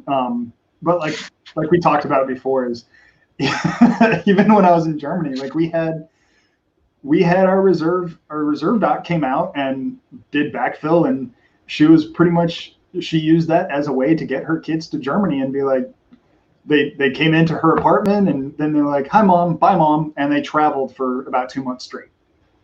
So So we talked about the deployments already, or mobilizations. It's the same thing. It's not always to a war zone, backfill, things like that. DCC and Bullock. So we kind of touched on this a little bit in the previous hour, but DCC and Bullock. DCC needs to be completed within the first year after commissioning. Bullock needs to be completed within the 3 years. So that's kind of your time frame. And we don't set when you come on and you talk to us, we don't set those dates in stone. That's going to be between you and your unit when you finish. Now, when you're in strap, you're untouchable. You're not going to be doing these schools until after you've completed your entire program. Because again, it's a very intensive program. We realize that you're already leaving your civilian employment. You have to quit your job to go to these programs. So we're betting on you completing it. So we don't want anything distracting you. And there was a question from Y Long Lee there about that. And no, you do not have to complete DCC or Bullock before CRNA school. That would be afterwards. Yep. Awesome. Hey, thanks for the question. If anybody else has any questions, please reach out. Typically with DCC and Bullock, it also depends on the program you're doing. So if you're going through USAGPAN, so the active duty side, yes, you will do it DCC before you start, and then Bullock will be coordinated at some point thereafter. And on the reserve side, it'll be managed for you to make sure that it's not interfering with school. So I hope that answered your question. If it didn't, shoot us another reply below. We already talked about travel a bunch of times and change of pace, but if there's a lot of new people, I mean, we'll just harp on it again. That's my personal opinion. Yeah. In my personal opinion, the change of pace honestly is worth it in itself. Forget the money aside and all the other stuff. Like doing the same thing every single day, I can't do it. I can't do it personally. You get burnout, you get a little bit of fatigue, especially as a provider. And this is a great opportunity just to mix it up and do something different. And a lot of people probably think I'm crazy, but honestly, going to Afghanistan was like one of the best things I've ever done in my life. I had a very good time. I got to treat people that just got hurt and have a huge impact on their lives. And I met some awesome people. It was a good time. I mean, I'm not encouraging war or anything, whatever. The country does what it does, but we need people to be healthcare providers everywhere around the world to take care of people when they get hurt. And it's really a good time. It's a great opportunity. So, and speaking on questions about deployments too, I mean, throw them in there by all means, whatever you got. And speaking on the medical piece, I mean, because I was on the front line actually. Oh, hold on one. He'll be back. I'll kind of hit on my last bullet there while he's away there. Even if you're in a state that is you're not an independent practitioner, when you come to the Army and the Army Reserve, you're still going to be an independent practitioner. If we deploy with a forward resuscitative surgical team, you're probably going to be either one of two CRNAs on that team or the only CRNA on that team with no anesthesiologist. So that's, they're another benefit and perk kind of to being in the reserves. Yeah. But what I did want to say is it is very rewarding on the medical side. I mean, I've taken people and passed them off to the FRSTs and everything like that. And it's seeing somebody on the worst day of their life and then catching up with them later. And they're saying it's like they wouldn't have done their job without us being there. And that's why it is very important to me. I really do try and look for the absolute best people when I go talk to them. Sir, I'm sure you can attest to that as well. But anybody on the medical side, it's a very different mentality that a lot of us have. And I mean, you do it on the civilian sector. Most nurses I know, if they see a car accident, they're going to stop. They're going to jump out. They're going to help. Same thing on the enlisted side. We do the same thing. But what I do want to say is, sorry, I got a little off track on that one. The whole independent practitioner, every level we do try and empower you to do the most that you can possibly do. We are running a little bit out of time for you, but I don't see Captain Perkins on here yet. So if you're here, go ahead and jump on. What I'm going to do is I'm going to go ahead and leave this up for a little bit. So if you have any questions, whether it's CRNA, whether it's nursing school, or even it's like, hey, I'm an LPN right now and I want to be this. Any one of us can actually lay out, it's like, all right, this is what you need to do. And honestly, if you can't do it in the Army, we're not going to push you that way. Because I want you, one, is to be happy in what you're doing. Because I've had a lot of people that it's like, hey, I just got into my RN program. I'm finishing up my BSN. Like, what's the easiest way to come into the Army? It's like, honestly, you should be talking to ROTC because there's nothing we can do right now. Once you get done and you start getting some experience under your belt, then it's like, all right, then come back, then come talk to us. But if you want to set yourself up for success, and if you know like your end state is CRNA, or then when you're getting out of your BSN program, find those ICU jobs, find those crit care jobs. So you want to be able to set yourself up for success in the long run. And that's kind of our job, is to break it down, to explain it, so that way, whether you talk to us or you talk to somebody else in the future, we want you to be happy and we want you to be successful. And just to say, because there's probably new people in the chat and didn't miss the whole first, we probably went for an hour and a half on the first video, but we went a little overboard. If you come in the Army as an active duty, so full-time nurse, as an ICU nurse, that does not inhibit you from attending CRNA school. Just like for me, you know, I'm an active duty Army ICU nurse, and I 100% want to go to CRNA school. I'm almost done with that application. The Army will pay for you to go full-time to CRNA school. They'll pay for school, and you'll keep making your salary in retirement and everything.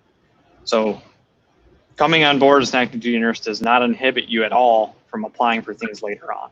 You don't have to, you know, it's not like the civilian side where I'm employed and then I have to leave my employment to go to school full time and lose a ton of money and then come back to employment. We work out and kind of smooth that whole spectrum across so that you're still getting paid the whole time. And especially if you have family members, this is also really, STRAP is actually a really great program if you need health care just while you're in school. We've had a lot of, on the physician side, reach out to us that were interested because they were paying an arm and a leg for health insurance when they could just be getting paid through the STRAP program to do the Army Reserves after residency. And they only had to pay $230 for their whole family. They were already making more than that just from the STRAP program. So it's being covered. And that was a huge, huge thing for a lot of people, was the healthcare. And if you're single, it's like $45. It's nothing. You know, if it was between the schools and our health insurance, I would take ours, but that's just me personally. All right, sorry, I was getting, so our next guest, Captain Perkins, he's having a little bit of an issue logging in, so I just got the link sent out to him. All right, so I know you did kind of touch on it.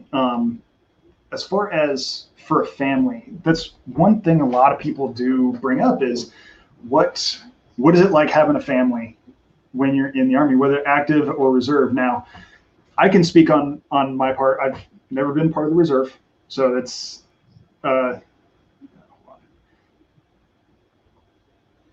hold on, we just got a question. I'll get to you in just 1 second, but as far as active duty,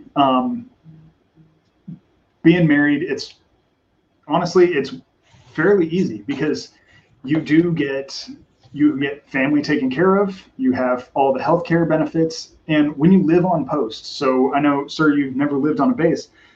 There's pools, there's gyms, there's playgrounds. I lived right across from an extremely nice playground and splash pad in Hawaii. So while my wife had to stop her job as a nurse and take care of our son, she was able to do so because we were fairly comfortable in what I was making, plus having the housing and everything provided. But there's also a lot of things on base that can support having a family, childcare, schools, everything like that. What experience have you had, and is there anything that stands out to you that would be different working civilian side versus working military side? I'm gonna backtrack.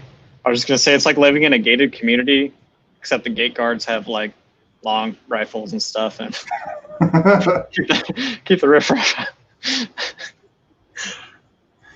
You know, as far as the family piece, like my daughter's only a year and a half old, not even yet. So I'm not gonna talk too much about that. Especially being recruiting, I don't live on base right now, or even close to one. So I can't really attest to kind of how that works. But you're absolutely right. I mean, we have grocery stores, we have our own housing, we have our own maintenance people, we have all that stuff already. So it's pretty easy. There is a question down here I do want to. Just got it. So, okay. Wylon Lee, missed the first part of the presentation. Do you know what USAGPAN look at for the most when selecting candidates? The GPA, work experience. So let's answer that part first. And when we discussed it, it's kind of, there's 4 things they really look at. Sir, did you want to go ahead and take that part? Please. Yeah, that'd be great. They look at everything equally, but it depends on the individual how they weigh it. You know, like we talked about, if you have a low GPA, like the gentleman we were talking about before who had a 3.1, he had a CCRN, so that made a big difference for him. And, you know, he had the necessary work experience and he did well on the GRE. So, you know, if you have a good GPA, you have a good GRE, or you even meet the GRE itself, you have your CCRN, you're set up for success already, right? Some people get barred because they don't meet the physical requirements. So that's another consideration on the Army side, not even on the Baylor USAGPAN side, that can bar people, which is why, you know, or some CRNA programs, you may have like hundreds and hundreds of people apply. For us, sometimes we can't because somebody couldn't make the GRE score, or they couldn't meet the physical requirements on the Army side. So they look at all of them, and how they weigh them, I can't necessarily say, but obviously, like anything, you know, if you're weaker in one spot, you need to be stronger somewhere else, and take those things into consideration. And if you're going to be very competitive, then you need to do all 3. And then as far as the active duty CRNA, what types of units would they be expected to be working at in garrison? Yeah, so you're going to work in the hospital. I mean, pure and simple. You need to get your reps in. Just like our ICU nurses that do flight nursing, they need to spend time working in the ICUs to get their reps in and keep their skills up and stay fresh. Once you're a CRNA, you're always going to see patients. Yeah, I believe usually they do a rotation as well. Like you'll do OB sometimes, and then sometimes you'll be in the OR, you know, kind of rotating on those kinds of things through the different sections of the hospital. But you can also be assigned to, say, a field hospital or a forward resuscitative surgical team. Typically, when you're in those, you're also doing cases at the local hospital as well. So, because you still need to keep your skills fresh and current and make sure that you're at the top of your game, you know, if you get tagged for a deployment or something like that. So, cool. Hey, I'm sorry, sir, but we're out of time for you. So we are gonna, for all those watching, if you missed any part of this, we're going to be able to revisit this later. And also we're going to have you on, I believe, tomorrow and also for Thursday. Let me double check the schedule. Just Thursday. I'll be back Thursday. Just Thursday. All right. So he will be back at, we're probably going to say right about 10:30 on Thursday. So if you have any questions, you can go ahead and leave them. And what we'll do is we'll save them. If it's something that I can't answer, if it's one that's directly for him, we'll go ahead and save it. And we'll also try and, after this is all done, what I'm going to do is I'm actually going to kind of chop these up and repost them up onto Facebook and YouTube. So that way, if you want to come back and watch the USAGPAN briefing again, you can at any time. And we'll answer those questions and throw them in at the end. Other than that, any parting words, sir? I got nothing. All right, cool. I hope you guys have questions because I love answering questions and helping people. So, all right, hey, thank you very much. So next up, we got Captain Perkins. All right, I'm booting you off. Sorry. Sir, how's it going? Hey, it's going great. Hey, I definitely enjoyed that with you and Captain Dolworth. There was a lot of great info.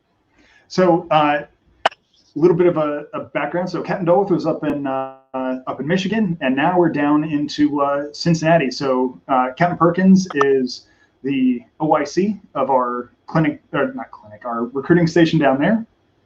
So if you're from the Cincinnati area, if you have any questions, reach out to him. But sir, before we get going, we're going to take a quick, about 3-minute break. Are you good with that? Yeah, absolutely. All right, cool. Hey, we're going to take a quick 3-minute break before we jump into trauma surgery. So that way, at least we have a good time frame. So we're going to be going into trauma surgeons in the Army and Army Reserve. So we got a few things I need to get set up. Okay, great. All right. I also need to go to the bathroom, so that's the other reason. All right, guys, be right back.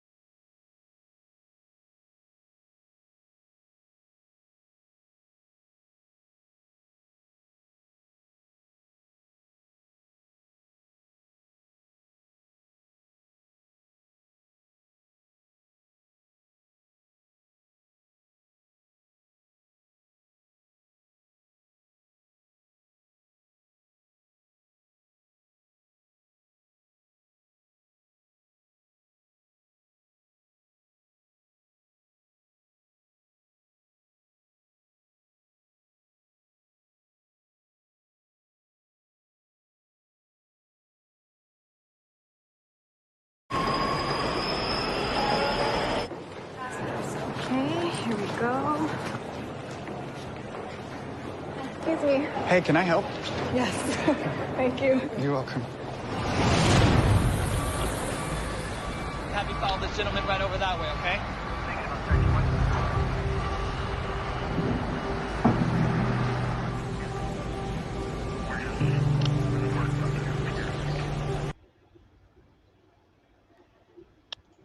All right, hey everyone, we are back.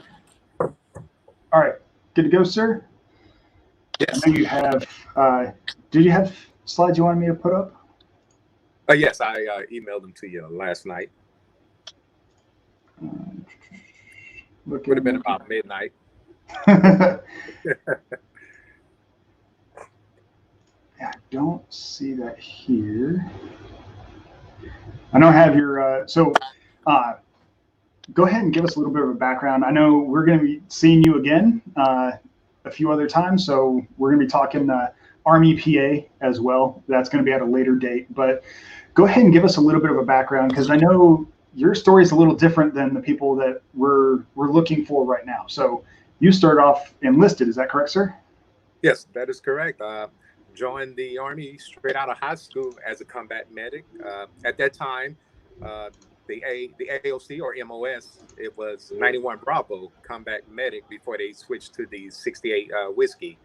But yeah, I've been in the military almost 26 years. I was enlisted for 15 years, made it to Sergeant First Class. And when I came back from Iraq, I wanted to become an officer. So talked to a healthcare recruiter like myself in Texas, and I was able to put a packet together and got selected by the Army board. So, and now I'm in the Medical Service Corps within the Army Medical Department. Awesome. And so he's been promoted a lot more times than I have. Put that out there. All right. And sorry. No. I'm having to switch everything over from the government computer over to the personal one. And it'll be just 1 second. Oh, geez. That's me. All right. Let's go slide. Not that type of slide.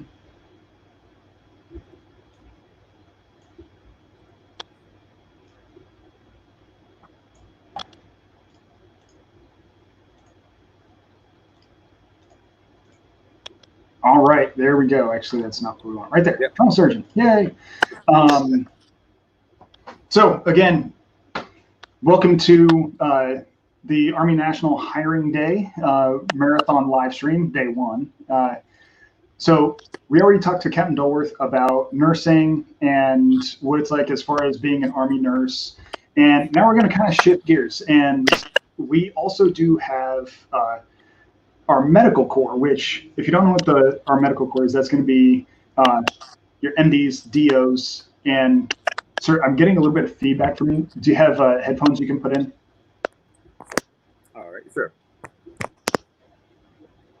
All right, I'll let him get that prepped really quick in case that kicks him off. But so Army medicine consists of multiple different corps, and we have our medical corps, which is your MDs, your DOs, pretty much all your doctors, your medical doctors. Then we have our dental corps. So those are all your dentists. And also we have our Oromax surgeons. So we do have a subspecialty with there. We also have our veterinary corps. So everything non-human. And then we go into our specialty corps and our medical service corps. And those are kind of unique. I'm going to touch on them a little bit later because what they're going to be your STEM fields. That's going to be your scientists, your entomologists, your biochemists, any of those really unique subspecialties that we still need for the research side or whatnot. We also have physical therapists. We have like all sorts of different like little medical subspecialties. I'm going to cover those a little bit later. But today, right now, we're just going to focus on trauma surgeon. And if you're joining us, even though it's not trauma surgeon related, if you have any question as far as doctors in the Army Reserve, what they do, anything like that, go ahead and leave us a comment on any of the platforms that we're broadcasting to, and we'll try and get them answered as best as we can. And if we can't, I can actually reach out and pull in some subject matter experts that we might be able to get the question answered for you live on air. All right, sir, you better? We'll see. So we'll see if this works better for you. Is this better? Yep, much better. All right, so we're going to be covering the trauma surgeon. Like I said, Captain Perkins is from the Cincinnati Medical Recruiting Station. And sir, go ahead and take it away. All right, thanks. Hello, everyone. As you mentioned, I'm Captain Perkins. I'm the officer in charge of the Cincinnati Army Medical Recruiting Station. My station, we cover Northern Kentucky, Cincinnati, the Dayton area, and other surrounding cities around the Dayton area. So today we're going to be talking about the trauma surgeon, and these are basically the general surgeons who have training in trauma. And so I want to just discuss the active duty opportunities and the part-time opportunities in the Army Reserve. So these are some of the topics we will be discussing today. One of the main things is why the Army? Why should you consider the Army as a trauma surgeon? I believe the Army, we offer a lot of great opportunities. So hopefully after this, you'll be inclined to reach out to us and hear more. So just a quick fact about surgeries, about surgeons in the Army. So back in 1814, surgeons were tracking the patterns, weather patterns across the nation. And so that kind of led to the establishment of the U.S. Meteorological Service, which is what we use today. Our meteorologists are part of this organization. So surgeons are actually played a part in establishing that service. Just a quick little fact. All right, next. All right. I kind of went over this as far as breaking down the cores. AMED is one of the largest health systems in the world. And so we need a structure to kind of to keep people in certain areas. One thing I did want to mention, I know we have veterinary corps up here, and sorry not to cut you off, sir. If you take a look, I actually have a really cool and unique interview that I was able to do with a Colonel Black. And he's going to be on our YouTube, probably YouTube channel here, probably later on in the week, because I don't want to cut this off. But he is actually an Army researcher, but he is also a veterinarian, and he decided to choose that path because that's what interested him the most, is like the zoonotic diseases. So even if you're part of one specialty, so if you're part of the medical corps and you have a drive for research and stuff like that, it doesn't mean that you're always going to be sitting there treating patients the entire time.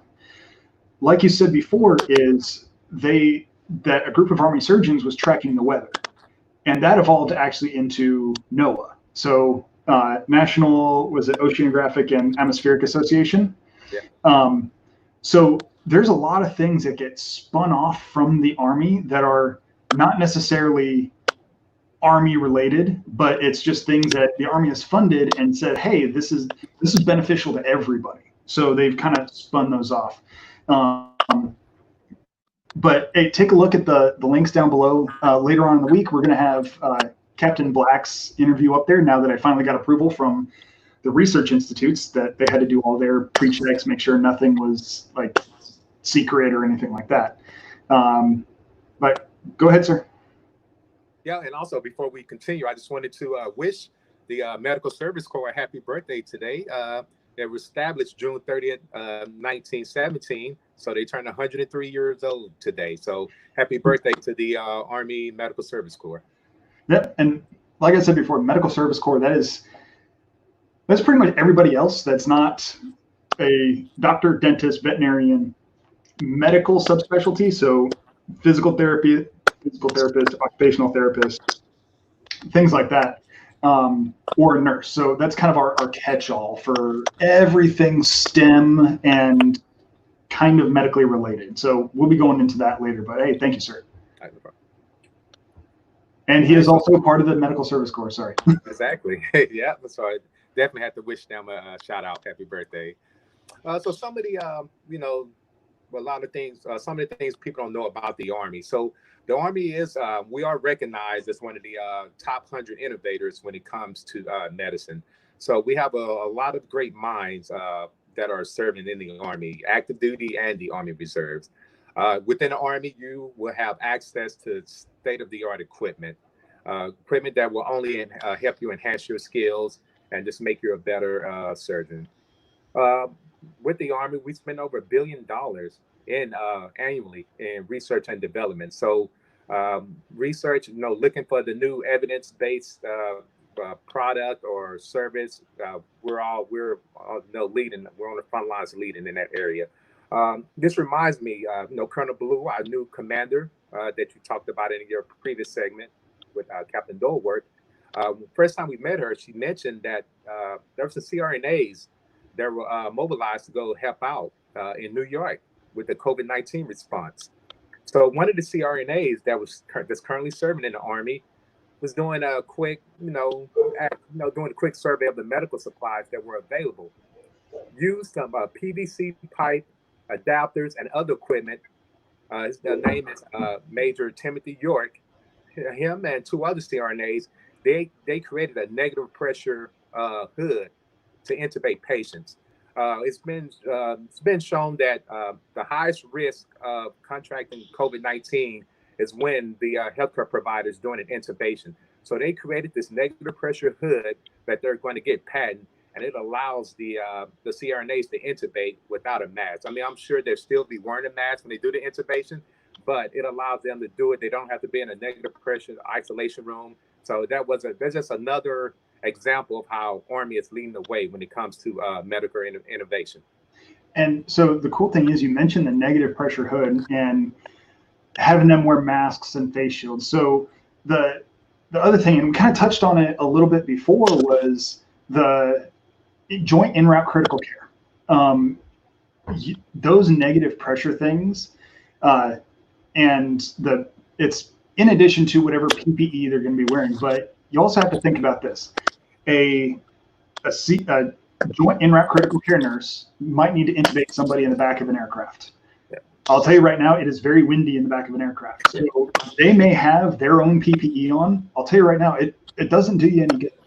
So having a negative pressure hood, not only can that affect in like an in-hospital situation as far as infectious disease, but think globally on this one. What did we have 3-4 years ago? We had the Ebola outbreak in like West Africa. Now you're talking about you're able to intubate somebody without having a negative pressure room, just making sure that it's in addition to whatever PPE they're wearing, it's something else that can be used. And the thing is also, when it comes to Army inventions, it's not like the Army is going to patent this thing. There's no process that I even know of that the Army can patent something. What they'll do is they'll do the research, they'll test it, and then they'll broadly release it to the civilian market, being like, hey, this is what we found. Here's our peer-reviewed research. Do your thing.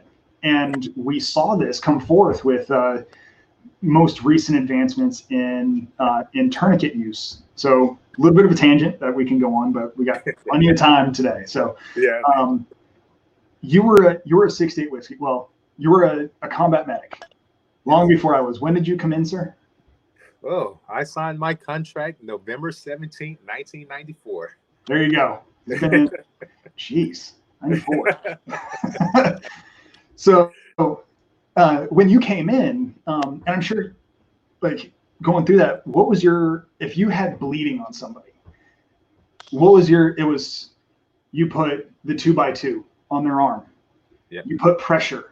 You elevated it above the heart. Exactly. You put a pressure bandage, and then your last resort was a tourniquet.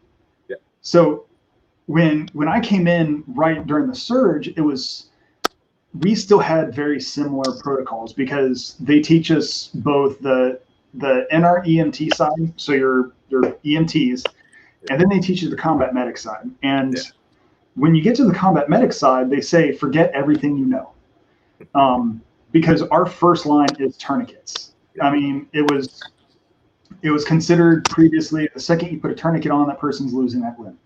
Yeah. I mean, when they go do knee surgery on somebody, they put a tourniquet on their leg just to reduce bleeding, and and they'll have it on there for hours.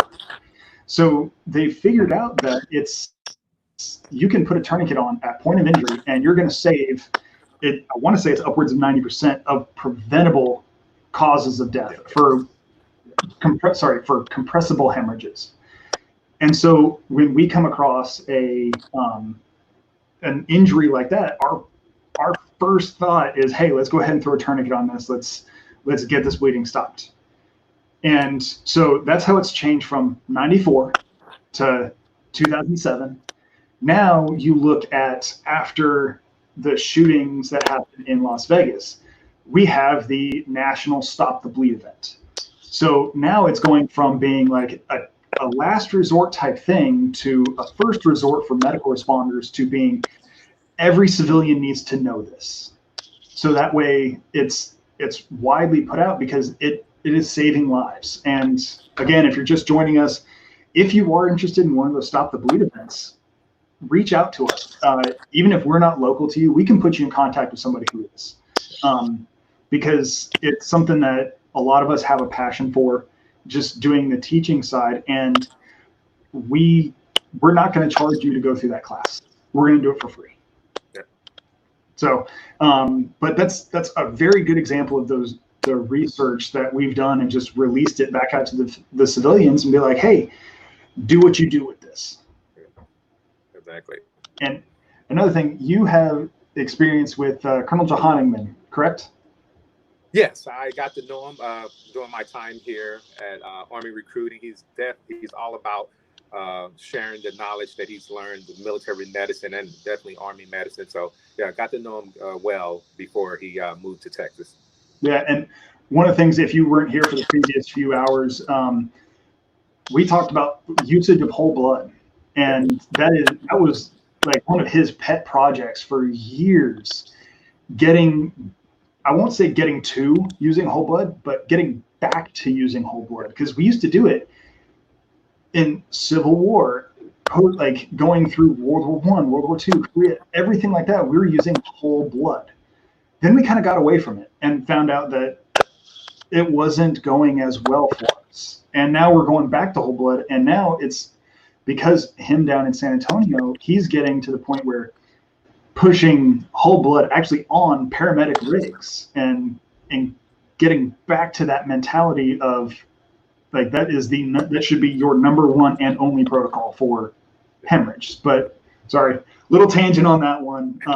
But that is part of the whole like $1 billion in R&D. It's not just for Army use. It is truly giving back to the civilians and for not just civilians people, but civilian organizations. That way, they don't need to do that research. We've done the research for them. All they need to be is like, hey, we need approval to do this. Here's all this research behind it. Yeah, exactly. Great. Yeah, definitely. Yeah, Dr. As you know, just mentioned about Dr. Johanningman, he's well respected in the Cincinnati area. I mean, he's just been a great ambassador for Army medicine in the Ohio area. So definitely miss having him around, but he's continuing to do great things in Texas. All right, so go ahead. I was gonna say, go ahead and talk about the job duty, since we we have surgeons.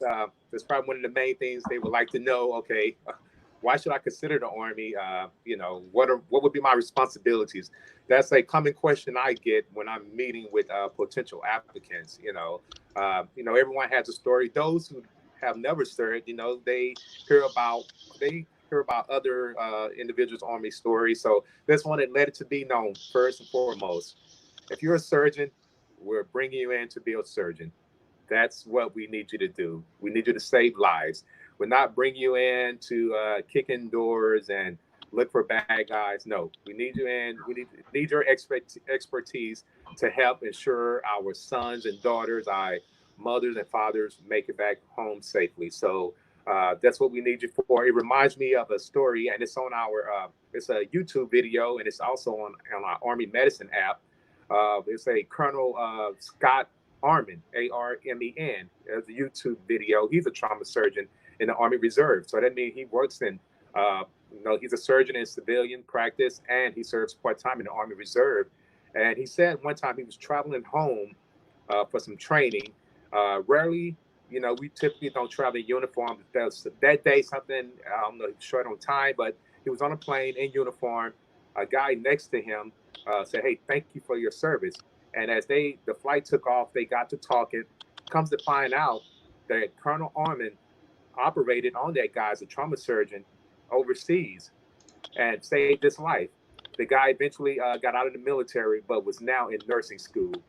He basically, the care that he received from Colonel Armen, the surgeon, it empowered him to go back and want to provide the same type of care to his comrades who are still serving. So that was a great story. I was definitely, touched by that story.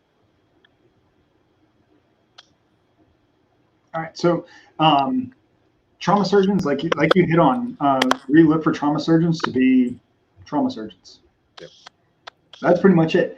But the cool thing is with the way that especially in the Army Reserve, the way that we're set up, and Captain Dorr kind of touched on this, where you can actually volunteer for mobilizations and deployments.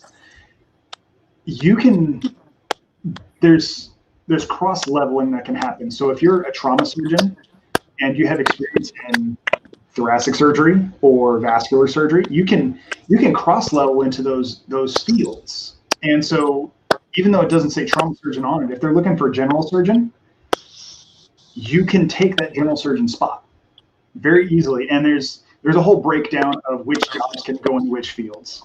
Yeah, exactly. Yeah, definitely. And that happens a lot. We have.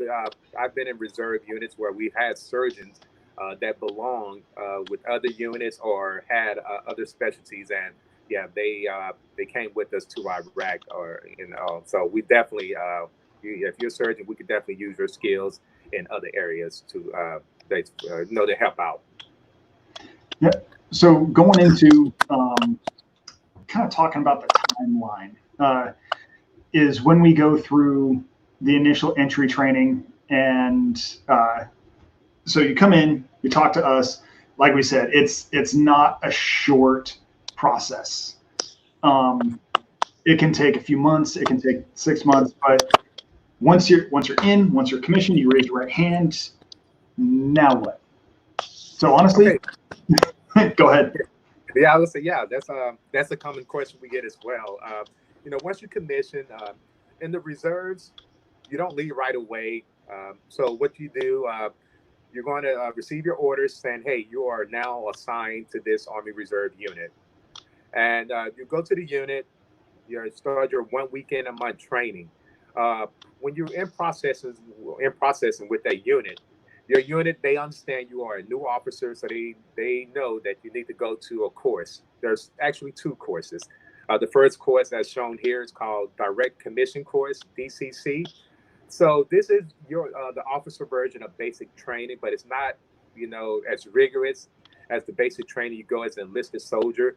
So there's no drill sergeants there. They're called cadre. So they're like your instructors, just guiding you along the way. And so they're basically teaching you the basic soldiering skills. The course is 3 weeks long for physicians. Everyone else is 4 weeks. So for physicians, dentists, and veterinarians, it's only 3 weeks. Everyone else is 4 weeks. And you're going to be in this course networking with other healthcare providers. Everyone in that course is going to be a healthcare provider. And so it's a way for you to build a network. I still communicate with physicians. I'm not a physician, but I still communicate with physicians I met with my initial officer training. I never would have guessed, not being a physician, that I have a plastic surgeon who used to be in the Army, or an anesthesiologist who's in the Army, or a retired orthopedic surgeon that I can still call friends and just reach out and just like, hey, how's life? How's things going? So that's one thing that I like about the initial officer training, just the camaraderie that you build with others in your specialty and other subspecialties. So you'll go to DCC. And hold on one second. Hey, so you hit on it really well. And I know when I spoke on it a little bit before with Captain Dolworth, you may not trust what a recruiter is telling you, but like he said, you have those connections with people that have no connection to recruiting command whatsoever. They're a doctor, they're a surgeon, they're somebody else. So it's very easy for him to just shoot him a text. I'm sure you have them on Facebook, you have their phone numbers. You can be like, hey, I have this person who's interested in becoming this. Can you talk to them? And then that way they can, and we're more than happy to put connections together. So that way it's like, hey, tell them what your experience is like, good, bad, indifference, because we don't want anything to like sneak up on somebody. We'd much rather have them be completely honest and fully knowing what they're expecting coming in. Yep, exactly. And then the next course you go to is in BOLIC, Basic Officer Leadership course. Now, one thing about these courses, you do not go to these courses back to back. In the Army Reserve, they actually give you 3 years to complete both courses. So you have more than enough time to complete both courses. And it kind of, I like to share this information with the surgeons, so to let them know, hey, if you're in private practice or you're part of a network, you can let them know you're not leaving right away. So you will still be around to, to treat patients. You're not leaving anytime soon. So you have 3 years to complete both courses. With the BOLIC course, that course has 2 phases. The first phase is strictly online. It's 80 hours. The Army gives you entire year to complete the online. It's more than enough time. You can actually complete the online portion in 2 weeks if you actually had time to sit down and just knock it out, you can complete it in 2 weeks. But they will give you a year to complete it. And once you complete the online phase, then you will travel to San Antonio, where the Army Medical Department is headquartered, and you will complete the resident phase, which is 4 weeks long. So you have 3 years to complete both courses, which is more than enough time. Sorry. There we go. Little touch on Okay. that. No problem. All right, next, we'll talk about the assignment opportunities. You and Captain Dolworth, talked about this for CRNAs and other nursing professionals. Similar with the medical corps as well. In the medical corps, you can be assigned to an Army field hospital. They have transitions. They used to be MASHs. They used to be general hospitals. Used to be recent combat support hospitals or CASHs, but now they're transitioning to field hospitals. And these are basically field hospitals it's making them more modular, where they can mobilize and set up quickly whenever their need are called upon. You also discussed the FRST, the Forward Resuscitative Surgical Team. And, as you stated in your previous presentation with Captain Dolworth, the individuals assigned to this element, they're close to like the point of injury. So when someone is injured, they're taken and they need surgical capabilities. They're taken to the FRST for surgery before they're moved before they can get stabilized and moved up to a higher echelon of care. So surgeons are really intrigued by that. Emergency physicians, CRNAs, they're definitely intrigued by that opportunity. So they usually this is usually one of the most sought out assignments. Then also, this is a common one, the IMA and the APMC. So these opportunities makes it flexible for physicians to complete their Army Reserve time. Typically in Army Reserve, you serve 1 weekend in a month and 2 weeks in the summer. So about 35, 40 days out of the year. But these two IMA, you are assigned to an Army active duty hospital treating patients. But the benefit of it is the flexibility. You can you report to that hospital commander on the Army installation, and you can work out a plan that will work for your job and your family life, and it gives you a lot of flexibility. So physicians usually like that assignment, and APMC is the same as well. It's just instead of being assigned to an Army hospital, APMC works with you and your commander to allow you to complete your weekend training at a unit, at an Army Reserve unit closer to your home, or a civilian or VA hospital. So that gives you flexibility as well.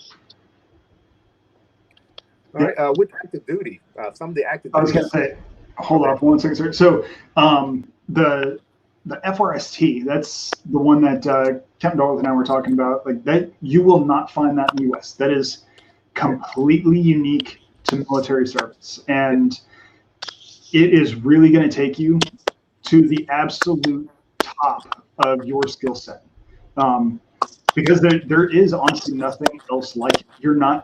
There's not going to be a chance to see that level of trauma in that rapid of a succession. And so it is a truly elite team that goes out and does it. So setting yourself apart from your peers, that is one of the absolute best ways to do it. Exactly. It's definitely. I had buddies in the when I was enlisted that were medics and served on with FSTs, the old what it was previously called, and they said they enjoyed every minute of it. So it's definitely a great opportunity. All right. So with active duty, if you have any surgeons, those who are interested in active duty, one of the most common assignments or most sought after assignment is Walter Reed Medical Center, which is one of the well-known military treatment facilities. So this is in the DC area, and this hospital is known. There's some people from the White House, or they go here and receive treatment from military doctors. On an annual basis, Walter Reed, they see about 24,000 patients in a year, and they perform about 9,000 surgical procedures, including organ transplants, heart surgery. So there's a lot of surgical surgeries going on at Walter Reed, and also co-located on the Walter Reed campus is the Armed Forces Institute of Pathology, and also the Walter Reed Institute of Research. For those that are interested in research, Walter Reed would be a great opportunity.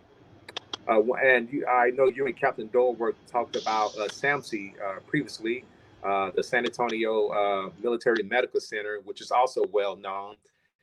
It's a sprawling campus in San Antonio. I believe it's a 450 bed, over a 1.5 million square feet, and it also houses the the Intrepid Center of Excellence, which is a state-of-the-art rehabilitation center. So San Antonio is also a great opportunity, and they're well known for their Army burn unit. So great opportunity for both Walter Reed and San Antonio Medical Center. And so the FRSTs, they're annotated for both the Army Reserve and also for active duty. So there is the opportunity for both of those fields in both types of units. So you can qualify depending on whether you want to make it a lifestyle, or if you just want to do it, hey, you know what, I'll do my 90 days, I'll go do the FRST stuff, and then come back and bring that skill set back to my own community. So it's, we are very flexible when it comes to what's available for which field. Yep, exactly. And you'll have reserve physicians that go and serve, that mobilize with active duty units. Although they're in their reserve asset, they do go and help the active duty. I don't know if it was mentioned previously, but the medical assets for the entire Army, which includes the active duty Army and Army Reserve, the majority of the medical assets, they reside in the Army Reserve. The Army Reserve provides somewhere between 70 to 75% of the medical assets in the entire Army. So the Army Reserve is definitely important to the Army overall mission. Yeah, absolutely. One of the things that was, especially out of our area, sorry, I got some feedback. One of the things I did notice in with the Army Reserve, especially out of the Akron area, so we had several people that were ER docs that volunteered to actually go out to Boston during the COVID-19 outbreak, and they went out there, they were doing their thing, and there was one of our captains here was posting on Instagram just talking about her experience and stuff like that out there. I'm actually going to try and get her on at some point in the future. So if you jump on over to our YouTube, go ahead and hit the notification. So that way, whenever I am able to get her on, because she is an ER doc, a little hard to pin her down and actually talk to her, you'll get notified when that does happen. So I just want to let you know, like, that those opportunities are available as well. Exactly. And then as shown here, other career positions in the Army Reserve and active duty. So in the Army Reserve and active duty, you have the opportunity to be a commander of an Army medical unit. We're all about leadership in the Army. We definitely want to groom you into be a leader within the Army Medical Department. So we have plenty of physicians that serve as commanders in the Army Reserve and active duty. Another is you can be a consultant to the Army Surgeon General. So the consultants, they are involved a lot when it comes to looking for potential surgeons to join the Army. They're the ones who will review your CV and your qualifications when you decide that you want to apply for the Army, and they're providing their review on your credentials to just make sure everything looks good and you'll be a good fit. So we do look for surgeons. In the Army Reserve has their own consultant, and active duty has their consultant as well. So that would definitely be a great opportunity for those surgeons who are looking for a leadership position. For surgeons who want to go back and get another degree, the Army does for active duty. They do offer a master's degree. It's in collaboration with Baylor University. So they offer a master's degree in healthcare administration. It's a 2-year course, and it is a great course. This program is actually ranked number 9 in the entire country and even ahead of some of Ivy League institutions that offers the same program. Typically, this program, this MHA program, is 2 years classroom, but the way the Army does it, they're all about hands-on training. You do 1 year in classroom, and 1 year you'll be shadowing your counterparts at some of the nation's leading hospitals. And also, you can be a residency director for those medical students who use the Army Medical School scholarships. They're going to be doing their residencies at a military training hospital. So on active duty, you have the opportunity to be the residency director for surgery. Which a lot of people don't know. We own residency programs. We're going to hit on that a little bit. So the residency programs are they're special, and they're reserved for our HPSP students. So they are top ranked, and there's a very specific pathway to get into them. And that's actually in our next hour coming up. I actually have I have Staff Sergeant Beck, who's going to come on. We're going to talk about HPSP and kind of what the pathway looks like for HPSP, what you can go into, and who qualifies for them. So just so you know, we do have residencies. Yeah, exactly. All right. So next we'll talk about some of the benefits and entitlements. So with the Army Reserve and active duty, we do offer session bonuses for both. For the Army Reserve, we offer a $75,000 annual session bonus. You will receive that each year you continue to serve. In the active duty, we have what are called critical wartime shortage session bonus, and it's actually $400,000 for active duty, but it's over a 4-year period. And so it'd be $100,000 a year. And the reason they do that is for tax reasons.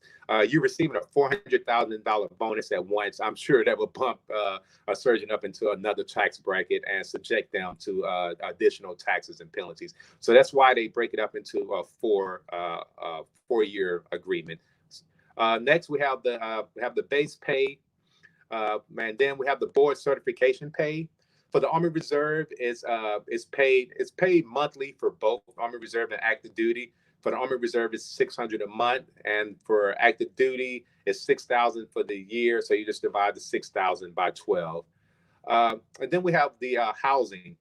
Army Reserve, you do not move around. You stay in one location. So that's why there's no housing allowance. But with the active duty, as you mentioned, your presentation with Captain Dorworth, this is just the figures shown is just an estimate based on San Antonio area, but there are a lot of factors that influence your housing allowance. The main one is location.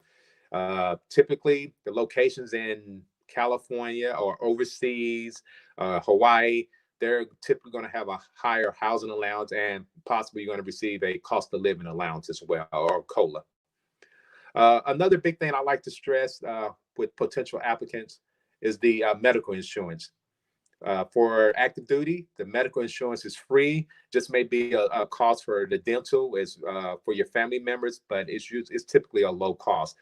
For the Army Reserve, for entire family, doesn't matter if the family member has 2 members or it's 15 members. The entire monthly premium for the medical insurance is $228.27 for the entire family. And talking to other officers or military members who serve in the Army Reserve, they say this is great. This is definitely affordable.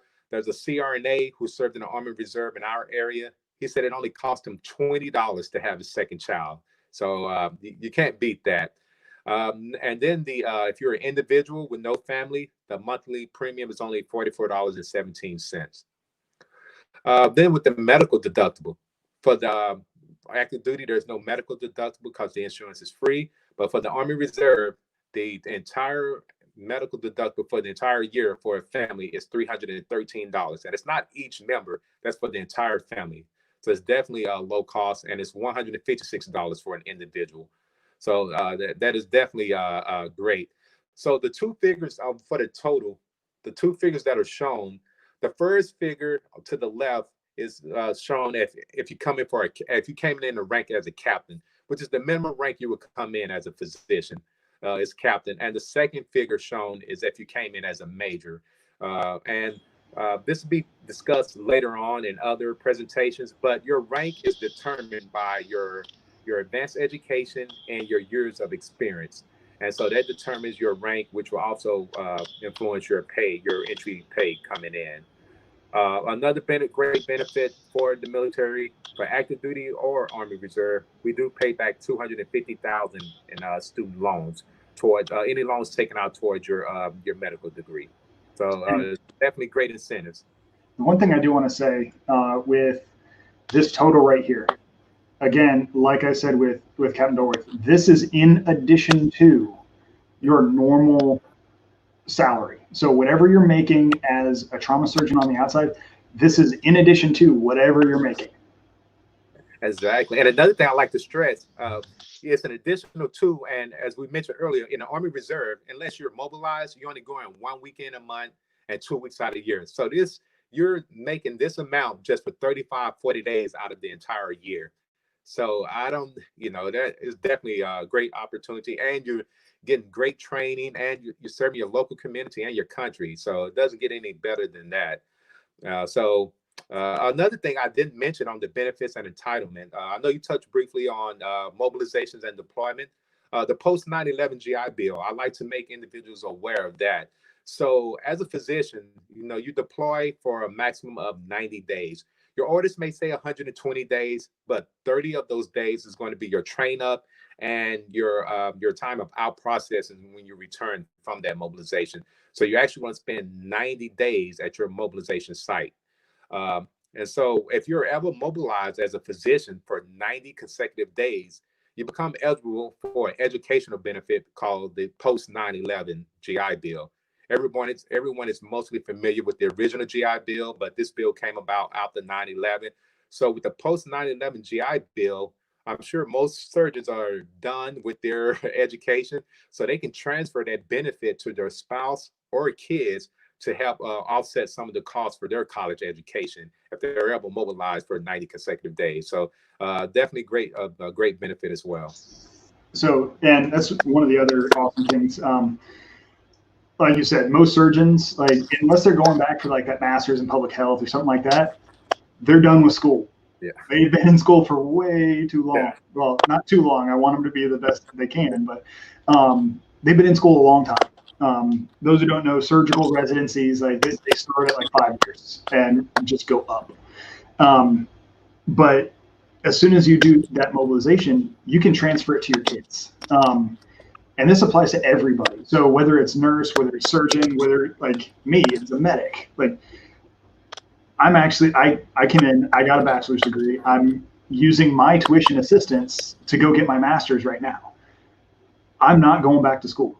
So there's no reason I need my GI Bill. Well, I'm able to give that to my son. Now, granted, he's 4 years old right now, but he at least has his college paid for to include a living allowance and stuff like that. Or I can also not give it to him. Like, so there's that too. So I can change that at any time, but it's for anything. I can give it to my spouse. I can give it to my son. I can give it to any family member that is a dependent of mine. And it's going to be there whenever they're ready to use it. So even if my son decides like, hey, I'm going to take a few years off, and then later on in life, it's still there for him. So he has a full 4-year degree paid right there. So this also applies to all of our doctors. Like they can, if they do that mobilization, they can go ahead and give that over to their family and be done with it. Yeah, definitely another great benefit for those who are answering the call to serve. All right, next, so let's talk about eligibility. So to apply for the Army Reserve, to join the Army Medical Corps, you must have a doctor of medicine or osteopathy degree from an accredited U.S. school. Now, for those who graduated from foreign medical school, you can just get your ECFMG certificate, and they will do a quick, evaluation, and so you are eligible to apply as well. Also, you must have completed at least 1 year of an approved graduate medical education internship. So that is a requirement. For trauma surgeons, you must have completed at least a 1-year critical care fellowship as well. And you must be, we prefer you be board certified, but at least board eligible. And for those ECFMG graduates, if you're not board certified, then you must have completed a residency within the U.S. and it must be an accredited residency as well. One thing with the age requirement, so we get sometimes some physicians, they feel, oh, you know, I'm too old to join. I'm not 47. Well, age waivers, they are possible for physicians. There are stories out there. I know there's a physician in Houston who joined well over the age of 60, who joined the Army Reserve, and another in Wisconsin who joined also over the age of 60, who joined the Army Reserve. So for physicians, especially surgeons, we are willing to entertain age waivers. So if you're over the age of 58, there's definitely won't stop us from working with you to apply for the Army Reserve. So if you're interested, definitely reach out if you're interested in joining the Army Reserve. And also for active duty, you must be a U.S. citizen. For the Army Reserve, as long as you have permanent resident status, that will be fine, and that will allow you to be eligible to apply for the Army Reserve. And the one thing I do want to say is, so even though we've had surgeons over the age of 60 joining, kind of the reason why they put the age limits in place is they want you to be able to complete a full 20 years before the Army will force you out, because there's only there is an age cap, and it's nothing that we manage. It is at a much higher level. But they just want to make sure that if you do want to be able to have a full career, you can. Surgeons that come in over the age of 60, they need to realize that they're not going to be able to do a full career. And that's kind of that little requirement that we would have for bringing people on board. But it's one of those things where if you think you're too old to do it, reach out. Talk to us, find out if that's truly the case, because there's so many doctors out there that's like, hey, like people talked to me when I was in med school and I kind of wanted to do it, but I was already accepted to this residency and I have family, my kids are out of the house, and I want to do something to give back. Like I want to do that. And they then they reach out, they're like, well, I think I'm too old. It's like, actually, no, you're not. Like, by all means, come in. Like, we'll submit your paperwork. We'll submit your packet. I mean, the most somebody can say is no, but you won't know if you didn't try. Exactly. And then one thing also, a lot of times we're able to find out, before they go through the entire process, we're able to find out to determine if the age waiver will be possible. So it's definitely, so it's not like they were invest all of this time building a packet, because it can be time consuming, and then find out they can't apply. We'll know well in advance, early on in the process, if they're able to apply. So it won't cost them anything. So it definitely won't hurt to reach out to an Army healthcare recruiter. Yeah, absolutely. Come on. Nope. All right. So since we're on the subject, it's definitely a great way on how to apply. As we mentioned, with the Army National Hiring Day going on, you can definitely use this information on this slide to reach out, or you can try, you can search like local Army healthcare recruiter, for those who are not located in Northern Kentucky or the Cincinnati or Dayton area, you can still find a local Army healthcare recruiter, or you can go to goarmy.com and it'll find one for you. A lot of things what we ask for potential applicants to do when we set the appointment. We ask them this is a brief list of some of the documents. There's more documents that are involved with your packet, but this is just an ideal we want you to bring to the initial appointment. So for those who are thinking about reaching out and meeting with the recruiter, let's go ahead and start preparing this list of documents. Definitely it'll make the first appointment go by smoother and quicker, and get you down the right path. And once you complete the packet, part of the packet process is a medical physical. A common question I get is, well, how many push-ups, or what's the time I have for running? This is the different type of process, so you do not do that to join the Army Reserve. And you do take a physical assessment test after your commission, but it's exactly what it's called, an assessment. just to see where you're at physically. So it's nothing like the physical fitness test that we take for those that are currently serving in the Army. And you must be able to pass a medical examination and the height and weight standard. All right, so we just got a question. Phillips Kobe just asked about Space Force.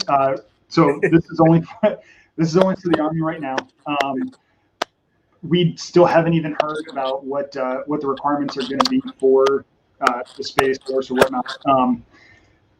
If anything, that is going to be kind of an Air Force question, because they're going to be the managing agency, similar to the way that the Navy and the Marine Corps work. So right now, there's only 3 medical sections as far as the Defense Health Agency. So you have Army, Air Force, and Navy Med.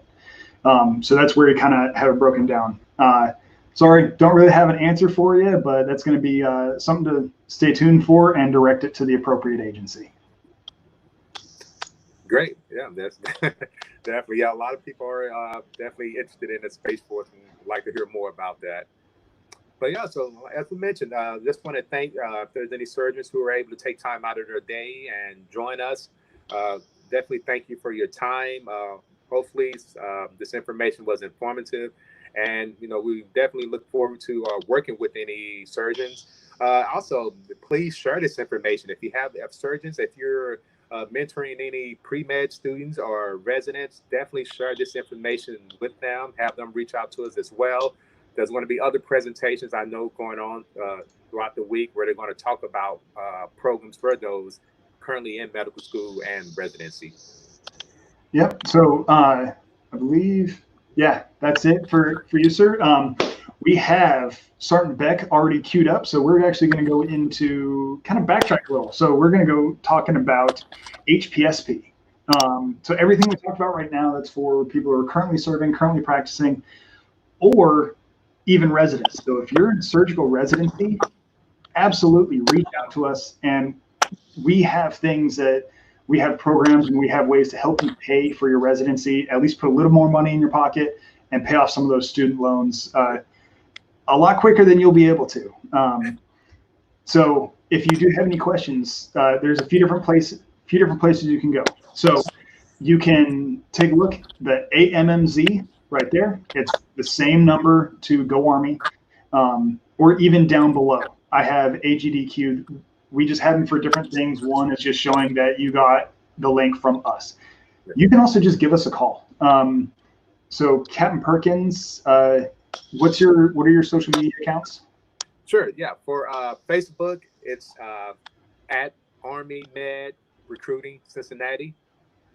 Instagram is at Cincinnati Army Medical, and Twitter is at Army Cincinnati. Okay, cool. Like I said, you can, obviously you're watching through the Columbus Company page, or you're looking through Akron. I think I got 2-3 people on the YouTube page. Shoot us a message if you want to get a link to Captain Perkins. So he's covers Northern Kentucky, Cincinnati region. But honestly, if you just either give me a text, shoot me an email, or send that code to the number below, we'll put you in contact with someone local. So that way you can deal with them face to face. You can actually interact with the person, because it truly is a relationship when going through this process. You want somebody that can swing by a doctor's office to grab your medical records if need be, or that way you can come into the office and actually hand them the piece of paper and do that handshake and get a good face-to-face with somebody. Exactly. But yeah, any closing words, sir? I know we're going to see you back tomorrow and also Thursday. So if you have any questions, go ahead and leave us a comment here, and we'll keep them reserved for him tomorrow. Or if we can answer it, we'll go ahead and answer it right now. All right. Hey, thank you very much, sir. All right. Thank you. All right. Up next is Staff Sergeant Beck. How's it going? I'm good. How are you doing today? Good. So, Sergeant Beck, where are you at right now? I am in my office in Dearborn, Michigan. So, unfortunately, back up to Michigan. Well, there goes the rest of the Ohio audience. Right. So, like we talked about with with Captain Dolworth, he's up in Lansing. We got an office in Dearborn. We got an office in Cleveland, Akron, Columbus, Cincinnati, or wherever you're at. You can talk to us if you have any questions, or you can we can put you in contact with somebody local to you as well. So there's a whole wide variety of different ways that that we can put you in contact with someone. So I kind of went through my background already, but before we get going, we're going to take a quick 3-minute break. All right? Sounds good. All right, cool. See you guys in a few.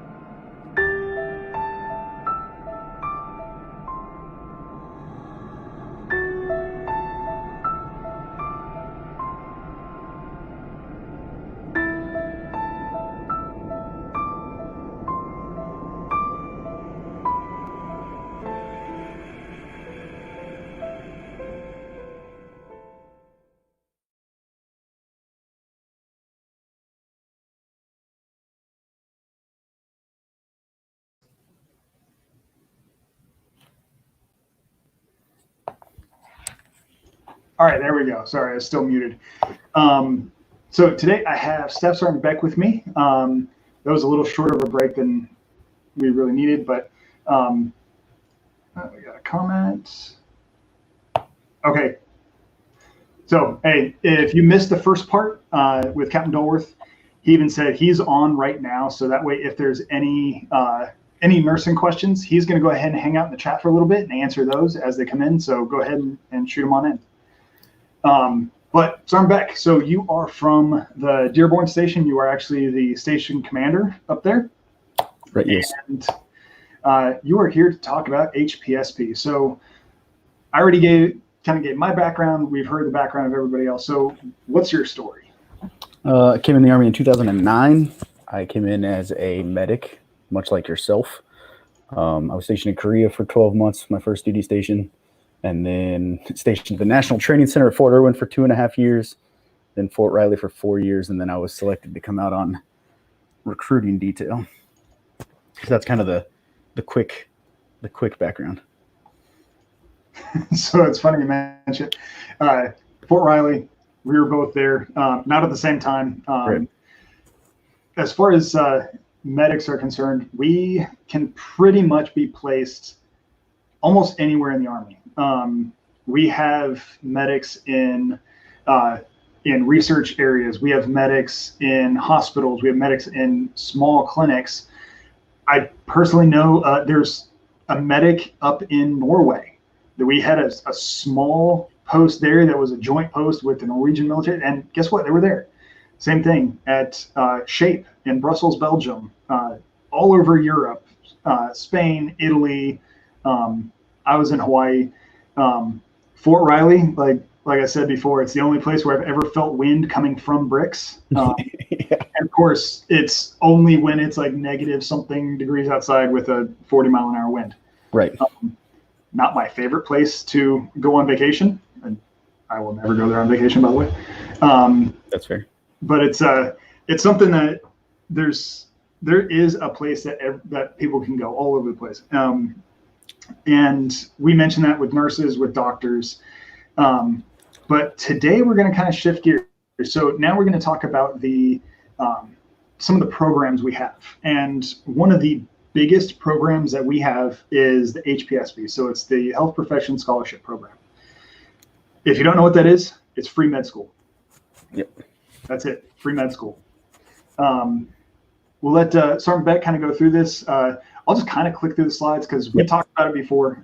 There have been several presentations that I've done where it's like I'll stick on a slide and I'll just talk for about 40 minutes. And then it's like, oh yeah, there's slides. Click. Yep. All right, cool. Questions. Right. You can stop us at any time. If you have questions about the med school piece, drop a question in any of the comments, because it looks like we have people on YouTube, we have people on Facebook, I have one on Twitch, and I can see all those comments that you guys are leaving, and we'll try to answer them live. If we don't, I'll either hold them till tomorrow, or if it's nursing, we got Captain Dolworth monitoring the chat. We got a few other people here too that can answer questions as needed. All right, so let me get this pulled up.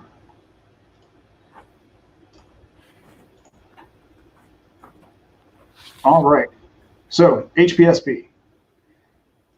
Yeah, and we can probably actually you can probably go into a couple slides if you really want to, as far as I went ahead and put the mission statement, pull out the DA payment, stuff like that on there. So the HPSP scholarship, we're going to refer to it as HPSP throughout the presentation, but HPSP stands for Health Profession Scholarship Program. It is a scholarship that offers full tuition to medical school, to any accredited medical school within the United States. And I believe someone will eventually be doing a dental school one as well, right? So this is just going to be a general program overview of all HPSP. So gotcha. Yeah, like you said, it can be applied to dental school. It can be applied to veterinary school. Now there's a few little tweaks to each of the programs, and we can kind of cover those as we get to them. Sure. So basically the scholarship itself covers full tuition. It will reimburse you for your books. It will cover most of your academic fees. And then one of the things that's not on the slide here as well, if you're required to have medical school equipment, dental school equipment, you can submit those receipts and it will cover most of your medical or dental school equipment. I know one of our, go ahead, I'm sorry. So with that being said, I know you mentioned with dental school, I actually just had to go. So if you don't know, I'm at home. I know you're in the office right now. So we're kind of working a little 50-50 home office. We're working by appointment coming in. So if you need to come in and do something, and I had somebody that took the dental HPSP that reached out to me, and they were like, hey, I need to submit a voucher for something I had to purchase for dental school. It's like, yeah, absolutely, come on in. And I got to talking to her about it, and she was saying that, well, her school requires them to buy their own hand pieces for dental school. Mm-hmm. So what she had to do was get a letter from the head of the department saying that it's required for them to have this. And she scanned the letter in, sent it up. Now, there is a little bit of a turnaround time, so there's a little bit of a lag. But she gets reimbursed for things like that. Sure. Yeah, I think the only thing, we have a couple of students in one of our dental schools here, and I think one of the only things that I've ever seen that wasn't covered was one of our schools requires a tablet. It requires you to have a tablet. And I don't know if that was a voucher submission error, if it's just something that the Army said, no, we won't cover that because it's only your school specifically that requires it. But other than that, I've never had anybody come back and say that they didn't get most of their stuff covered. So now there is a program. So you mentioned tablets. There's a program called Laptops for Military Docs. I can't remember exactly how much it is, but it is very reasonable. And what they'll do is they'll rent you a computer for the time that you're in school. talking to one of the M1s that took this program last year, he even said that they gave him a Surface Book Pro. Okay. Microsoft Surface Pro 4, one of those, but it's the convertible that he can take the laptop, turn it into a tablet, put it back. So it did fit the bill for what he needed. So there are other things. That's not a strict Army program, but that is something that is available not through us, but through a separate organization as well. Sure. Now explain why. And it says here for 10 and a half months. Yep. Why is it 10 and a half months? So typically it covers the 10 and a half months or the semester hours, if you will, that you are in school. I believe I saw Captain Dolworth touch on, and maybe even Captain Perkins touch on direct commissioning course and Bullock earlier. So it's 10 and a half months because there's an assumption that there's a break in between your M1, M2 years or D1, D2 years. We know that a lot of medical schools and even dental schools are actually going to year-round coursework now. Yes. So the Army's working on how they're going to work that out. But the 10 and a half months is because that's for the 10 and a half months that you're supposed to be in your medical or dental school year. And then, so you come into the Army as a second lieutenant when you do HPSP. You're placed into the IRR. You would make that second lieutenant pay when you go to your training in between your M1, M2 year or D1, D2 year. So you're essentially brought onto active duty just to go to your training. Right.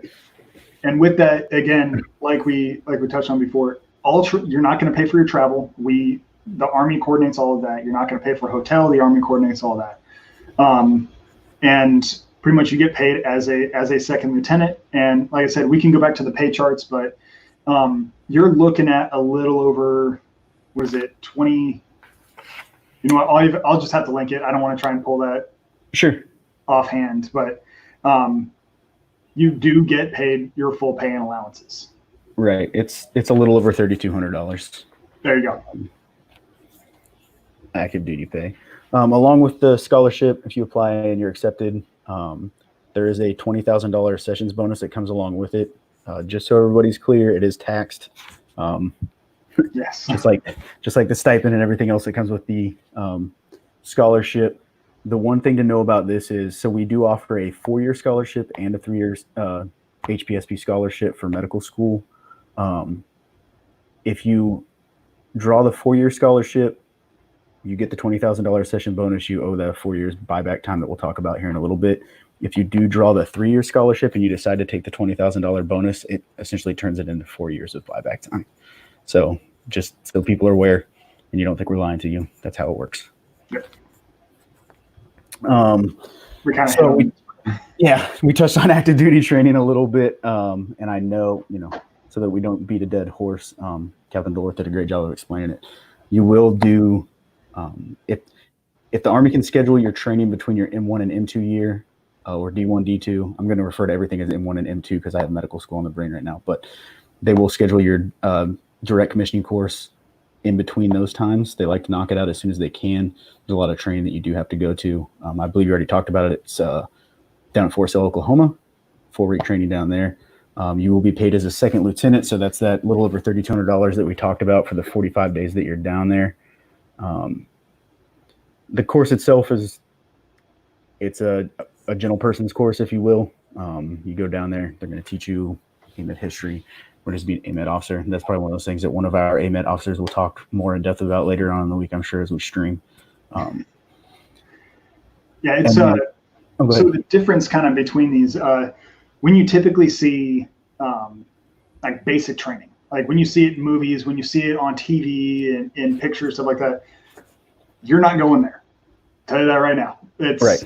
Like you said before, there's no drill sergeants. You have cadre. You have people that they're facilitating. They're not there to break you down and build you back up as a team. We realize that you're a professional.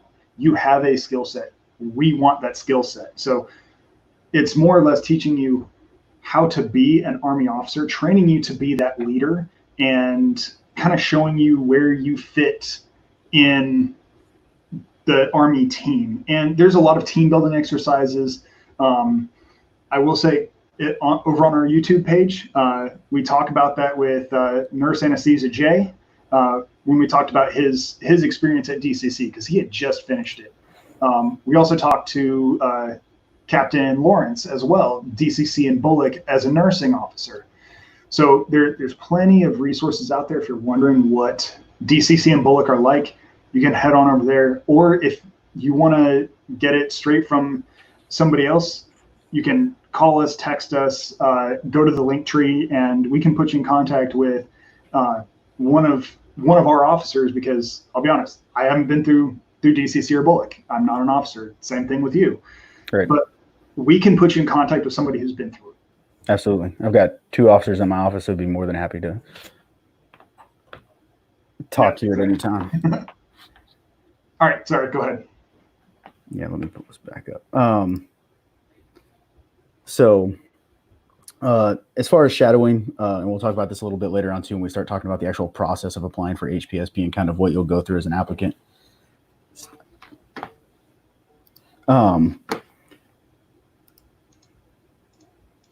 In your last year of medical school, you will have what we call ADT. So you'll go on your training as you go through your residencies and visit different residencies and do things like that.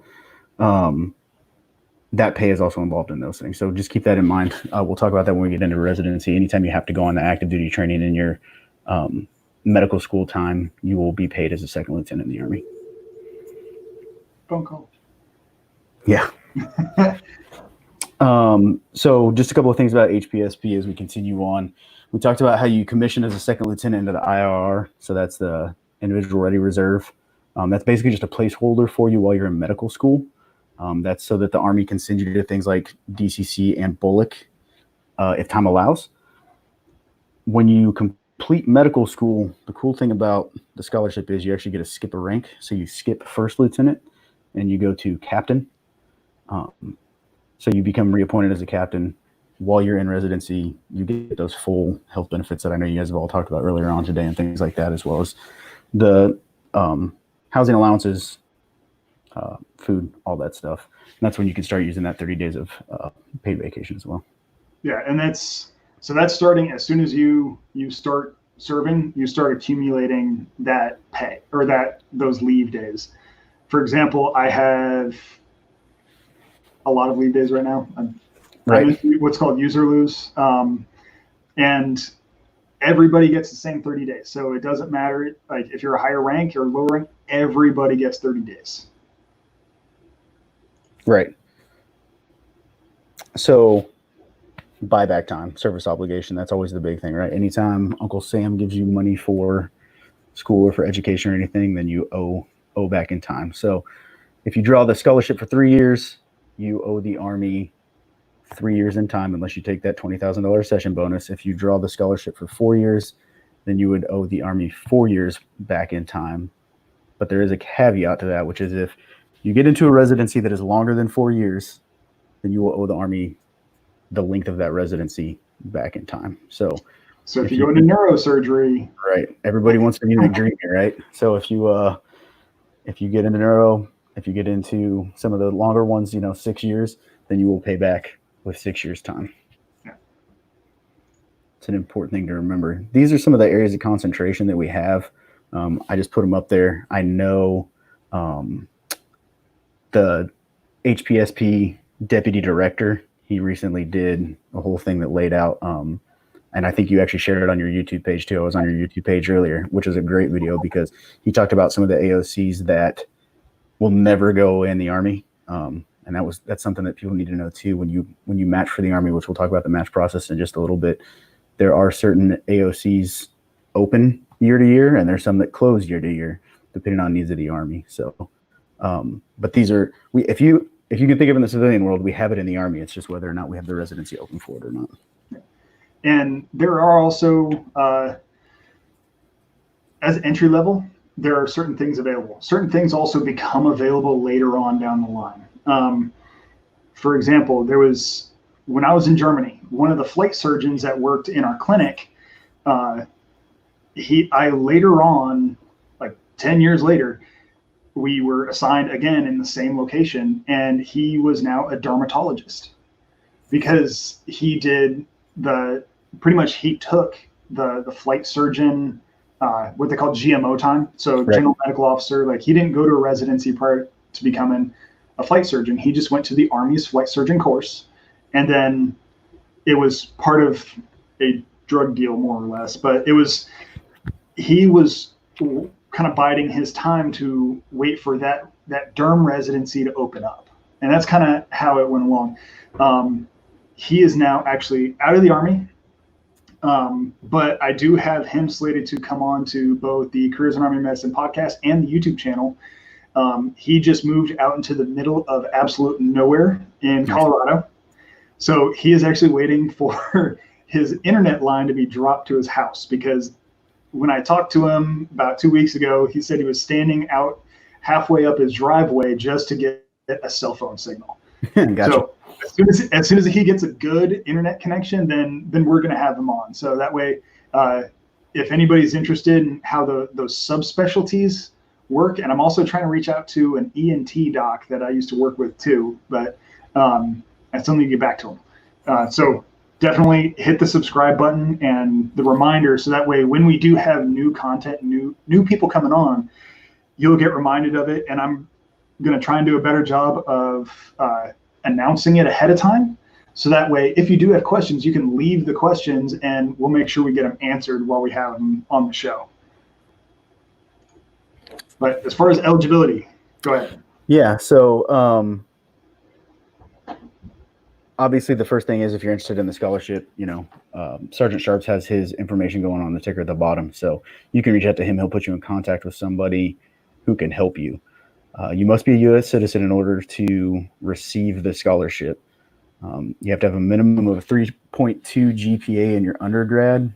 Historically, we kind of know, it seems like in our area, the more north of that you can be, like 3.5 in those areas, the more competitive you're going to be for that. Again, it's not written in stone anywhere. Don't say Sergeant Beck and Sergeant Sharps told me. It's just one of those things that we know from processing people over the last several years that I've been here. It's more helpful to have a GPA that's a little bit higher. You must have a minimum of 500 on the MCAT. And I put a minimum of 125 in each of the sections. I believe this last year, and this is actually, I just watched the deputy director's thing. He still had 124 on there. But I believe this last year they bumped it up to 125 because there's 4 sections on the MCAT, and if you score 125 on each of them, that gives you a total of 500 on the overall score. And here's one thing we've seen with that. If I take my MCAT and I got a passing score, and then I decided it wasn't high enough for me, and I retake it again and get a lower score, which score can we use? Which score can we use? Yeah. We use the higher score. No. We don't? Most recent. Most recent? Oh, okay. Good to know. Even I'm and we ran into that too. So this is a very competitive program. Again, the more north of 500 on your MCAT, more north of 3.2 on your GPA. Right. That's what we look for. But taking that into consideration, we also do have waivers for for a low MCAT score. You must be extremely competitive in everything else to get accepted. Yeah, if we have to, so we call that a minimum acceptance criteria waiver or a MAC waiver. And if we have to run one of those, then we're going to be gathering your SAT scores or ACT scores, depending on where you took your standardized testing at. And they're going to have to be pretty competitive in order for you to get approved for one of those waivers. So keep that in mind. Along with eligibility, you'll have to pass a commissioning physical. The best way that I can describe a commissioning physical is a super in-depth sports physical for anyone who has a sports background. They're going to check your eyes. They are going to give you hearing tests, draw blood, urinalysis. They're going to look at your spine, look at the way you walk, look at your gait, all kinds of stuff as you go in there to make sure that you are physically sound to join the military. And then you also, as a medical officer in the United States Army, you have to carry a secret clearance, which means you must pass an FBI background check. So when you start this process, know that we're going to go through your entire medical history. We're going to go through your entire criminal history. You're going to get tired of being asked questions about your medical history and your criminal history, and you're going to get tired of answering those things. But it's a thorough process. Also understand that the process, while faster than some of the other, putting in some of the direct docs and things like that, it is a process and it does take some time. So just so that you know up front, when you sit down and talk to a recruiter, know that it's not overnight and it's not going to be instant. There can be gathering of medical documentation. If you do have some kind of law violation that we have to run a waiver for, we have to run a bunch of background checks for that, city, county, state. It can get pretty in-depth and it can take a little while. So just know, depending on your past, kind of depends on how long the process can take. And when it says FBI background check, when you talk to us, be upfront. If you're like, hey, my record was expunged, it's like, trust me, stuff will pop up. So the more upfront you are, it enables us to speed through the process, because we'll get all the documents and we'll just run it ahead of time, as opposed to later on down the line having to scramble and trying to get that stuff in. So if you're upfront, we'll run the paperwork, we'll do it. So don't worry about that. Process. Yeah, so we'll get into the length of the process. We just kind of touched on it for a minute. So if you want to apply for the scholarship, the first thing you need to do is obviously take the MCAT, which is the entrance exam, or the DAT, which is the entrance exam for dental school. And as you begin applying for medical or dental school, that's when you want to really start talking to a recruiter if you're serious about applying for the scholarship. So you need to have that test score done in order to apply, and you need to start the process. We can actually board you for the scholarship based on a list of schools that you've applied to. You don't necessarily have to have that letter of acceptance. Obviously, if you have a letter of acceptance, and we can put that into your packet when you board. And I guess we should probably get in depth on the board process and everything as well, right? Yeah, we'll go through that. But as far as timelines are concerned, so it's like, take MCAT. Sure. I know in our area, a lot of people take their MCATs typically in their junior year of their undergrad. Is that the same up there? Yep, absolutely. So your MCAT and even your DAT typically taken between your junior and senior year of your undergrad, because you have to start the application process right before your senior year. Yep. So you're applying to dental schools, you're applying to medical schools, because you have to go through all the whole interview process of trying to get into those schools. So not only are you interviewing to go to medical school and going to dental school and traveling the country and doing all that stuff, and then you're with us working on building your packet for the scholarship. So if somebody's interested, if they should be showing up to med school next month, are they too late for applying? So that right there, that's kind of what I want to hit on. Sure. A lot of people that I've talked to, because they'll reach out after they graduate. Right. If you've graduated from your undergrad and you know you're going to med school in the fall, you are really far behind your peers that have already gotten this, because our process starts, it opens up for the following year. So for example, if you're going to school next month, we started accepting and getting the scholarships last October. So you're already far behind stuff. So when you're looking at this program, you need to make a decision and jump on it. And whether it's at least get the process rolling, because at any time before you raise your right hand and swear in, you could be like, hey, you know what? I've gotten funding elsewhere.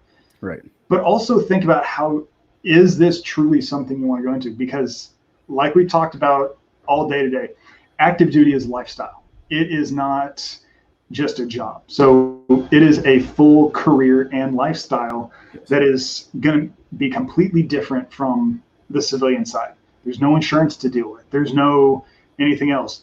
You as a medical officer, so say you work family practice and you see me and I come in and it's like, hey, like I've had this issue with my knee, and you're like, go to physical therapy.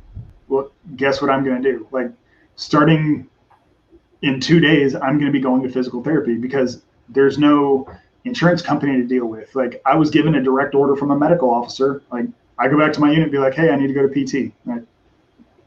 Go to PT. Cool. And it is a little bit different. So when you tell somebody to do stuff, we have a better follow-up rate in the military, just because there's not that bureaucratic nightmare of insurance to deal with. There's no copays to deal with. Like whatever you see fit for that patient, that's what you document. That's going to be your assessment and your plan. If a person needs an MRI, what you do, you plug it in. Person needs MRI left knee. Like what's going to happen is I'm going to get a phone call probably in about 72 hours saying, hey, like, are you available on Tuesday for an MRI? Yeah, okay. And I come in, get my knee done, and it gets read by our radiologist. Again, we have radiologists too. And then I go back and get seen. And then they make a determination from there. All right, do I need surgery? Do I need more strengthening? Do I need this? So it is, like we mentioned before, it is the purest form of practicing medicine, just because you don't have that huge monstrosity that is insurance. Right. Yeah. So sorry, little tangent on that one. No. I would say, to answer your question, because I was thinking about our year last year, right? We actually had someone who we thought we were going to board for 3-year HPSP for FY20. Mm-hmm. Started school in August. Still needed people for the scholarship in September. The Army did. So they boarded him 4-year HPSP for FY19 instead. So that's a one-off. Right. No, and that's my point too, is so we're in June right now, which means we have July, August, and September left in this fiscal year. Is it feasible for like the next 12 hours, guys? Exactly. Yeah, exactly. We have July. Exactly. Is it feasible if there's, if the scholarship hasn't closed out? Yes, it is technically feasible. But if you really want to be on your game, start applying for the scholarship when you apply for medical school. Like, don't put yourself in that situation. Can we do it? Yeah. Is it going to be a hill to climb? Absolutely. Now, so that's for medical and dental. Veterinarian is a whole different beast. So right. Veterinarian, we don't have a 4-year HPSP. Right. We only have a 3-year. So, well, one reason is like your attrition rate in vet school is the absolute highest in the first year. So we need you to get through that first year first.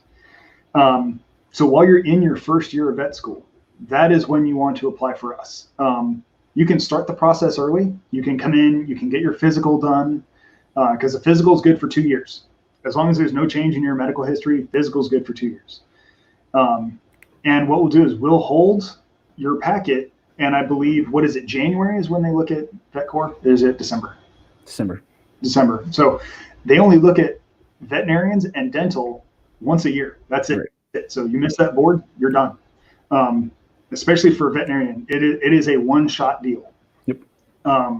So you need to have your packet done and complete by December of your V1 year. Absolutely, there is no makeups on that. Right. Dental is the same way. You need to have your packet done before, I believe, dental typically looks at in December. This past year it pushed to January. Right. But with that being said, they only look at it once. So you need to have if you want the 4-year dental school scholarship, that you need to have started in your junior year of pre-med or pre-dental. Right. Unless you want to try for a 3-year, and there's not many spots. So it's very difficult. Super competitive one. Yeah. So as far as the timelines are concerned, that's one of the biggest things that I get asked from students is like, hey, I want to apply for this. It's like, you're too late. Like, if you've already been accepted to med school or been accepted to dental school, you should have applied 6 months ago. Right. And we've run into that issue with a few people, but there are other pathways, and we'll kind of talk about that at the end of this. So what happens after, like, if I don't get picked up to med school, like, what can I do? HPSP, what can I do? Exactly. Gotcha. Perfect. All right, go ahead. Go ahead and cover the ROTC thing, because we do have several people that say, hey, would going to ROTC give me a leg up on this? Okay. Yeah, that's a great question. So for ROTC cadets who, and I'm not a ROTC expert. I haven't ever worked ROTC, but I understand how it works. And I have Captain Ball in my office who actually was part of ROTC. So if you have any questions, I can definitely put you in contact with him. But basically, because you've already incurred an obligation because of your ROTC contract, if you apply for medical school and you get accepted and you're applying for HPSP and you want that scholarship, we basically have to put you in for what we call an education delay, which is saying that you're going to also delay the buyback time for your ROTC contract. So you will pay that off at a later date as well, because the Army's going to take you as which I mean makes sense, but the Army's going to pay for your med school and then put you through residency. So you will then push the time that you owe for ROTC back, and you'll serve that at the end on the back end. Yes. And so, for example, with that, it can be served either active or reserve, depending. So, sorry, my microphone's caught. So if you incur a 2-year or a 3-year increment for ROTC, you just owe that on the back end in whatever component you were in. But if you decide to just say, hey, I'm going to continue on as a doctor in the Army, that takes care of that buyback time. Right. National Guard is a sticking point. I know, especially around Ohio. Ohio has a very strong National Guard, right, and presence in the school.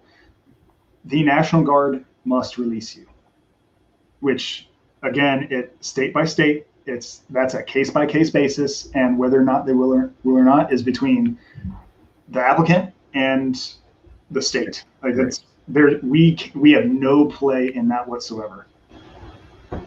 Absolutely. All right, that is his information.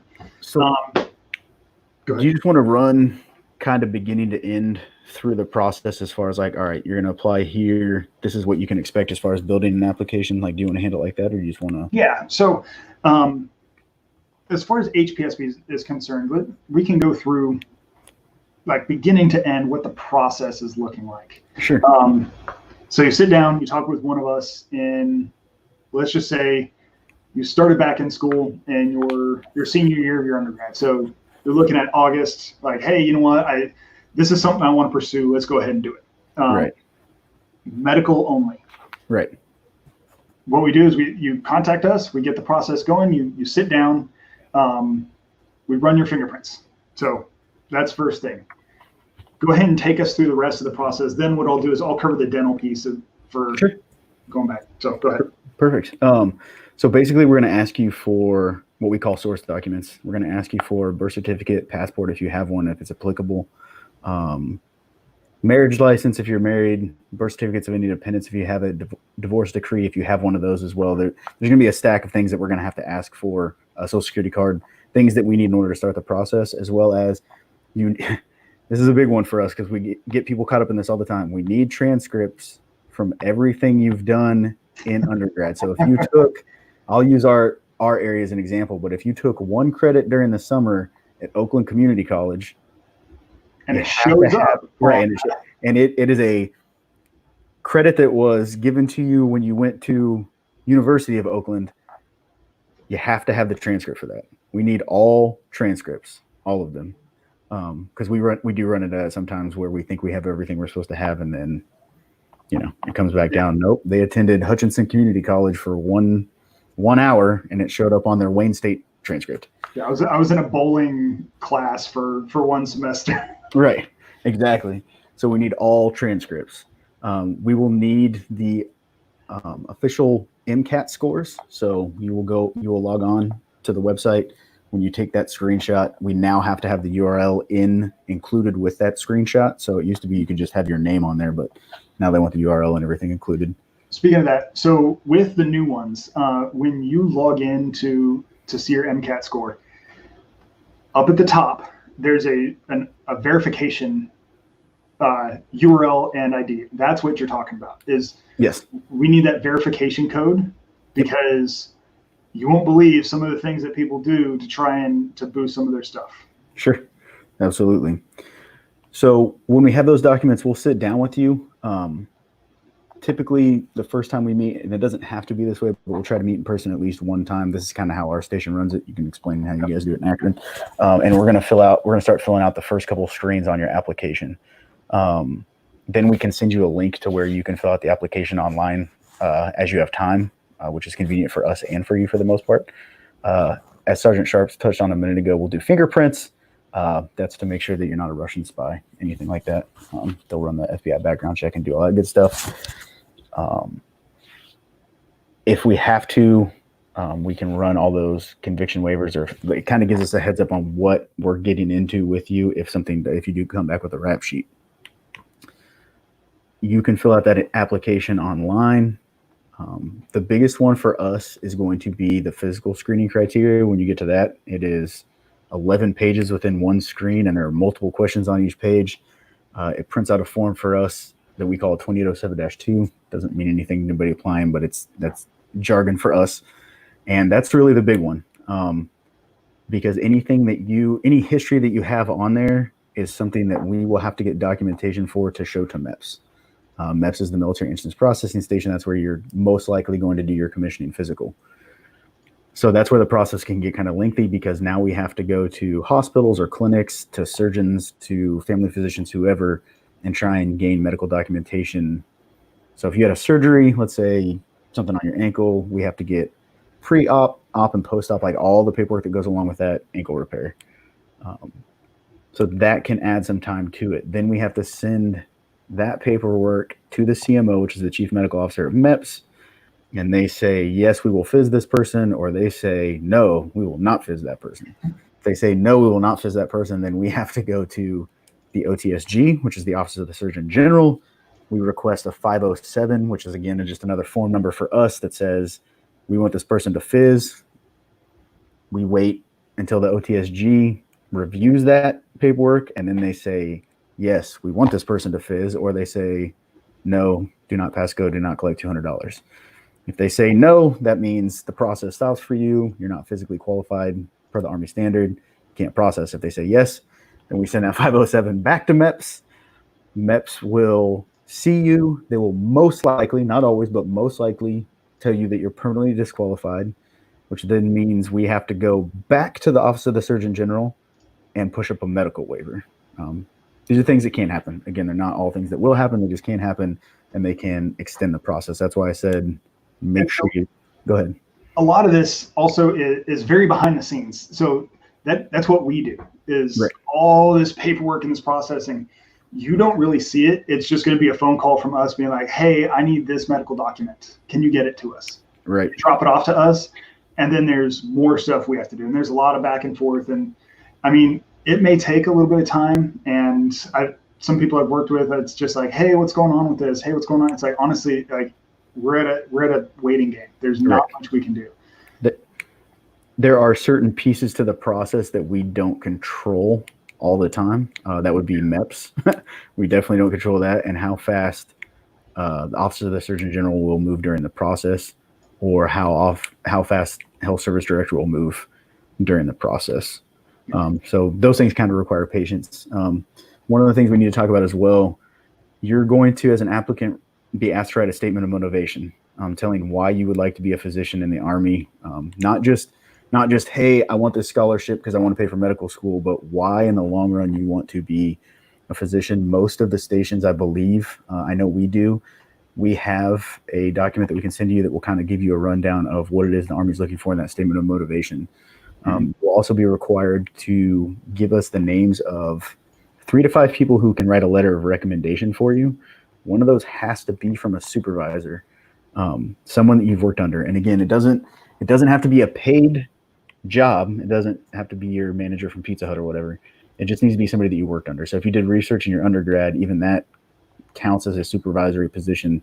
The person who ran that research can be your supervisor in that instance. And those are some of the big things, as far as we can tell, the board really looks at why you want to be there, and then what people have to say about you as far as character goes. And we also have a document that we will send to your letter writers that kind of says, hey, this is what the Army is looking for as far as a letter of recommendation go.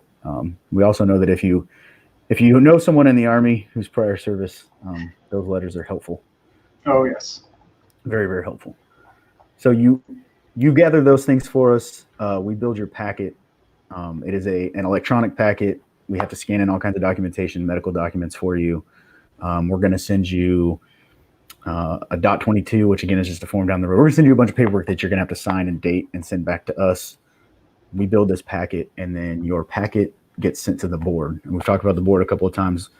With the MedCorps HPSP, you can board anytime there's an all-core board throughout the year.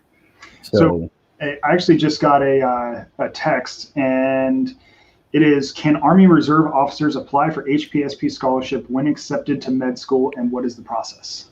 Yeah, so the process is going to be, oh yeah, I'm sorry. Go ahead. Yeah, you absolutely can. It's going to, it will require a 368, basically releasing you from the reserve into, you're going to go from the reserve back into the IRR, but it still requires a 368. So I would say, depending on your relationship with your reserve chain of command will kind of dictate how easy that process is. We know that it now has to go up to the first general officer in your chain of command in order to get it signed off on. So if you want to apply for the scholarship, that's something else to look into, because that's going to take time as well to get that 368 signed off on.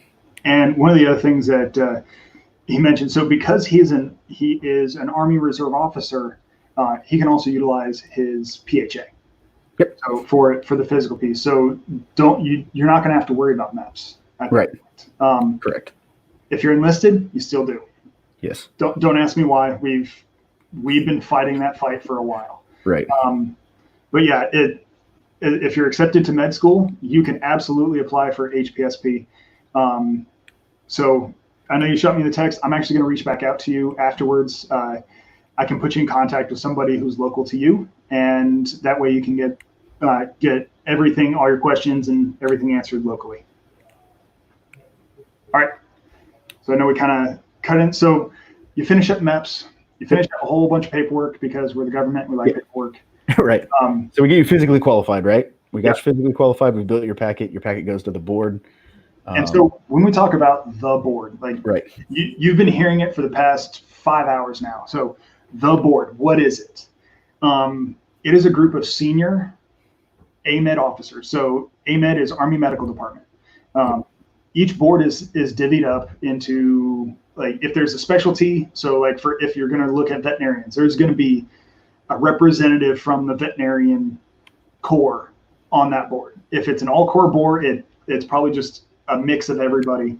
But what they do is they sit down and they look at you as a person. So instead of you traveling down to Fort Knox and standing in front of a bunch of senior officers saying why you should be an Army officer in this field, you're doing that on paper.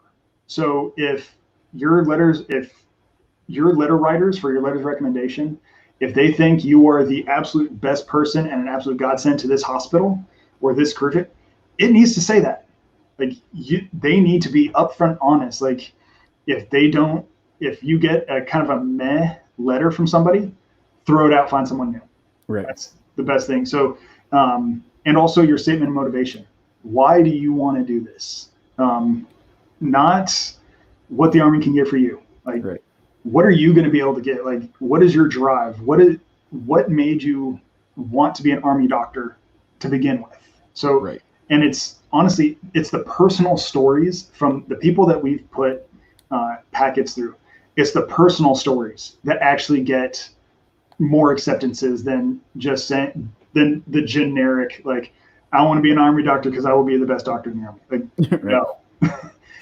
Put a personal touch to it, because, again, we're all people too. We all have our own backgrounds. We all have reasons why we joined. And it's the same thing with the officer side. So you need to be able to portray that and put it and make sure that the board members know that. So that's what we mean by the board. And I know you're going to hear it more and more over the next 2 days. Right. It's good that you got that explanation out of the way now, though. So after the board, the board happens. How it typically takes, 2 weeks before we get a response back? Yeah, on a lot. There's a lot that goes into it, right? A lot of stuff that we don't control as far as that goes, but it'll typically depend on time of year, how busy HSD is, what they have going on. But yeah, I tell people 2 to 3 weeks. 2 to 3 weeks, yeah. If we're doing well, I have seen it be a little bit longer than that, but typically it's 2 to 3 weeks. And that's just saying that the board has accepted you. Right. Now you need to wait a little bit longer for what's called the scroll release. So that's right.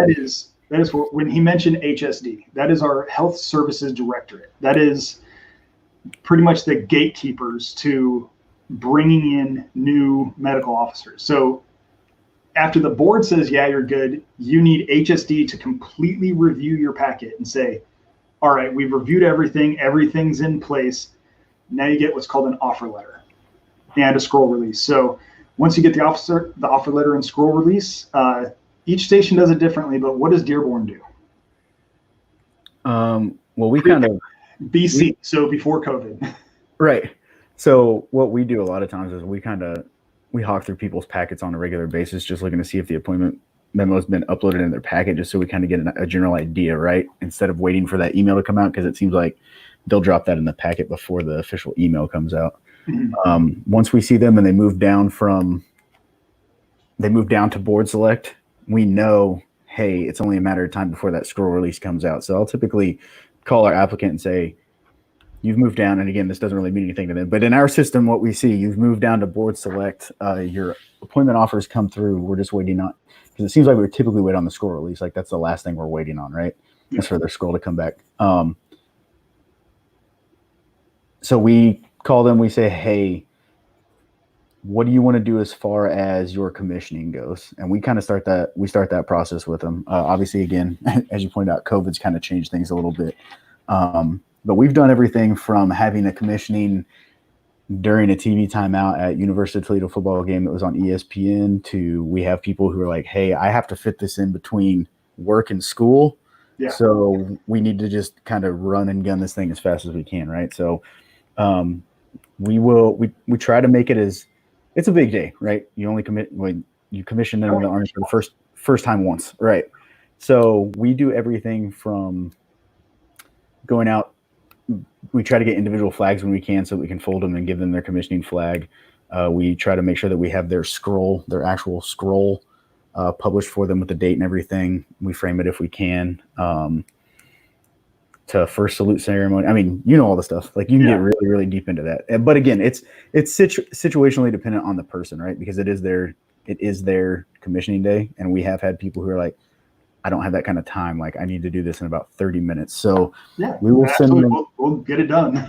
Yeah, exactly. So we send out all the documentation they need as far as W-2s and the 1199s and SGLB and all that stuff. Your tax and your pay and your contract and all that. Right. We can send that out ahead of time. So that way you can read through everything. Like you can have your lawyer check it. I mean, he can come back and say this needs to change, but it's not. Right.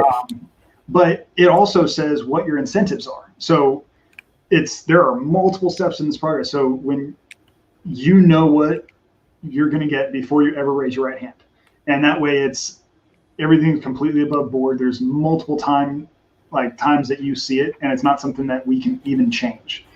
And one thing I know that you mentioned was it is their day.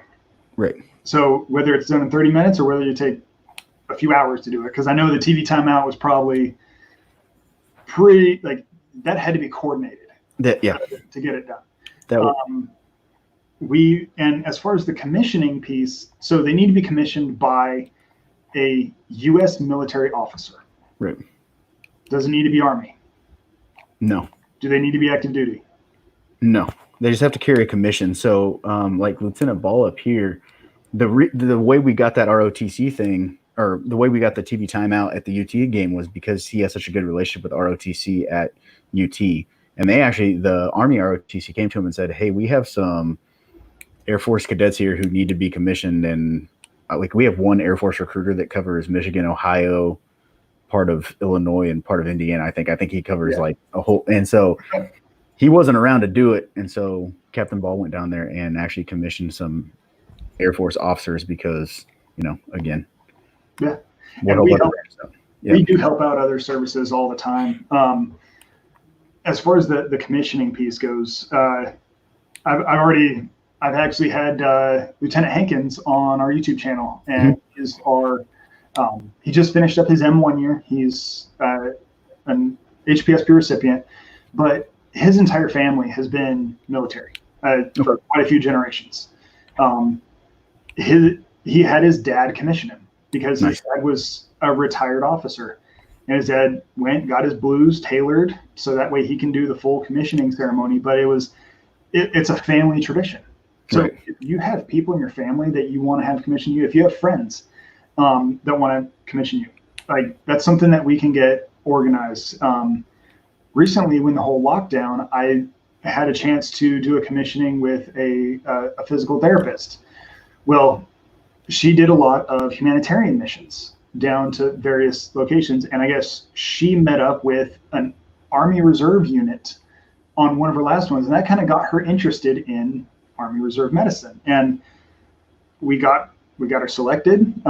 If she's watching, you know who you are already. But she had her friend that wanted to do the commissioning. We were going to wait, but then we got authorization to do it over digital means. So we actually did a Zoom commissioning. So logged in through Zoom. We had the family there. Well, it was the applicant. We had her mother. We had her brother and family. We had her friend did actual swear-in, and then we had our own commander do the witnessing. So it was, but it went very smooth. So again, we will make it work. If you want to have a certain person do it, as long as they're legally allowed to do it, we'll get it to happen. And that's why it truly is your day. Right. Yeah. Right, so you get commissioned. Right. So that now what? that carries us up to the commissioning part, right? So that's where you come in, you raise your right hand, you swear to uphold the orders of the officers appointed above you, defend the Constitution, all that good stuff. You sign your contract, you initial it. Make sure you practice signing your middle name. You have to sign all three names, and for some reason, like signing your middle name throws a lot of people off, but it's something we have to do. So you'll sign your middle name on that, or all three of your names, four of your names, however many names you have on that. That day is done. Then we have to go. We scan all of that documentation into your packet, this packet that we keep talking about, and then we have to send that up. And so it goes through. Keep in mind, your packet's going to be QC'd multiple times at multiple levels. So basically, your packet's going to go from our station to our company, from our company, battalion to brigade to HSD, and then eventually from HSD, it will get sent to mods, and they will be the approving, hey, did you put all of this paperwork together? Was it put together the way that it was supposed to be? Yeah. Go ahead.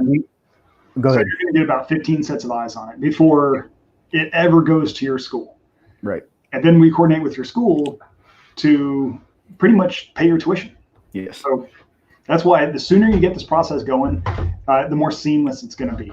Right. I'm sorry, there might be a 4-year-old banging on the door. So sorry for the noise. Life happens. One thing to keep in mind, if you do end up starting school, so a couple things that go along with the scholarship. If you do end up starting school before you're approved for the scholarship, like let's say the Army's accepted you, but all the paperwork hasn't been completed by mods by the Army, and you are required to take out loans for your first semester, because we have ran into situations that goes back to what you're talking about, where people apply later in the year and they board later in the year. The Army will pay back those loans. As long as you can show that those loans were for medical education, the Army will pay those loans back. The only thing you will be on the hook for is any interest that's been accrued in that time period, which again, it shouldn't be very long before the Army. I think worst case scenario I've seen, it took about 6 weeks, and that was just because of when the person applied. Again, they applied later in the year. The other thing that you need to know is your stipend that comes along with the scholarship. It will get back paid to that day that we commissioned you, because we do it all on the same day. So we take the oath, right? We do all that on the same day. So it'll go back to that day when you swore into the United States Army. That's when your stipend will get back paid to. So that was just cool.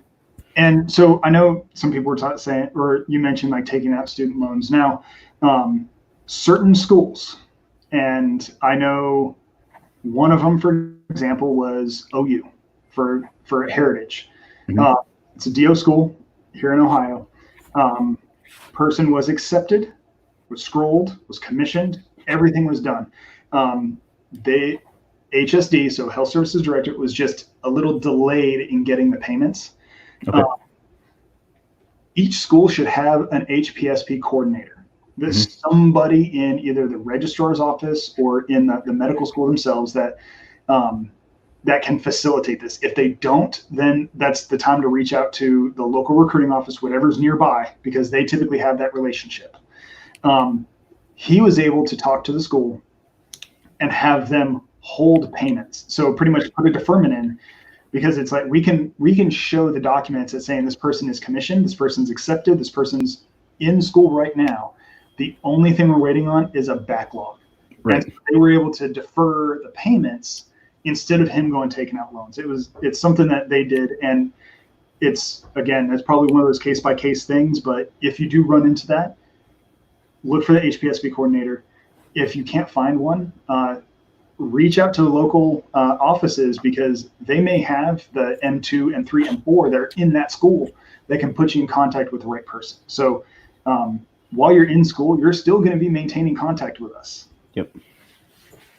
Yeah, especially for a station like us where we have 2 officers. Captain John is our OIC. He stays in contact with our what we call future soldiers, and then I have several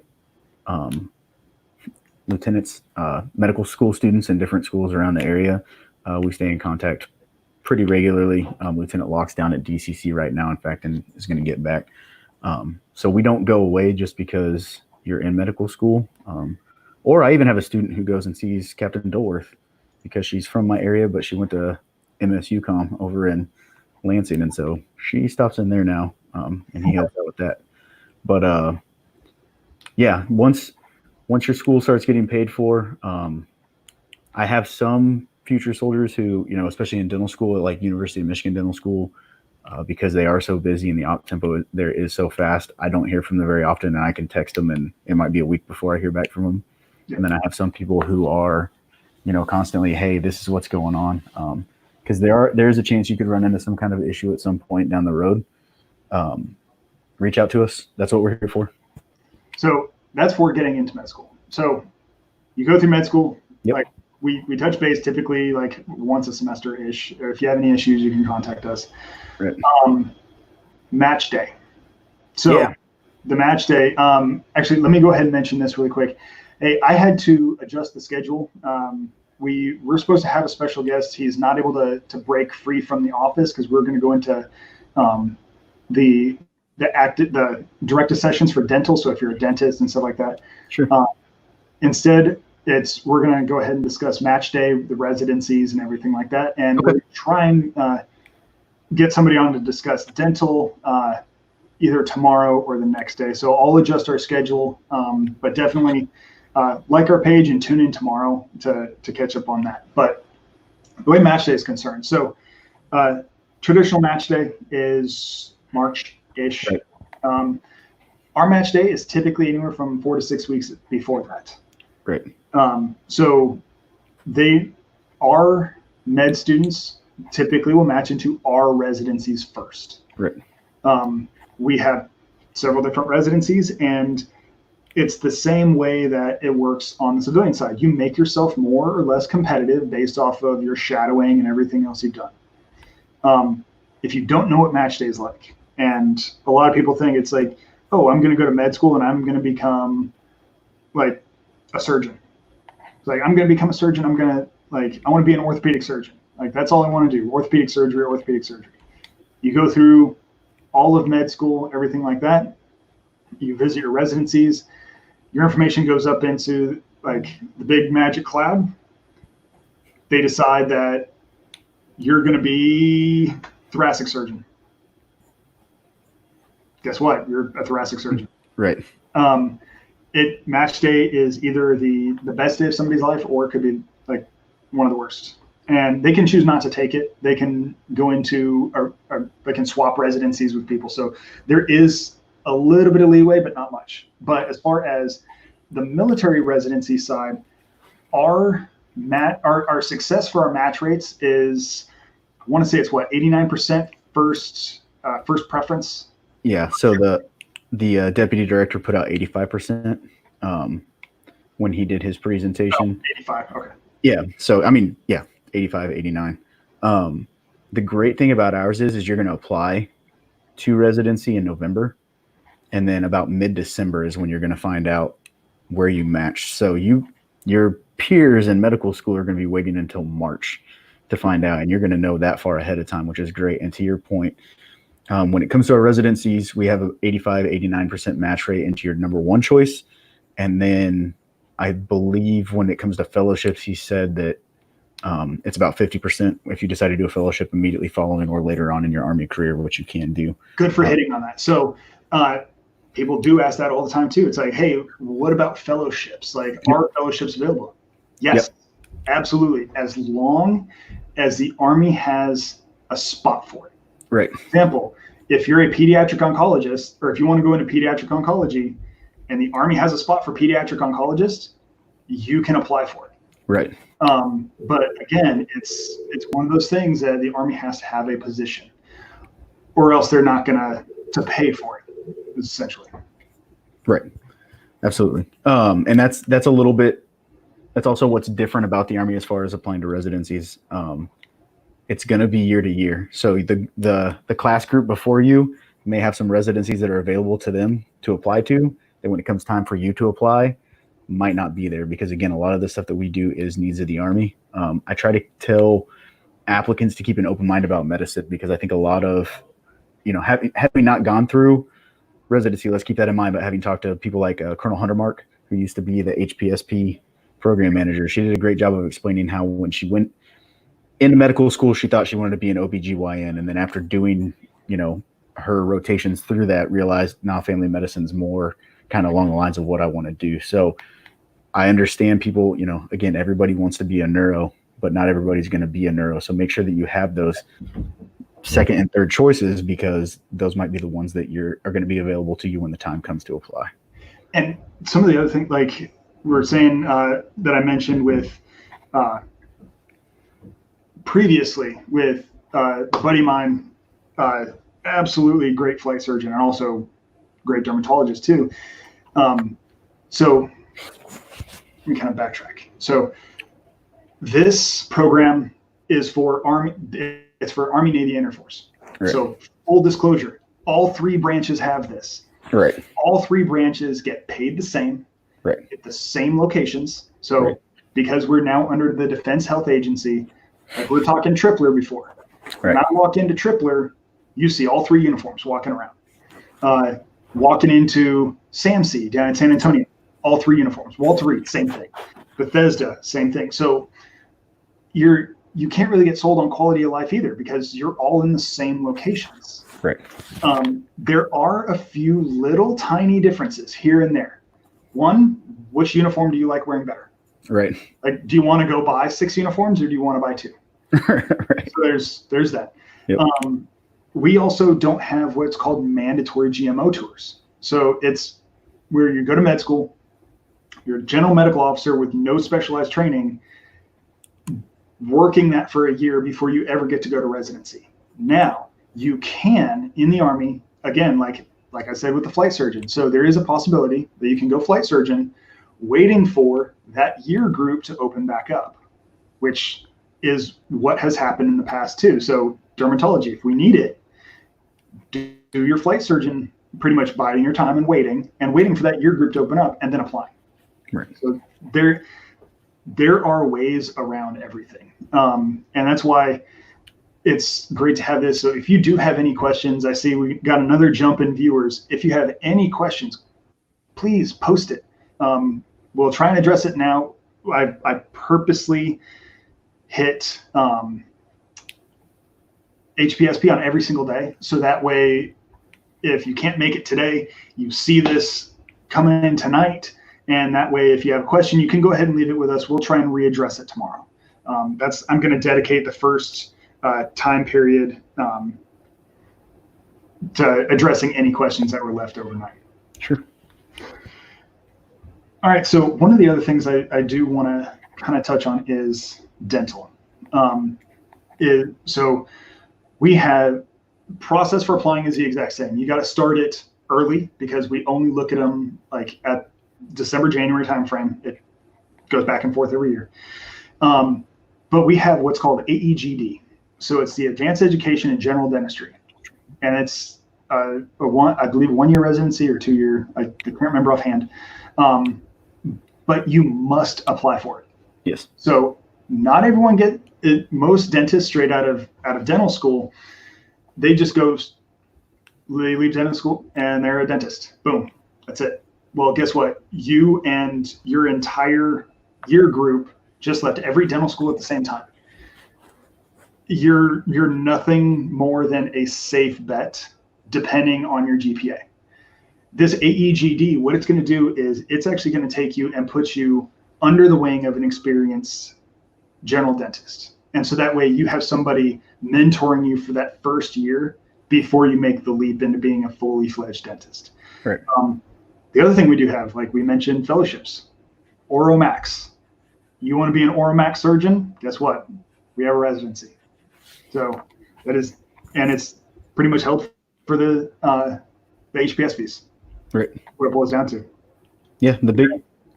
Oh, I'm sorry. I was just going to say the biggest thing with the Army is remember, you pay for your education with time. So anytime that you do something like that, and the Army's going to pay for you to advance your education, you just owe more time. So if you're willing to give up the time for it, you can really. The great thing about the Army is that it's really based on your drive and what you want to do. So it's going to be how competitive are you with your peer group when it comes time to do those things, which some people really like. I'm one of those people that I can appreciate that, and some people don't. So that is one of the great things about it is you just pay back in time. Yeah. So one of the things, and then the next piece we want to kind of go through is your payback time. So we went ahead, we said the process. This is what it's like in medical school. This is what it's like going through residency, whether you want to wait, whatnot. I do highly encourage you to do your own research. Most people that come to us that want to do this, they know what they want to do. And then you go into residency. Once you get out of residency, you are now a doctor in the Army. So payback time, like we talked about before, it's the length of med school, the length of your residency, whichever's longer. Right. So if you do emergency medicine, which is 3 years, and you do a 4-year med school, you owe 4 years. Right. If you go into being an orthopedic surgeon and you have an 8-year residency, you're going to do 8 years. So that's the way it kind of boils down to. And as far as retirement, when do you start accruing that retirement time? So the great thing about it is you actually start the time that you're in residency actually counts towards your time for retirement. So let's say you draw the scholarship for 4 years, you're in med school and the IR for 4 years, and then you do a 6-year residency. You're going to owe back 6 years for the time of that residency, but you actually have 12 years towards retirement. Yeah. So you could end up doing another 8 years in the Army and retire if you really wanted to, if you decided to go that route, which is pretty awesome. And here's a big shock. You're still a doctor. You're still a doctor. Absolutely. So even if you decide after you do your like 4 years and you're like, hey, you know what, I'm going to get out, like you're still a doctor. Cool. Right. Thank you for your service. We will maintain your name on a roster somewhere. Every commissioned officer has this happen. So the reason why I want to touch on this, earlier in the year, when all this coronavirus stuff started, we had a call to return to service. Mm-hmm. Mainly for medical professionals. Now, they weren't out there looking for combat medics like me. Like, right. There's a dime a dozen of us. They were looking for the respiratory or pulmonologist. That's the word I'm looking for. Pulmonologist, crit care, ICU doctors, ER doctors, anything that would possibly helping with the coronavirus thing. They were actually reaching back out and seeing if anybody wanted to come back on active service for a set time period. So it's like, hey, we really need some doctors. And what they'll do is they'll start going back and reaching out. It's like, hey, I understand, like, you just left a few months ago. Like, can you come back and help us? We have this stuff going on. We'll bring you back on. Here's a briefcase full of money. And your name gets kept on those rolls. So that way, in case something does happen, we can reach back out and do that. But are you part of a unit? No. Do you report to anyone? No. Right. All right. So I doesn't look like I have any other questions so far for the day. We did run a little bit long, but like I said, we had to kind of shuffle our schedule around because dentistry wasn't really, we weren't able to get our special guest. But as far as any other closing remarks, what's some of the questions when you go do these presentations? I do them at places like AMSA, Phi Delta, Right. any sort of pre-med clubs, anything like that. So if you're part of those pre-med clubs, by all means, reach out to us and get us scheduled. What are some of the main questions that they ask if we didn't cover it already? But what have you seen? I think a lot of this stuff you touched on a little bit ago. The people that we're typically that we work with that are going to apply for the scholarship are usually people who have done a lot of the research up front, right? As far as what the scholarship offers, they're in forums on Reddit. They're looking all over the place to find out who's done what. So we get a lot of just general Army questions, which I think are really important to ask too. Where can I be stationed? Do I get a choice on duty station? So we talk about the wish list, right? You do get a wish list. Keep in mind, by the time you're done with medical school and then residency, that's 4 years down the road. So anything is possible. But we get a lot of questions about that. Mainly, where can I go? Fort insert name here. Yeah, exactly. And we try to tell them, it's like, look, we've got duty stations all around the world, right? Continental United States, Belgium, Germany. You talked about it before. Someone who's in the medical field in the military, you can go about anywhere. And I don't know how DHA is going to change that landscape either for us in the Army. But pretty much anywhere in the world you can go as an Army doctor at this point. So, but a lot of questions like that. And we try to tell people, it's like, everybody's seen a war movie. You've seen Black Hawk Down or you've seen Saving Private Ryan. So just ask those questions when you go in and talk to your recruiter, like, hey, you came in as a medic and I came in as a medic. We had two completely different careers. Like our careers couldn't have been any more different than they were, right? Oh yeah. And so I think people try to get real specific answers to questions sometimes, and there's just stuff that we as recruiters, we know the programs and the incentives that's our job to know those things. But as far as us trying to predict what your Army career is going to look like, that's not within our wheelhouse, because you can talk to 761 Juliets and they've probably all had different Army careers, just like all medics have had different Army careers. So we get a lot of questions like that. I think the program HPSP speaks for itself pretty well as far as what it is. People are, you get the what's the catch? Time. Yeah, time. Again, anytime you get the Army to pay for your education, you're going to pay the Army back in time. Yep. So just know that. And again, like, it's one of those things when we bring you on as a doctor, that is your job. You're not going to be driving a truck. You're not going to be kicking down doors. You are a doctor.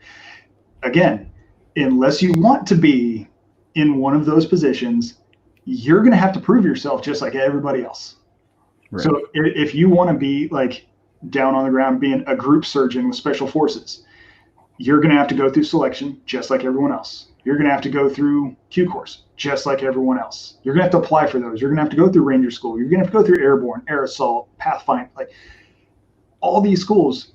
You're going to have to prove yourself every step along the way. So it's not like we can just tell you, hey, you're going to Ranger School. No, it's a voluntary school. Like you need to make sure that that is what you want to do. Right. And that's why I like fielding these questions. If people want to have, if you want to know what it's like being a group surgeon, I will go find you a group surgeon to talk to.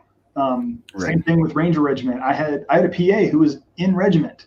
Like, if you have any questions, if he is still in the Army and I can get a hold of him, I'll put you in contact with him. He's more one of those like outdoorsy types. So if he's out of the Army now, he's probably on some beach in like Kauai somewhere with no cell phone service. Right. Yeah, I think one of the questions we do get is like, why would I choose Army medicine over civilian medicine? We get that question a lot too. Like, why would I want to get this scholarship to go into the Army instead of just going in? And I heard you and Captain Dolworth talking earlier kind of about scope of practice a little bit and what differentiates Army medicine from civilian medicine. So I always use myself as an example, right? I'm a kid from the middle of nowhere, Kansas, who got 16 weeks of training by the Army, like medical training, right? I became an EMT basic, essentially, which means in the civilian world, I can drive the ambulance. Yeah, That's ambulance driver. Yeah, exactly. To a transport.